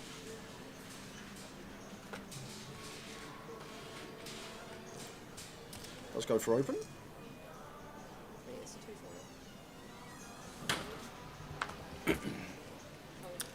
Jack-7 off for Tony. Not going to defend. I have the run Gouda. Right. No, you can't have it on show at all.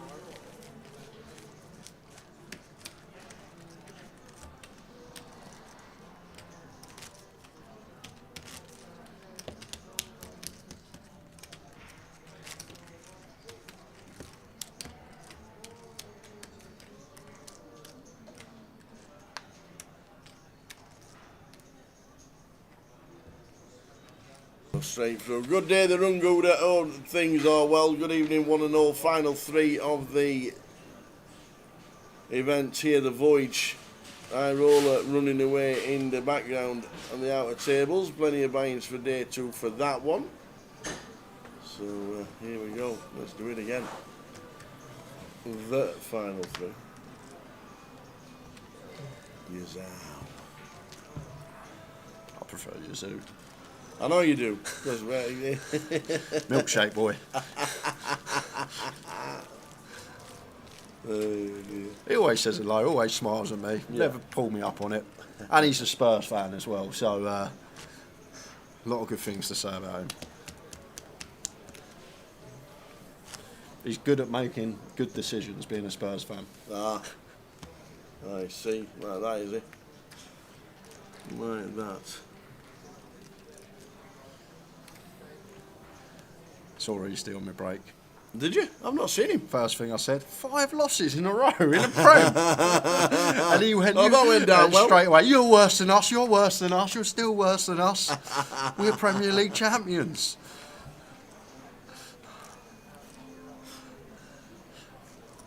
Yeah, 4-0 for Yazoo, too much to jam. So probably just a call. Pocket 4s, pocket 5s.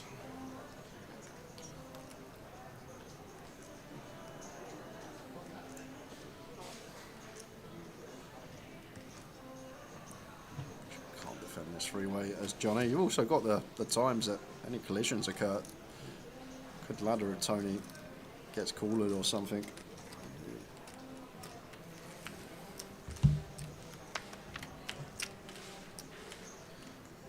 Here's King 7 flop. Always going to be always around. Just going to get to bet our entire range here as Tony. Quick fold from Yazoo.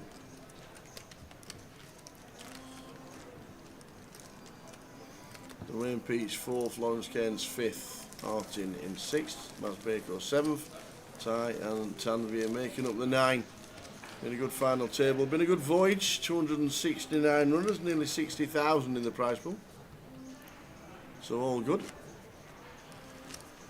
I have not even seen, he's not even popped his head through to say hello, which they normally do straight away. He's having a beer at the bar with Keno. Oh, that's all right then. Keno's obviously bought it. No doubt about that. Whoa. No doubt about that, let me tell you. Good to have the 888ers here. Keno's in the building, Ian Simpson. Josh is on his way either tonight or tomorrow, and then East is at the bar. Come on, Johnny, find the complete. Have to complete this one. blind on blind when we're 11 effective. Anything with 2 overcards jams anyway for Tony. Yeah. Oh, I'm glad not to see jam. He's going to go for this option.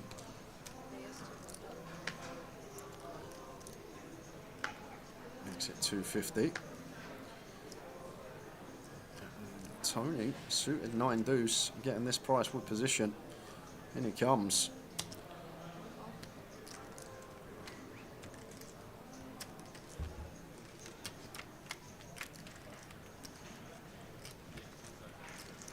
Evening Fletch, just seen an ace king 8 flop. Johnny with the jacks.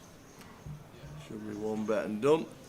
Enjoy the White Lion tonight in Wrightington. Yeah, absolutely. Final 2 tables in Blackpool. Can't knock up Paul. Where's Chris these days? He went into theatre, didn't he? Is he still on stage and doing his theatre malarkey? He wrote a play, didn't he? Yeah, I bet you've heard that a few times, Fletch, from Maguire. Oh, I had queens against jacks and the other jack was dead and he found the jack. You can tell that story's been told at the White Lion. Absolutely.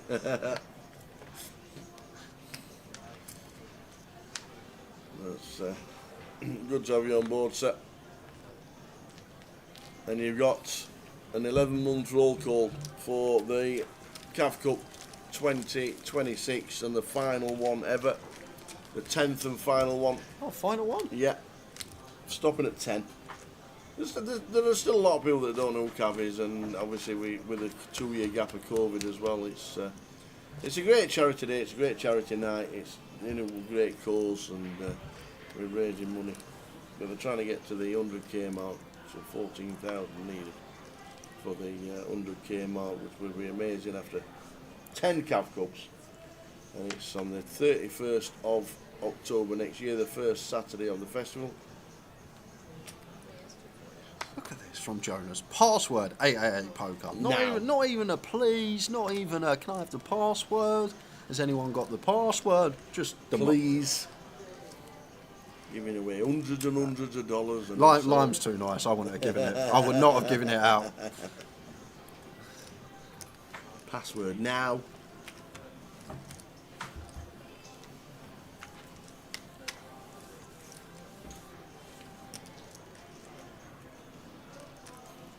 Four, 5, 6 flop. Johnny and Tony.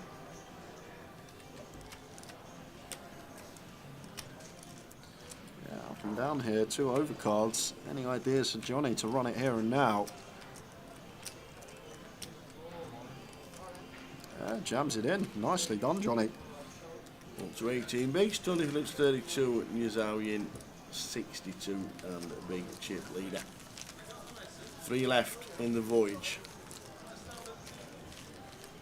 Cup of coffee, please. Do you know what? I forgot to give myself a drink in the break. I've got mine. Yeah, I totally forgot mine.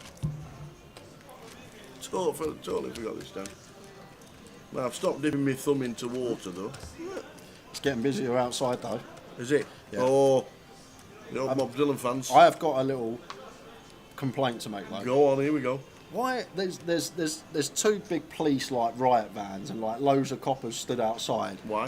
I don't know, it's a Bob Dylan concert. I was thinking exactly the same thing. If it was Dizzy Rascal or Bugsy Malone, I could understand it, but surely they'd be better going to do something else.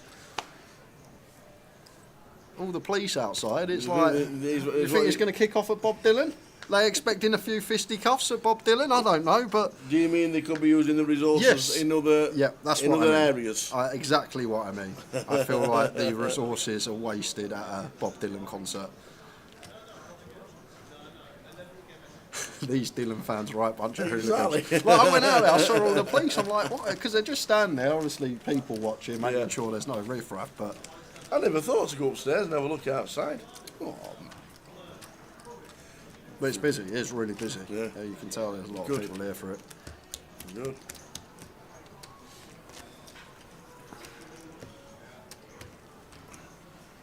It'll be like the rail of the super seniors when you get to Vegas. Because I walked down, I'm like, like my brain just went, do we really need this much police for a Bob Dylan concert? Like, I can understand if Coventry are playing football match, obviously. Yes. Maybe it's just the same. Rico Arena have X amount come every time there's an event on. 2 riot vans. So he does have a supporting group, the police. Very good, Parabellum. 2 riot vans. The way you said it. Well, like the big, I don't know, the big like police vans, yeah. like the longer ones, yeah.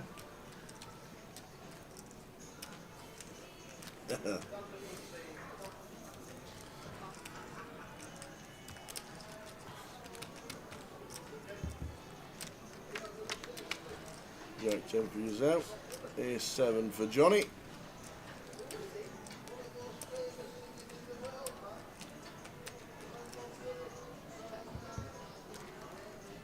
Ace of spades on the turn.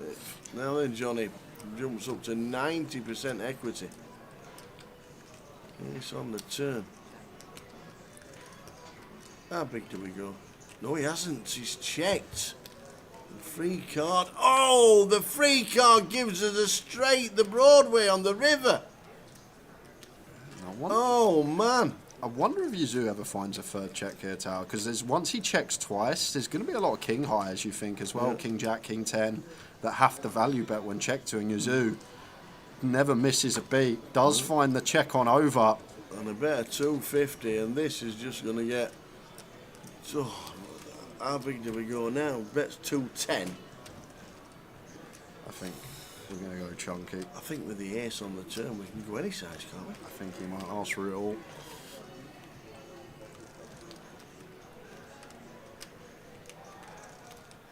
Kings is there, actually.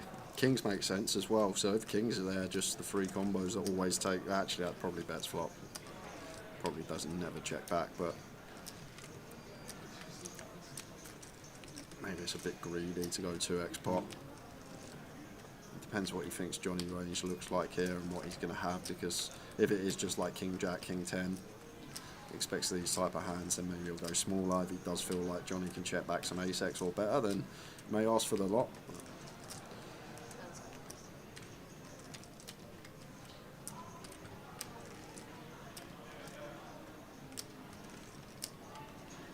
Well, he's used a couple of time banks. Well, he's dwelling up how big to make it. Is he trying to show a lot of weakness here? I think it's a genuine decision, like, to rack your brains here, because what we need to think, what we're trying to target here, like, he needs to think what hands check back twice, want to bet river that we can potentially get called by, and he does go for the lot here. So checks 3 times, and now asks for all of it. And now it's Johnny. Picked up an ace on the turn, but didn't bet. He makes the call. To see the bad news, he shows the ace. Couldn't wait to turn his ace over, but unfortunately, Yazoo Yin has just rivered Broadway. And Johnny Brown has been eliminated in 3rd place. Played a great game, really enjoyed watching Johnny play this week. 6,380 well played, sir. And it's that time. Final keyword of the day as we are heads up. Okay. If you are watching on YouTube, if you are watching on Facebook, come on over to AA Poker TV on Twitch. And all you have to do is write the keyword in the chat box. Follow Lime, and you might need to follow Lime on this one because you may get the spelling wrong. The final keyword of the day is Yazoo, not Yazoo as in the milkshake, Yazoo, Y-U-Z-H-O-U. Yazoo is the final keyword of the day. Good luck, everyone. There we go, Yazoo. Follow that spelling.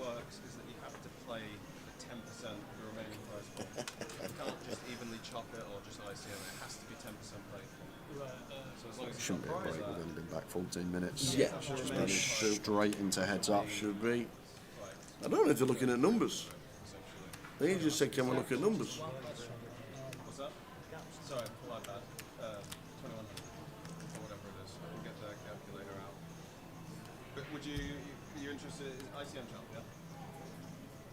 No, if we chop that. So 12,350, 9,250. If you have to leave 10% to 21 grand, it's exactly the difference in the middle, isn't it? 2.1. It's literally playing for 1.1k extra if you do a deal. It's if you don't do a deal. Because the problem we've got, you have to play for 2.1. That is only 3.1. So we can only chop 1,000. So you're going to get. Have the confidence of people that write their username with the keyword, like they're ready to win it. That doesn't make any sense. Saves Lime a job. Because you have to leave 10%. If you didn't have to leave 10, it's different. Yeah. It doesn't make any sense.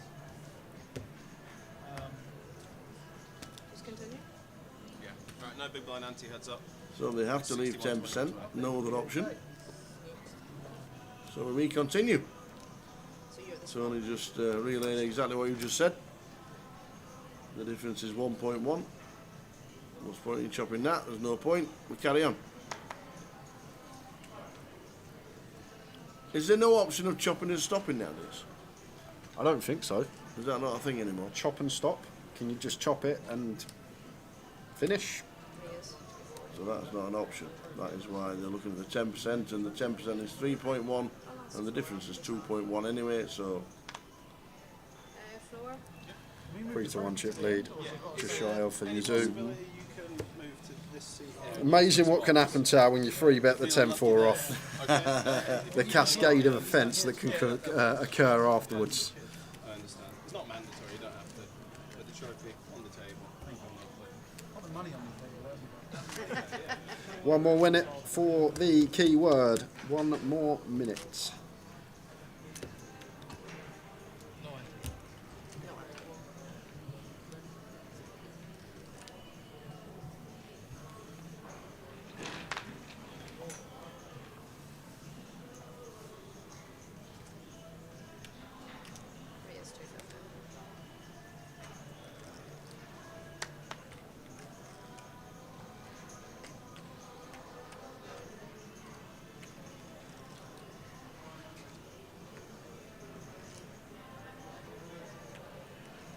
Queen 8. Opens for Tony Yazoo with defence.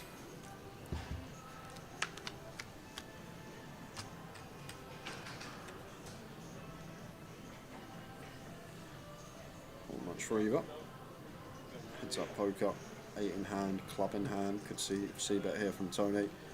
That's not the situation when you get full ring and big blind defends, because our bottom range is just as wide as the big blind defends, so we can still have flop straights, 2 pairs. 7 interaction here for Yazoo. He may now have the green light to start leading. Fold out some better queen highs, fold out king highs, ace highs.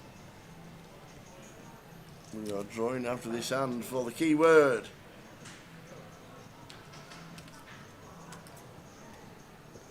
Oh, sneaking into Bob Marley. Bob Marley? Bob Marley. Bob Dylan. Good, do well to get Bob Marley tickets. Oh, I tell you what, they'd be worth a fortune.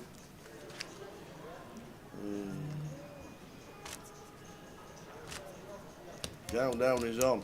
Who winning the ticket? Who is it? Who might it be? Nutramanda. Sorry, Newt Amanda. Nutramanda. Right, first time. Newt or Amanda. Well done. Congratulations in the chat straight away.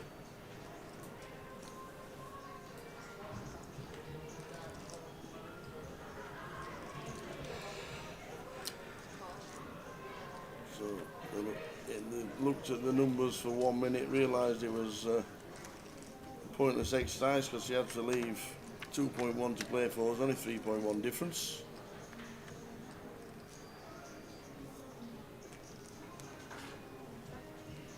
So away we play.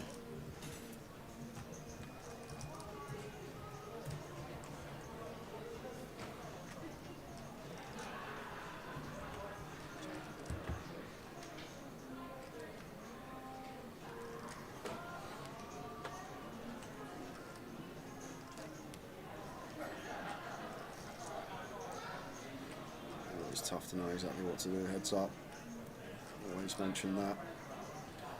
One thing, you need to be as aggressive, can't wait to make hands and to try and win the non-showdown pots.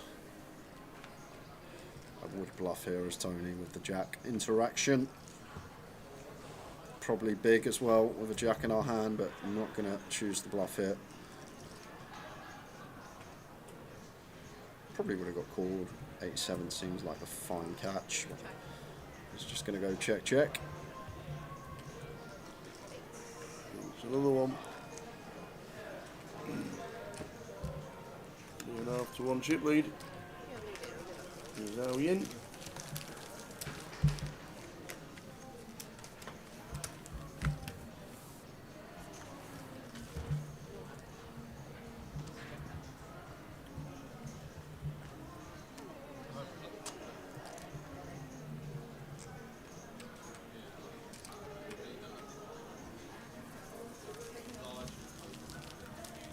Congratulations to the winners. More giveaways over the weekend. Your heads up for the title.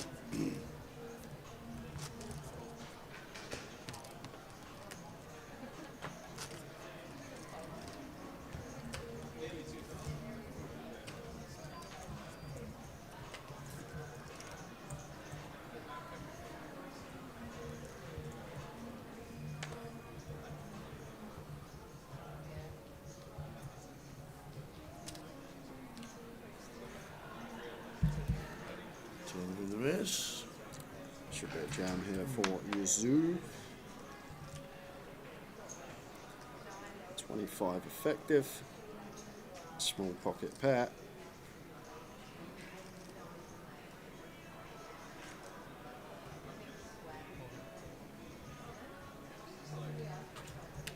On to the next.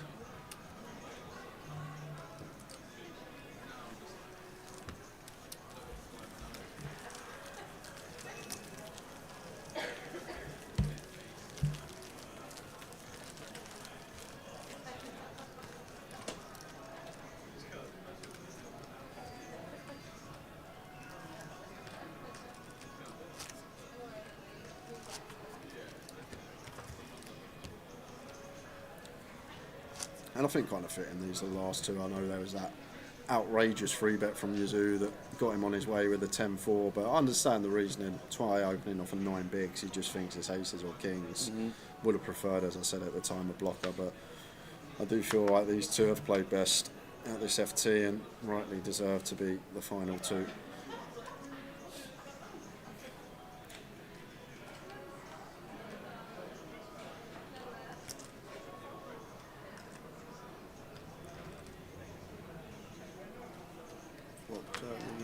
Diamonds, just check does Tony.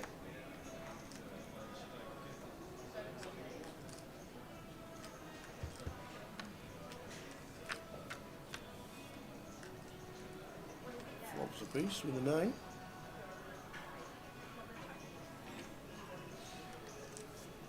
Yeah, about 7-8 here would stab as Yuzu once in a while. 7-5. We got a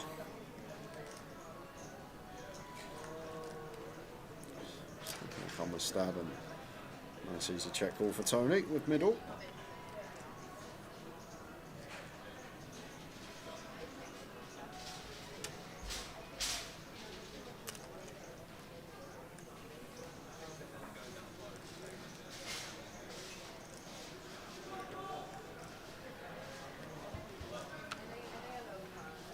There's a 2 on the turn. Probably where he gets shut down, I think, as Yuzu. He can just be drawing dead against Jack X, even 9X as Tony has, and even Deuce X. So we only really target some ace highs, some like Queen 10, 10-8, 10-7. Big advocate of when barreling to at least have some equity against the stronger parts of your opponent's range, and does just wave the white flag. Off to the river. Tony with the check mark.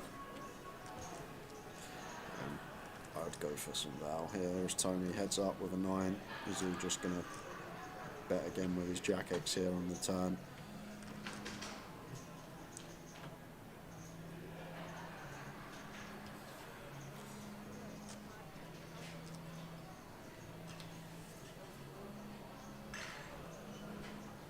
$5-2-5. That's a chunk. 525 into 480, 110% pot here from Tony. With just the 9, and in Yazoo's head, you probably never expect 9x to go this size. Maybe some Jack-X do after check back turn. He's makes the call. Make the call. That's a big bet and a nice bet from Tony. That's actually mad how he's got that amount of value from second pair. Yazoo River in the 7. And we're just looking at the break. Yazoo with the win for this one.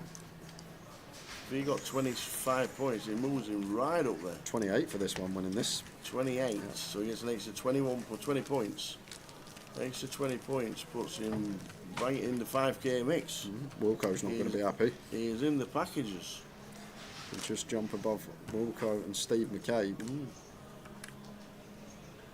Yep, interesting one, this one.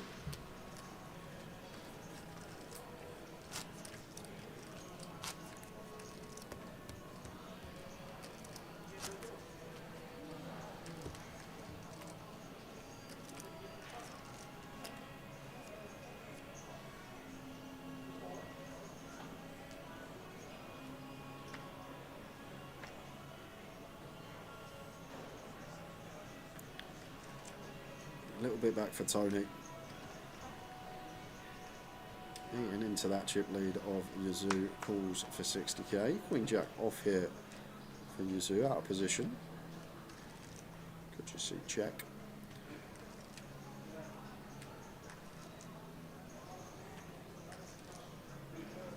One good thing about check, like Tony's going to limp Queen Deuce through like Queen 6, same with the King X.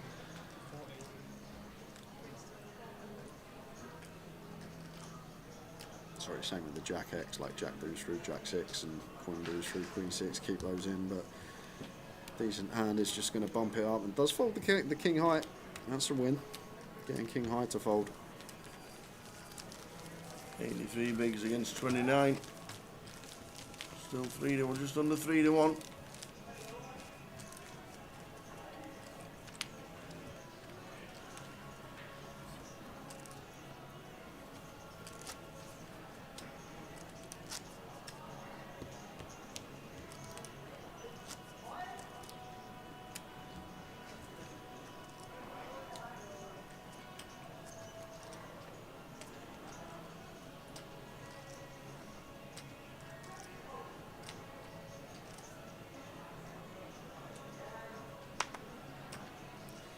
Eights for Yazoo on the button. Big hand in a heads up situation.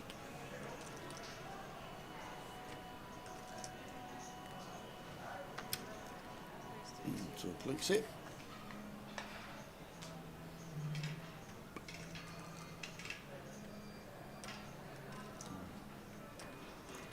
Could go upstairs here as Tony wouldn't hate it. Queen Deuce off. Not the worst choice. Looks like he's actually going to take it. We'll get bad news because Yazoo has a clean as day 4-bet send here. 30 effective.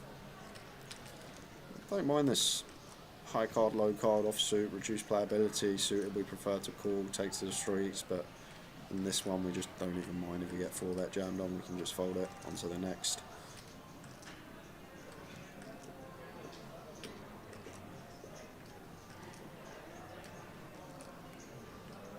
Well, gonna go with call, okay.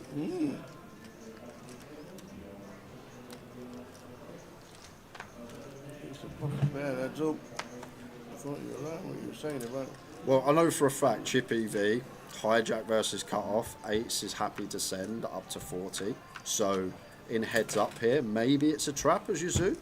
Maybe that's what he's up to. He might be trapping with 8s, but surely we want hands that are going to need less protection to trap with. But or maybe he just thinks that Tony isn't going to 3-bet enough hands and he's going to be more weighted towards value. There could be a lot of reasons why he's elected to not 4-bet send this.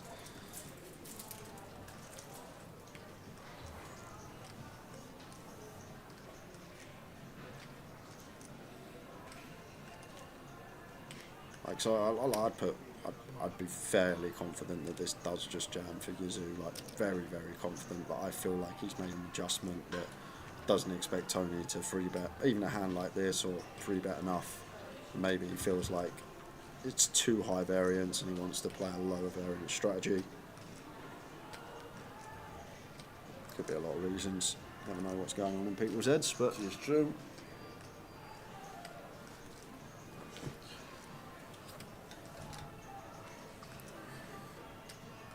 So with the option, does he barrel the turn?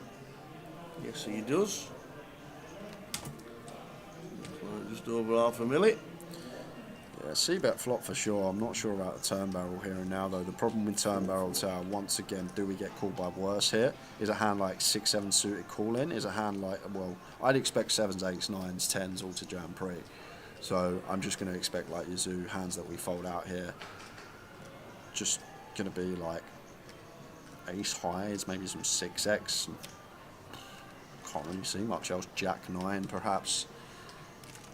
But we are going to get another street from the pocket 8s here. We are indeed.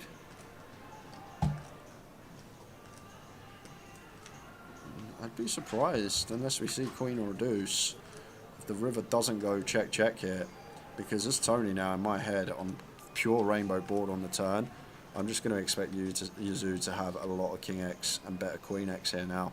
Maybe we could try and target some better queen x, but we're high up enough showdown. That second pair seems too high up to be turned into a bluff in a heads up situation when ranges should be as wide as they are. So now checking it over as Tony, but did find a nice bit of value on the turn. Thought it was difficult to get called by worse, but we can see Yazoo calling worse here. But once again, I wouldn't give him 7s, 8s, 9s, 10s ever, because I just assess that these 4-bet jam pre heads up.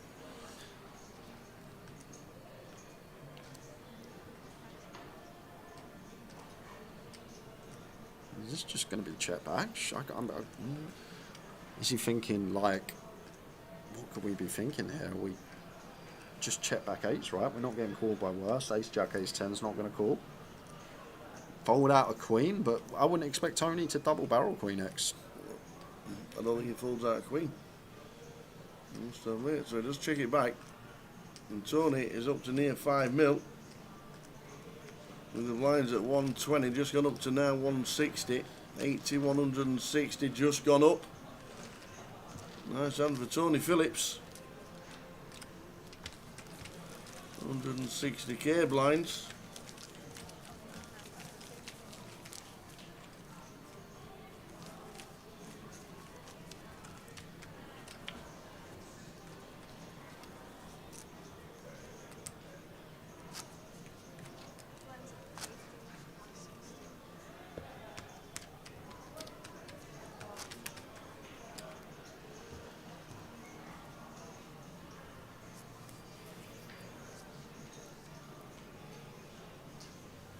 So blinds are now up to 160. Yes, Jack. Just a standard click.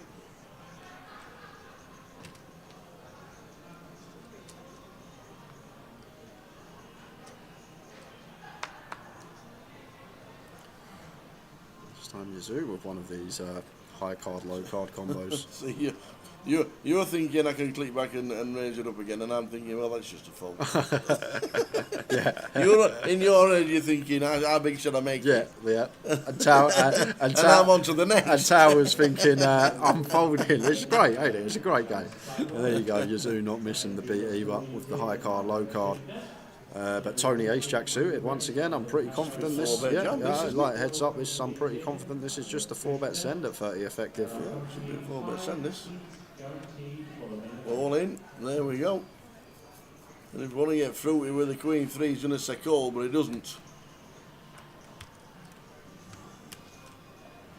There, close. 48 and 37.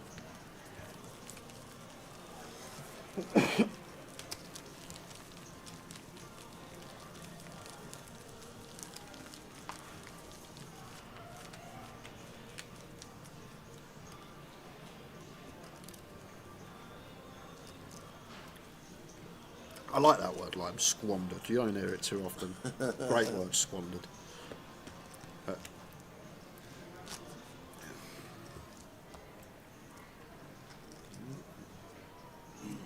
chip level.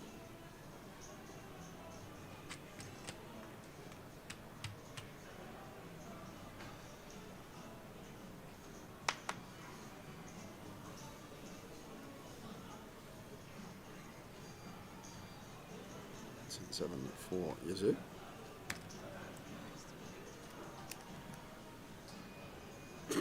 Commentator at Spurs uses it every week. Do you know what, Richie Burner? I know exactly who you're talking about because I was a season review video / DVD man from the age of about 9 till I was about early 20s, and I used to get every season review on video or DVD, depending on what year it was. And I know the exact same. I've got the voice in my head now, but I haven't actually heard him in years. But I know exactly who you're talking about. I've not heard his voice in, well, probably 5 to 10 years.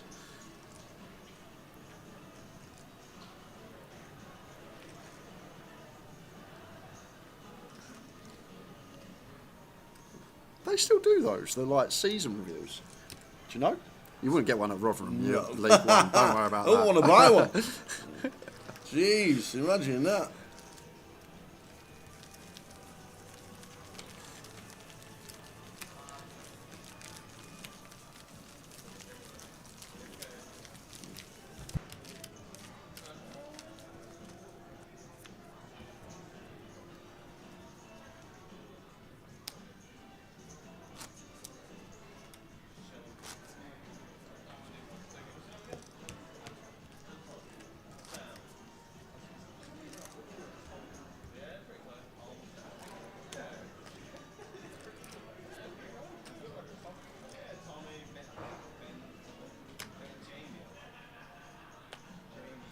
So Tony with the 8 deuce, 80 the call.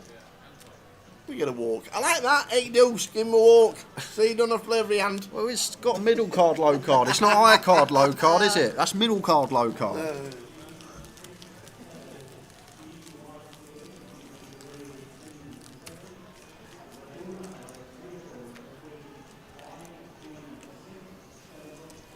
So Yazoo Yen on the left, Tony Phillips on the right. Tony's done terrifically well, to be fair to him, to get back in this.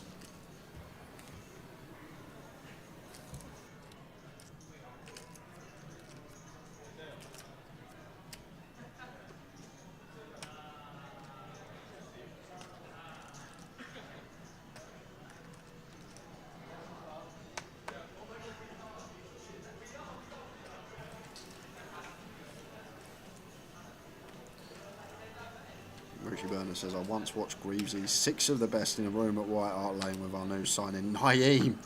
Do you know what, Naeem, although did play for Spurs, his most famous goal was against Arsenal when he weren't playing for Spurs. Still remember the commentary. Well, I was young, what was it, late 90s, so I would have been about 5 years old, so I don't remember the commentary from when I was 5, but I've seen the highlight when he's from the halfway line and Seaman spills it. And he goes, Naeem, he's gone for a long one. Oh, it's gone in.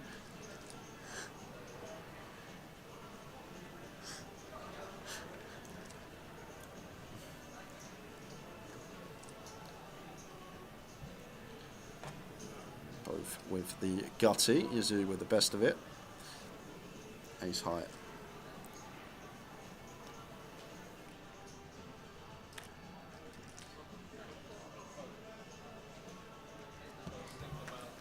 And I actually remember now, Richie Burner, how I remember it. I used to have the video, David Seaman goalkeeping nightmares, and that was the intro clip of Naeem. I remember it now, because he obviously spilled it, but there was a video, probably early 2000s, David Seaman's goalkeeping nightmares. And I remember it being on that, and I think that's why I remember it so well, because I probably watched the video over 100 times.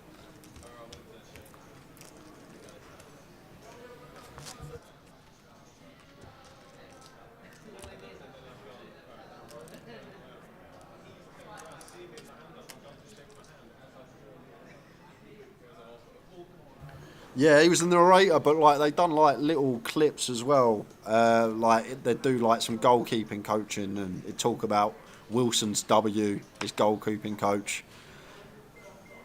But there was 2 videos. There was goalkeeping nightmares, and I can't remember what the other one was called. But he done 2, David Seaman, because I remember I had both. Yep, that's the one Gully, I think. Gully had it as well. As you see. Tower would be in the muck here with the old King 5 off. But here we go again, upstairs. I don't see. I'm getting liking. Can you tell me the difference between King 5 and King 6 in this situation? Well, King 6 you could still probably take. Like, it's still okay. It's probably just going to basically be the same. To me, King 6 seems worse. I don't know why. That's probably because Ace-6 is worse than Ace-5, and you're probably thinking about the 6 being a bad card, because with Ace-6 it's the worst one, because it's the worst kick you can have that doesn't have 2-2 straight. So you're probably thinking that King 6 is worse than King 5 because of the Ace-5, Ace-6 theory.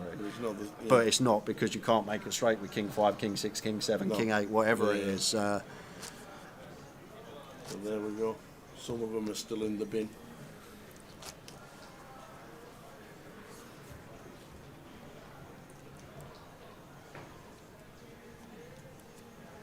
Yeah, I used to have a lot of them. I did Gully. I had Rory McGrath's goals and gaffs. That was another one. I used to love that one. Danny Baker used to do some. Is it Danny Baker? Danny Baker did quite a lot of them as well.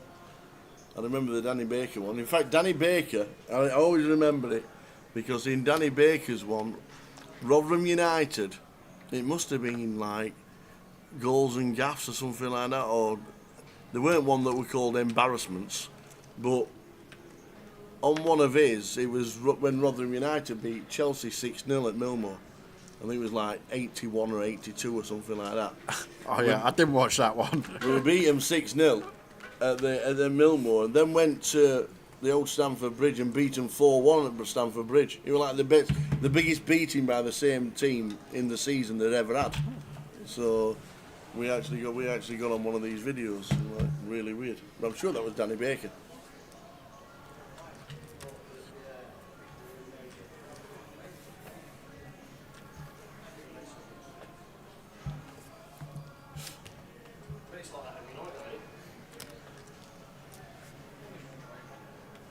Why are you not upstairs watching Bob Dylan?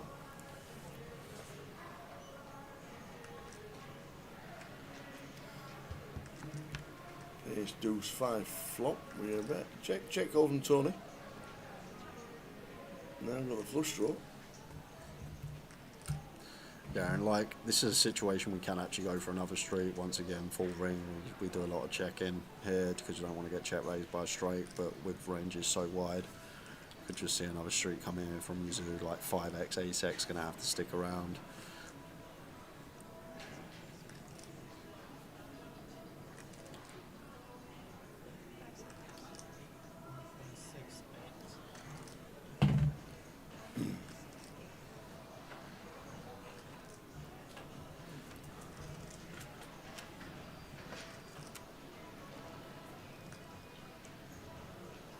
$6 million to call. Tony's just asking, Yeah. what was the bet? Tony's got a flush draw here, so it's so annoying. He says I'm all in. And just jams over the top. Yeah. What? He's jammed over the top, so this has to be a call, doesn't it? Well, what's Tony got other than a 4? Well, that's all he's repping. He's Well, repping the 4, yeah, so he's got to make the call. But who's going to bluff here? Like, look at the size Yuzu's gone on the flop tower. It's like 2x pot he's bet on the turn. So, if he's gone 2x pot and someone's jammed, you'd have to be a sick guy to find a bluff here. You'd have to be a filthy man to find a bluff here, because no one's usually bluffs against a 2x pot sizing. So in Yuzu's head here as Tony, this is always a 4. I would fold. I would fold here. I just think I've got 4 outs, and I would fold. Because when we go that size as Yuzu, and Tony still wants to jam over the top, I'm just going to assign him specifically a 4. I don't think he's ever going to have any bluffs. I know we can see he's actually found one here with a Queen 7 of diamonds, and there you go. The 2 pair, Yuzu into the mark. What a sick jam. And now look at that, 54 bigs, 31 bigs. Taking control. Wow, what a ridiculous shove that is. And to be fair, if we're going to need to find bluffs, the diamond draws are the ones that spring to mind.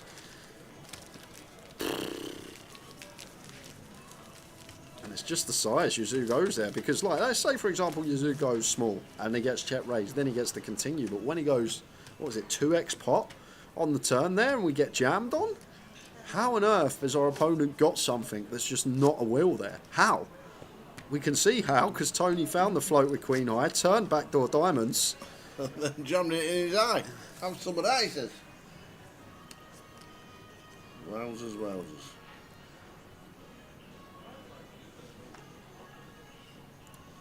and we know Yazoo can play. He's got some great results over the years, but this has got to be one of the most one-sided heads-up matches I've seen in a long time. 3-1 chip lead for Yazoo, and just Tony just putting him in spot after spot.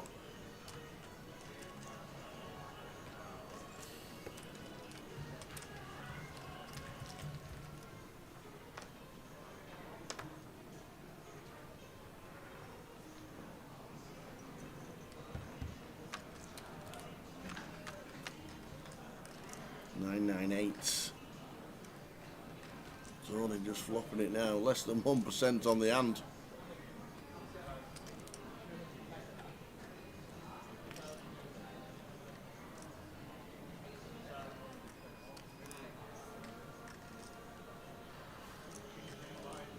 Some high with the Yazoo I probably would call once with King High. That's cool.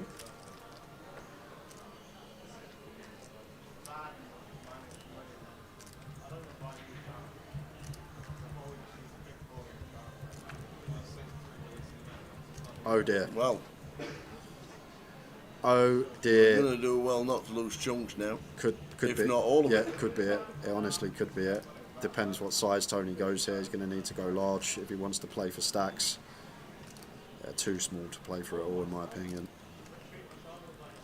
That's 6. It's a 60% B60. Might have gone like closer to B80, even B90 here, just to really think about getting it all and having this done and dusted on rivers at the time that Yazoo has 9x that we've called, or even King X as we see.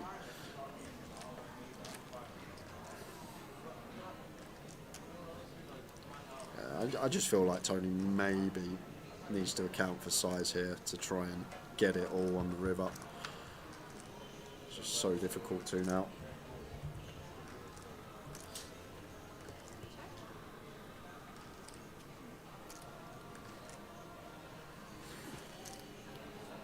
Probably still goes big here, because once Yazoo calls twice, like 8x probably just gonna call, and it's probably an elastic 8x actually, I think, probably just folds once Tony goes bet, so I guess we just target the 9 that we've called it and any floated King Highs. There's a pot bet. More than pot. More, 2.7 is it? Yeah, I feel like the more I think about this, 8x probably just folds regardless of size, so we go big. Try and get the 9x with Cooled or any floats with King High as Yazoo has. And once we float this hand and catch a king, we're going to struggle to pass this one on the river here. And he is going to make the call. And we'll see the bad news yet again. It's bad news after bad news after bad news every single hand. Tony Phillips. How to turn it round, heads up. Probably knows what it's like to be a Rotherham fan now, Yazoo. Bad news, bad news, bad news, more We win bad one. news, more bad news. You win 2 or 3 hands on. You win 2 or 3 hands on the trot. You think they're the best. That's like us. Tony Phillips, right hand side. He's how he in the hoodie. Tony Phillips, former champion of UKPL years and years ago.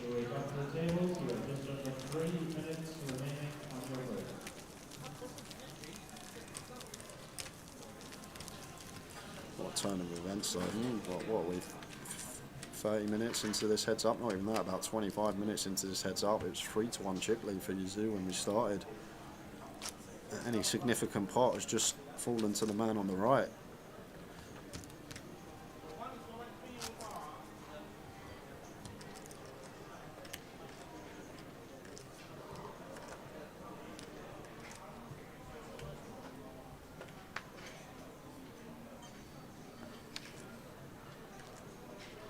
King for Yazoo, this will do.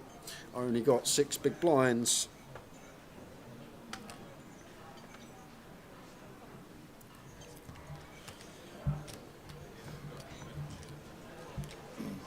Turned it around and more. 8 bigs for Yazowian, Tony Phillips. The rest of it.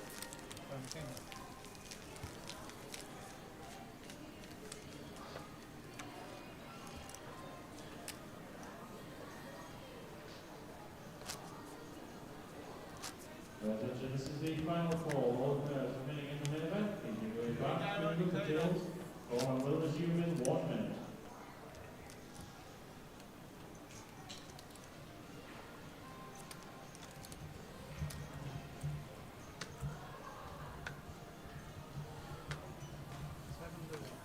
They can't win them all, Tony. The old whip.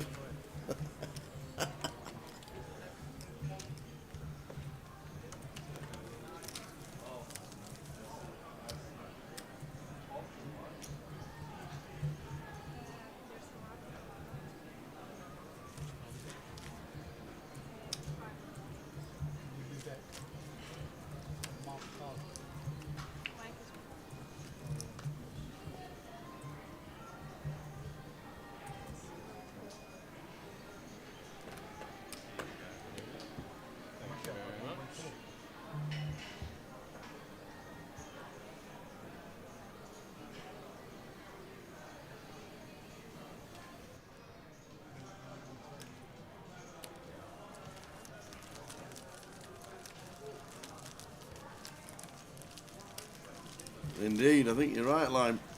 He's out sitting there thinking, how did it all go wrong so fast? 2 or 3 hands, big decisions, getting there. Tony with the big jam with the diamond draw.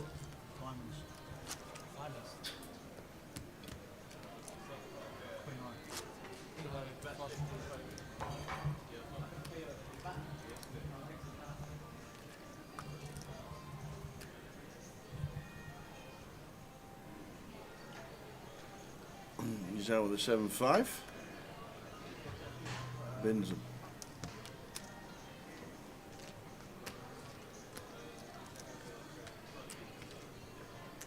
Tony just holding the hands with the diamond draw, says Richie. You made it 1.1 million on a jam on an ace jack, and then you did it again at ace 9. It's just like standard.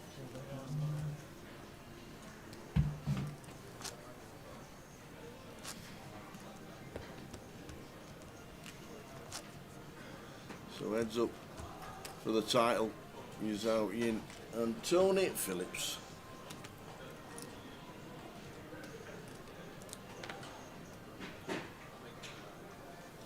Yeah, it's literally since that 8's hand, isn't it? Chat saying it was the turning point when Yazoo opted to flat the 8s against Tony's free bet from the big blind. Tony caught the queen, got 2 streets, and since that hand, not really looked back. It's been like a bulldozer.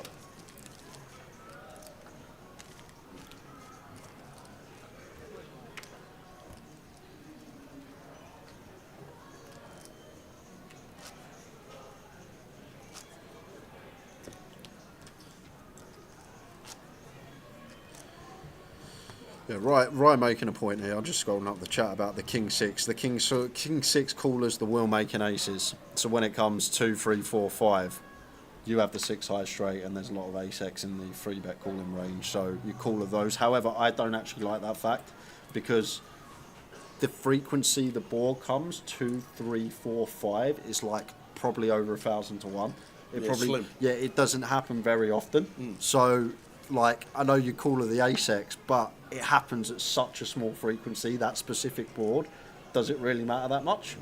Because I had someone say this to me like probably over a year ago now, and this was the argument I had of the frequency that the board actually comes 2, 3, 4, 5 to get 4 specific cards in 5 community cards. Doesn't happen very often. But I have heard that before for sure with the 6X, that it does call her the ace X when it comes 2, 3, 4, 5, but the percentage chance the board's going to run off like that is so slim. How much are they playing for?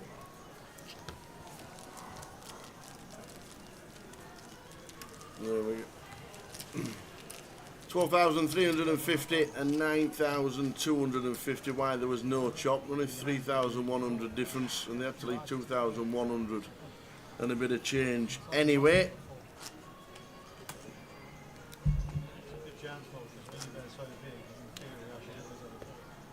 So they were just talking about the money, and then they said, well, there's no point. So that's the difference. 12,350 and 9,250 for second. Tony with the jacks. Limp. Nice. Always going to go for raise. Yeah, always, yeah. I don't think he's limp once. Raise to 320. Yeah, to be fair, we've not played any limp strat on the button. Well, you know what I'm going to say. Fold.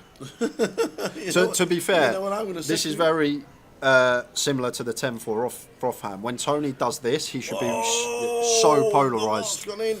Like, Tony's just going to jam most ace-x, suited kings, 10-9 suited. So once he actually makes it 2 bigs at 7 bigs effective, he should be, like, really, really polar. Best hands, worst hands, and, like, even stuff like 8s is probably just going to jam, so... Well, this is in the worst hands of the hands. Queen 4 for Yazao, jacks for Tony to be champion. And a turnaround you can be proud of. So just doesn't want to see a queen.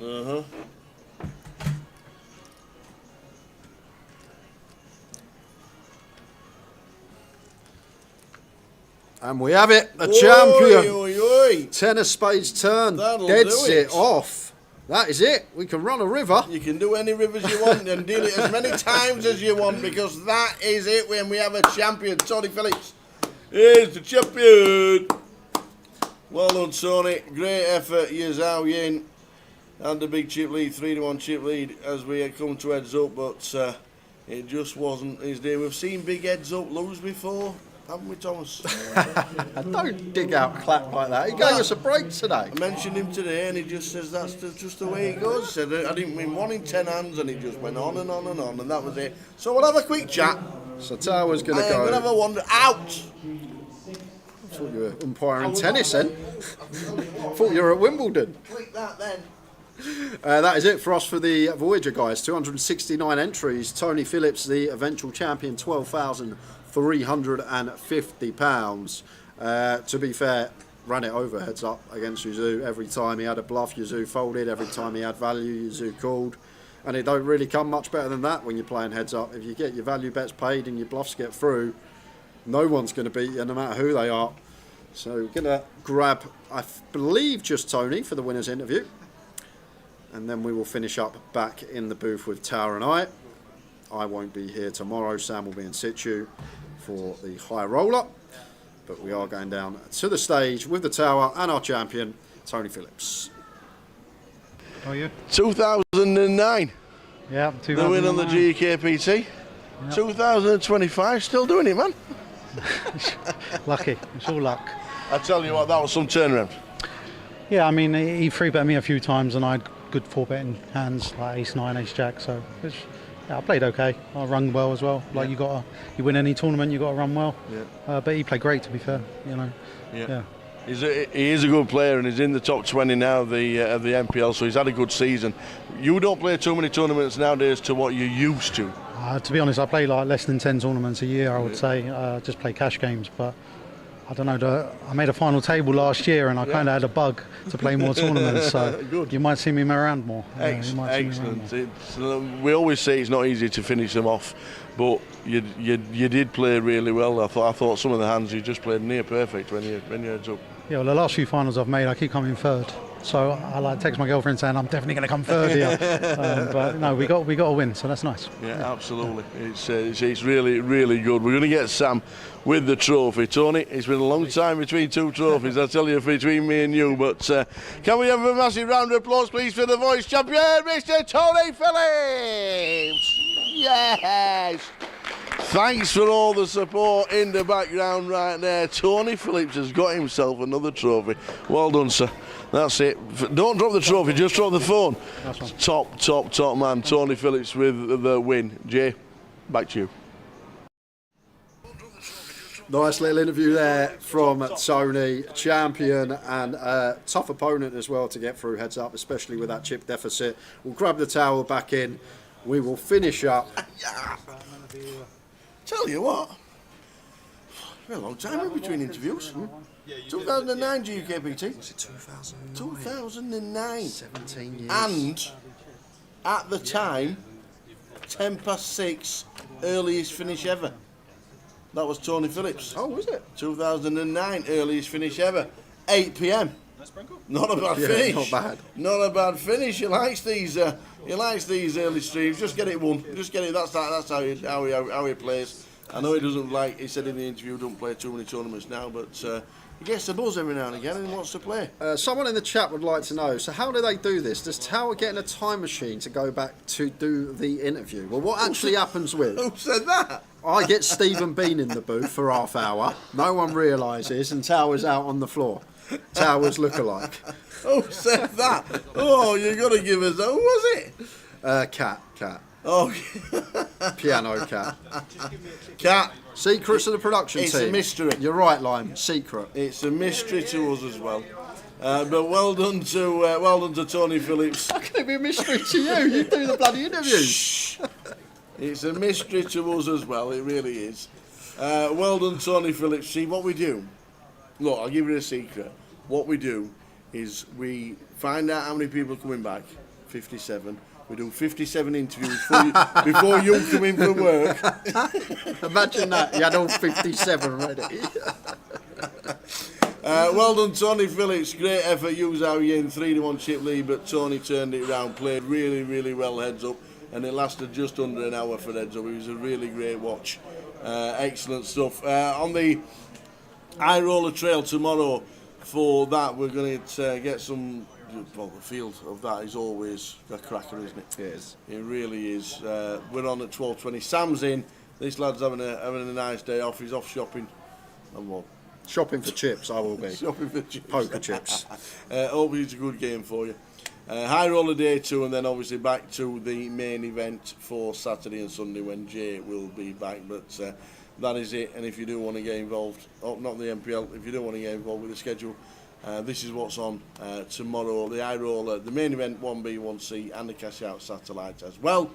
So plenty going on. Enjoy your day off. Really good day today. Thanks to the team yet again. And well done to Mr. Tony Phillips. He's had his picture and he has gone. But he is champion of the voyage. Thanks, chat. Thanks, everybody. Thanks, Lime. She'll be up in about 3 hours. She will. Ready, prepping for tomorrow. Have a nice afternoon, Lime, and enjoy the time off. And we'll see you back on stream tomorrow at your time, whatever time it is, 5:30 in the morning. But for us, we are back on at 12:20 GMT. Please come and join us because it's High Roller Day tomorrow. Well done, Tony Phillips. See you tomorrow. Ta-ta. Good night.